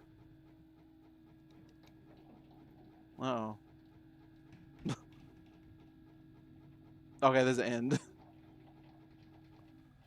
I figured I might have to walk backward. Oh, that's the first room. The radio buzzes. I think my radio's tracking is sort of half working when the other is moving around. That's you, right? The tracking is 100% accurate here. The doors interfere with it. Though considering what's happening to literally anything using radio waves, it's a miracle they work at all. From the little I tested before setting off here, the tracking is weird when close to doors. It may be saying you're at the right one when it may be a door next to it, or the other side of the wall. I really should have gotten the deluxe model, but it was pricey. You can't get the feeling of being exposed out of your mind. The thought that you could be seen any time you turn any corner frightens you. Reaching a T-junction of a hallway, you look left, it's clear. Looking right, you see a figure standing stock still nearby, a dark silhouette in the unpleasant yellow glow of the overhead lights. You freeze. It's a slasher. How one got in here is anyone's guess, trying to question the motives behind them or even just how they work on a physiological level aren't worth the time, as no one has ever found out anything to explain them. As far as you know, you're not dead yet, though being stuck in a place like this, you think it'd be difficult to be sure if you're not alive or not. Either the slasher hasn't sensed you yet, or they don't operate as some others do that will chase down anyone they see. Glancing behind you, your head shoots back to look in their direction at the sound of cloth and cloth. They still haven't moved, but they seem closer. Several options run through your mind at once. Staring at your totally unmoving form is bad, but knowing they could barrel down the hall and get you at any second is worse. The sound comes again, but softer as you blink. Was that an elevator? They know you are there. They are actively approaching you.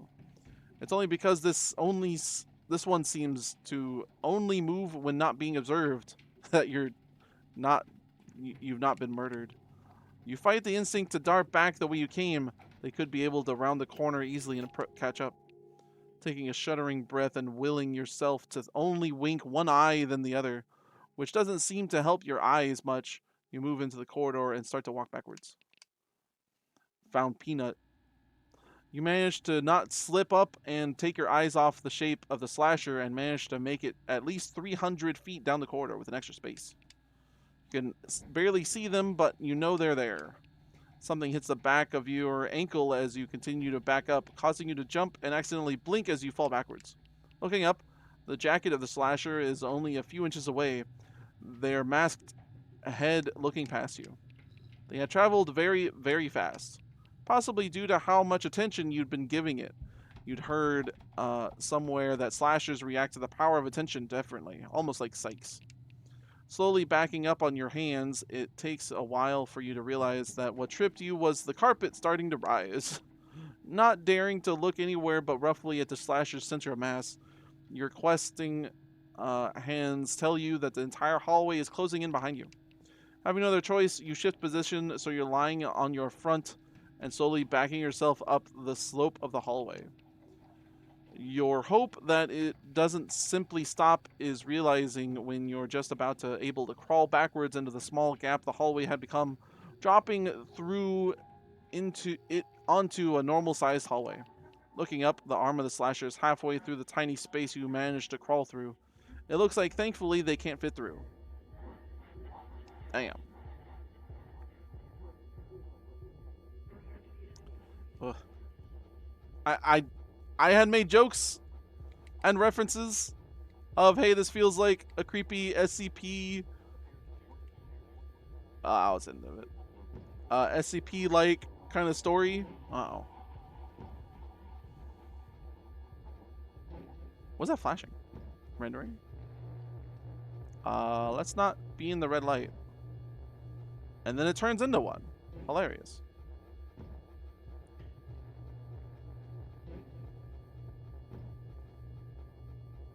We don't have the red yet.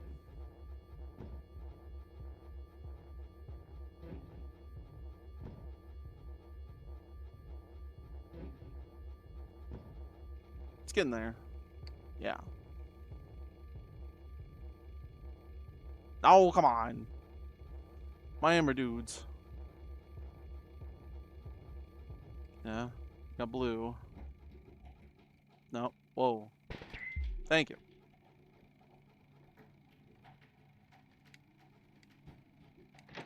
Haha. Triangulation. The radio buzzes. You're on the right track, I think. I wish my speaker worked. No idea who it is out there, slowly zeroing in on my location. It's kind of thrilling to have someone talk to, though. And hopefully if you were a monster or something, maybe you'd have warmed up to me by the time you reach me. Haha. The signal thing is weird, right? I don't know what's up with this place or the doors, but hey. The doors, like, seem to boost the signal as it's going out. So after going through a door, the signal goes down again, leading you to the next door. I mean, it's convenient, but weird. You've been in this specific maze of corridors for what feels like hours. Everything looks the same and leads back to where you started. One way to improve your odds would be to tie a cloth rag to a door and use that to remember where you've been. Sure.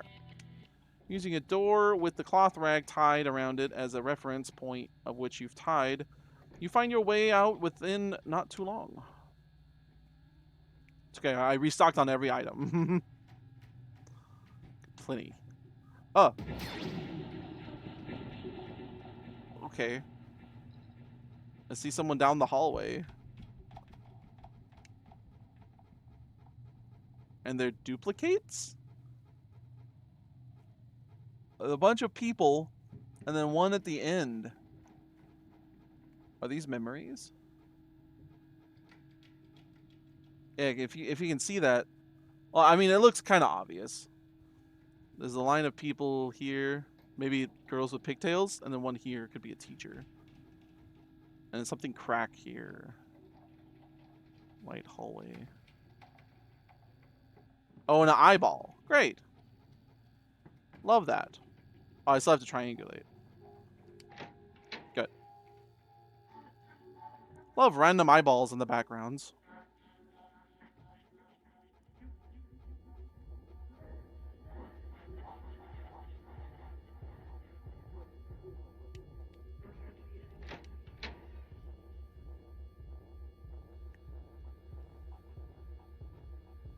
Uh-oh. This one ain't working.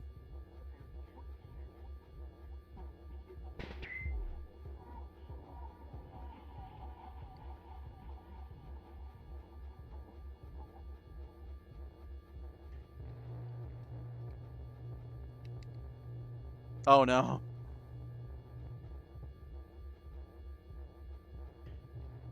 They're specific.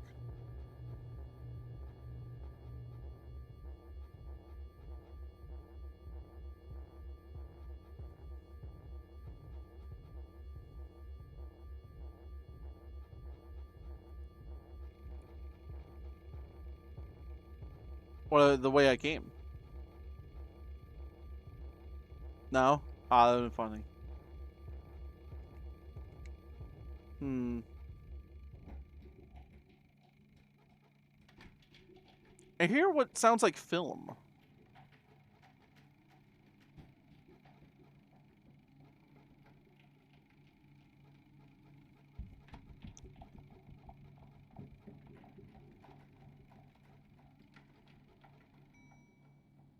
An elevator?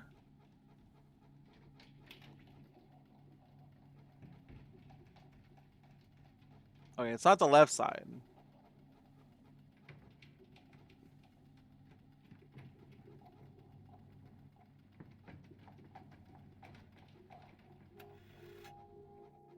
I don't think so.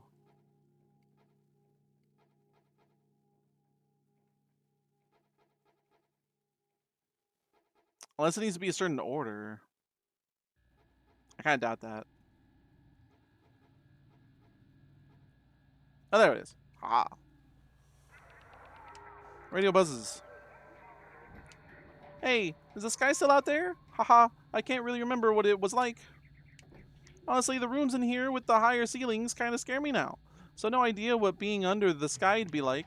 Being agoraphobic from this not be great, but better than not getting out. All right. Yeah. So there's something scarier than the high ceilings here. I didn't want to say earlier in case, decided it wasn't worth coming in here. There's something kind of just roaming around. The halls, it's the thing that half busted my radio. Well, okay, I busted the radio by running into a door while looking at behind me, but it was because of them I was running. I don't think you can be reasoned with. Really, I'm just hoping that thing isn't what I'm talking to at the moment. If it is, then sorry, bad first impression maybe. They ain't subtle. If you hear a door being almost pounded down, then just start moving. Try to be aware of your surroundings and get through the next door with high signal as soon as you can. Turning a corner, you see something that's blocking the hallway down the way. The closest the creature could be described would be like a huge spider someone had used editing software large. Differently colored monochromatic photographs of human eyes onto it. Despite its apparent docile nature and the fact it hasn't instantly tried to kill you, you decide to go another way. One day this will be thought about for the first time. Right. So if a door starts to be bursted open, oh. Uh-oh. Well, there it is. Oh, hi. Run. It's gonna follow my movements. Oh. Gee. I got red, but no blue.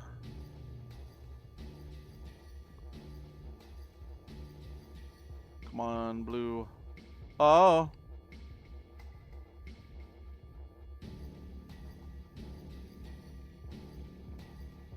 Where's blue? Ugh, I have to go that way. How do I get through the door?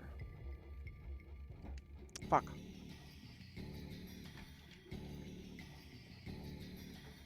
Oh, okay. I think it's this way.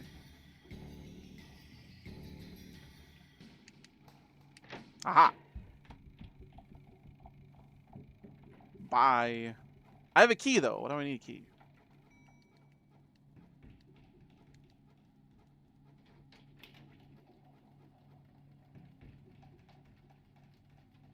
Do I still have the key? No. Maybe I need the key to get through that door.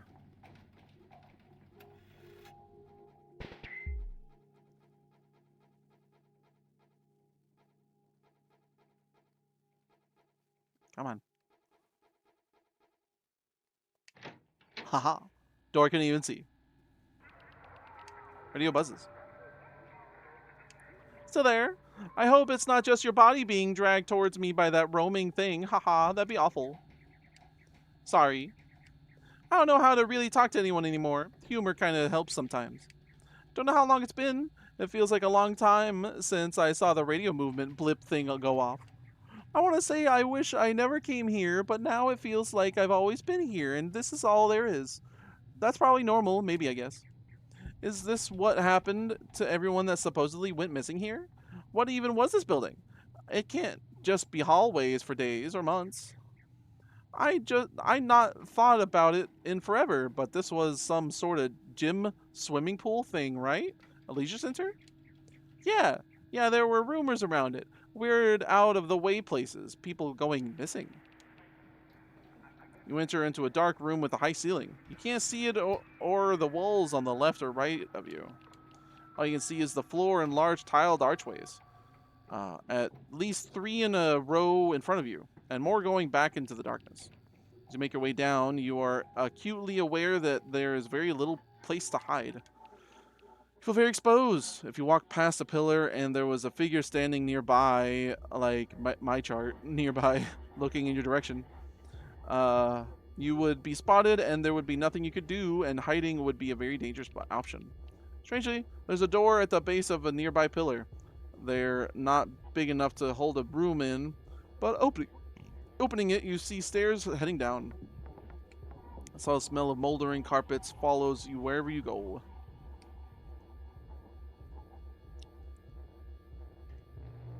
I'm close already. No. No.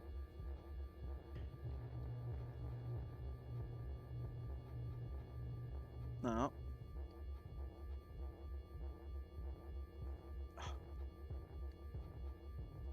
Where am I? Frame rate is bad here. It keeps changing the camera movement. Ah, let's go down. Oh, there's no down.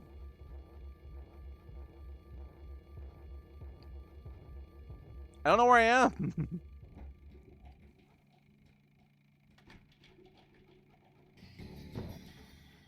Oh, there I am. Oh. Uh-oh.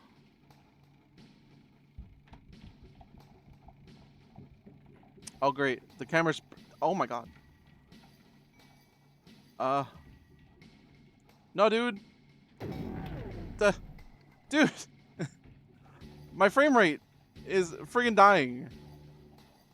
I mean, it's a cool perspective, but come on.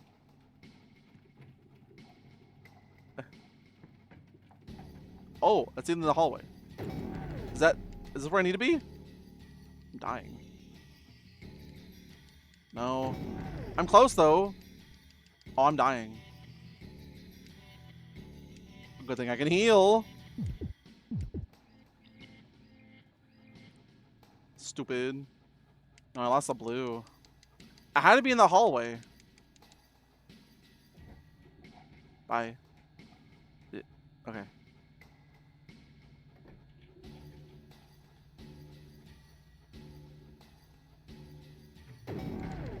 Damn it.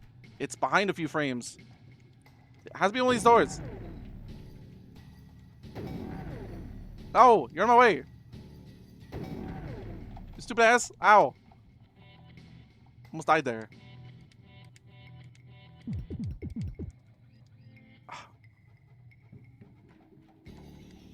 had to be in the hallway. That was when they were both all the way up.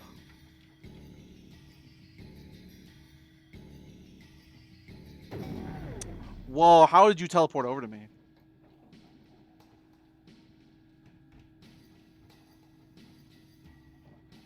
It's an unfortunate situation.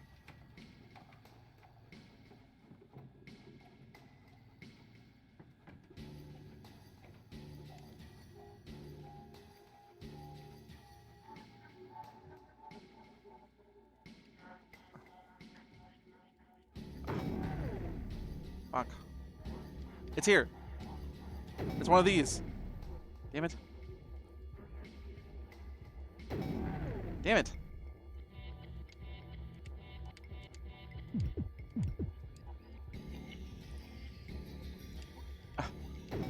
Damn you. It's one of these doors, and I can't get to it because this dude keeps attacking me. Damn it.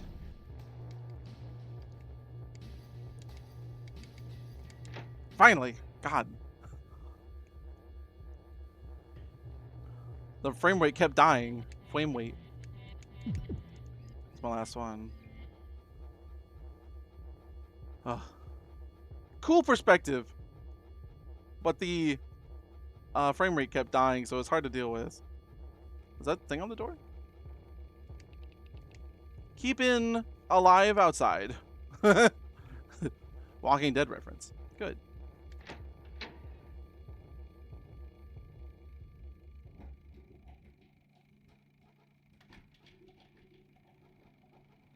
Frame rate's not great here either. Not down here.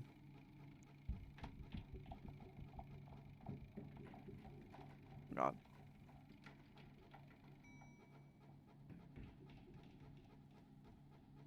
I'm coming.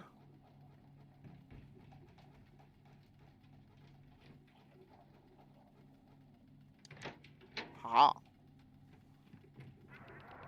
Okay, halfway, I think. Radio buzzes. Realized I'd not actually said much about myself.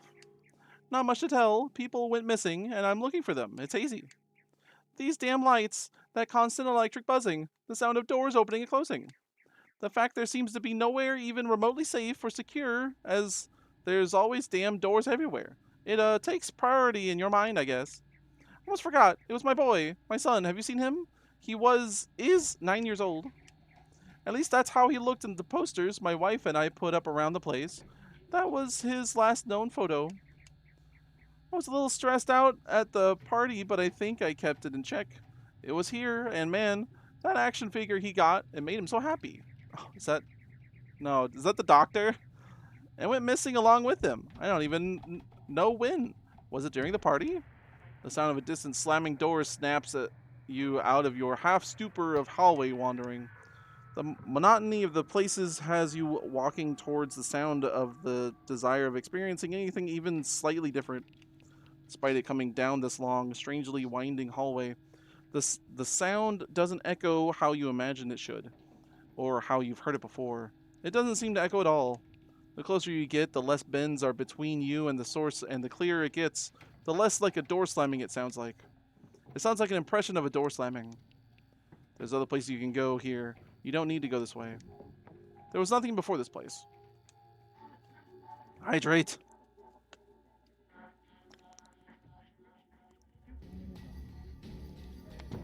Ugh. I don't want to hear that. At least I'm first person.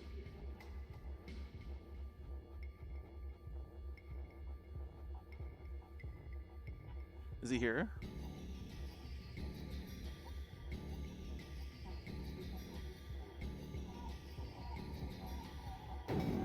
Ah, fuck. It's one of these.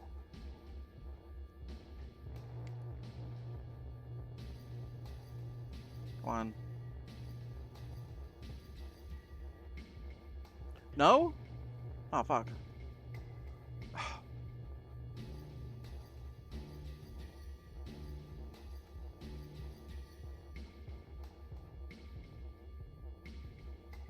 Come on. Come on. Track my movements. He stole something from me. A limb broken? Is that what it said? I'm getting further away. Oh, sucks.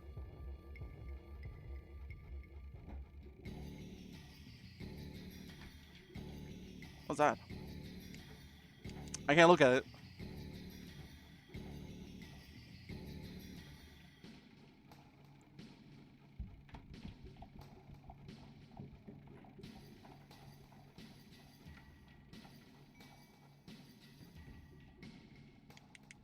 Not that one. Yeah.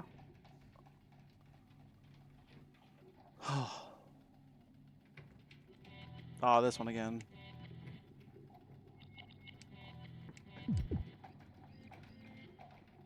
Would it be the same?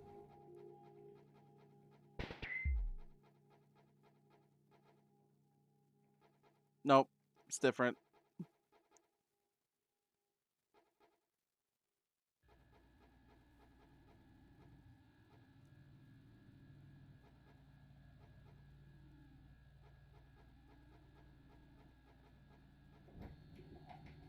It's not the right side. It's not the left side. Aren't my left for my rights?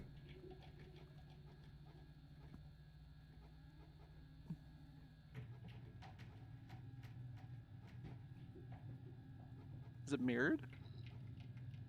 There we are. It was mirrored. Bastards. Oh. This is new, though.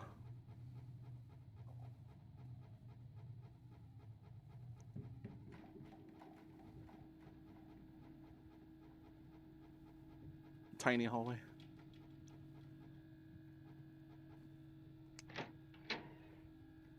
I wasn't even looking at the sensor until I got to the end.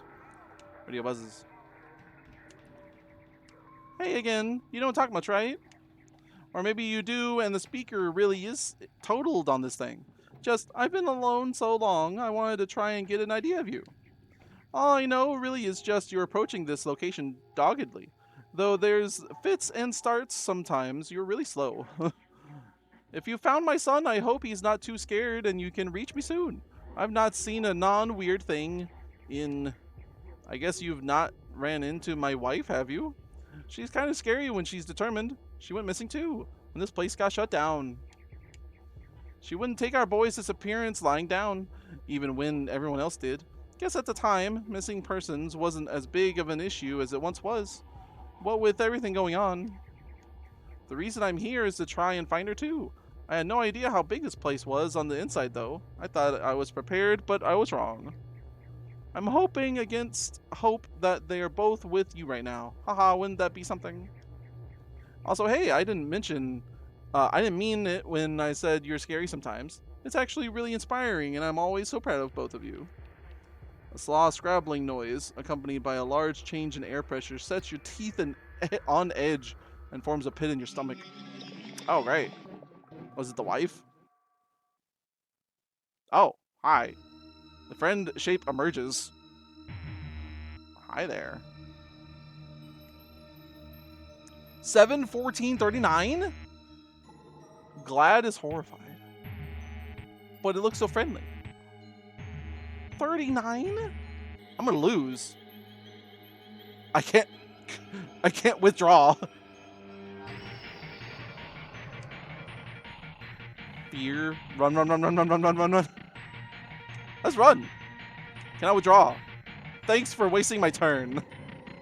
The friend shape calls for some sort of small fruit gum, sweets in an uneven, unhuman, bellowing voice. You notice parts of the intonation sound like lighters being clicked open and shut, but all the sound is just from your imagination. Ow.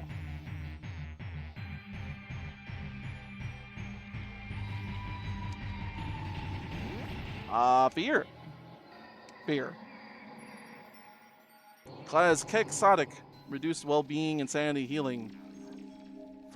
Why give me those? A low reverberating rumbling is heard from an unknown source. Dude, I can't lose that focus again.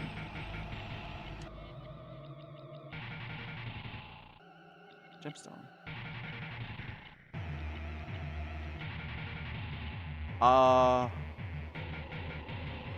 I need the focus one. But minus 20? I can't afford that. Well, I gain 1? Oh, that's not good. Do I just survive you?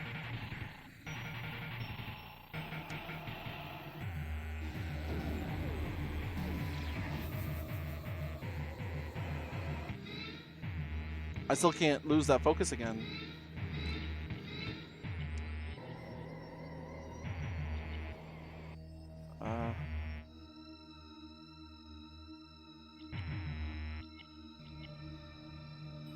This might be a forced loss.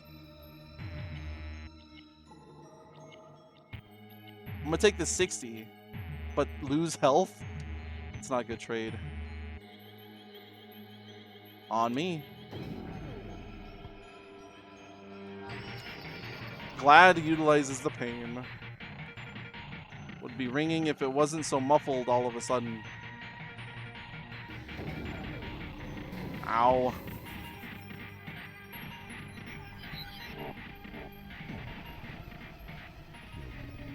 Was that? Oh, that hit 0. Just be going on and going on. I lose. People die when they are killed, especially in wars, by upward machinations. Deep within a systematic war starts playing in your head. Isn't that quite something? Was that a forced loss?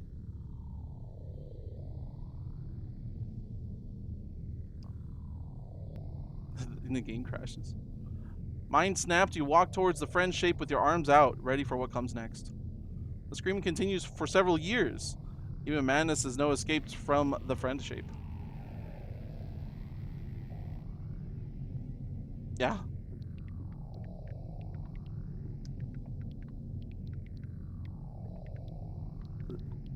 Nothing will ever wake or make sense. Meeting concluded. You'll be deposited outside the digression with all the items you have found still intact. An autosave was made at the halfway point, which you can reload from the title screen or continue as you are and try again. Wow. I haven't lost in this game yet. Wow. Okay. while it was cool to check it out, we'll have to win next time. But Gentle might know something about that friend shape. I can get the name of it. But 39 focus? Oh, he's gone. That's not good.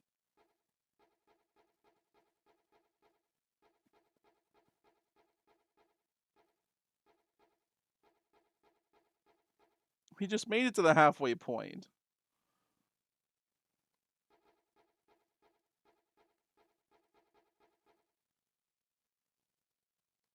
Well, I guess it was good I lost there. I'll have to try and remember to talk to Gentle.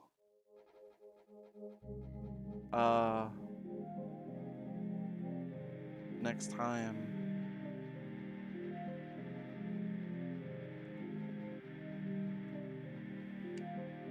Boo!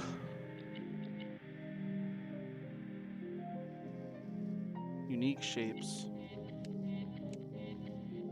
Alright, that's been another certainly weird stream of FriendShapes.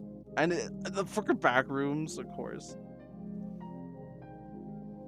So making the screen smaller certainly helps with the frame drops, but well, not frame drop, frame rate, but it still have some problems. So thanks for joining. Is there enough of y'all to raid with? A 2? It counts 2.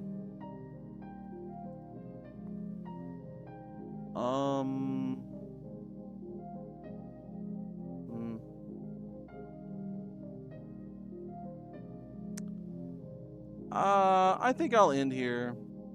No raid. I gotta use restroom and get dinner. Y'all have a good night. I'll be back tomorrow with hopefully the final finale of God of War Ragnarok. I just have to win one more time, I think. We can do it. So y'all have a good night. And see you tomorrow. Bye-bye.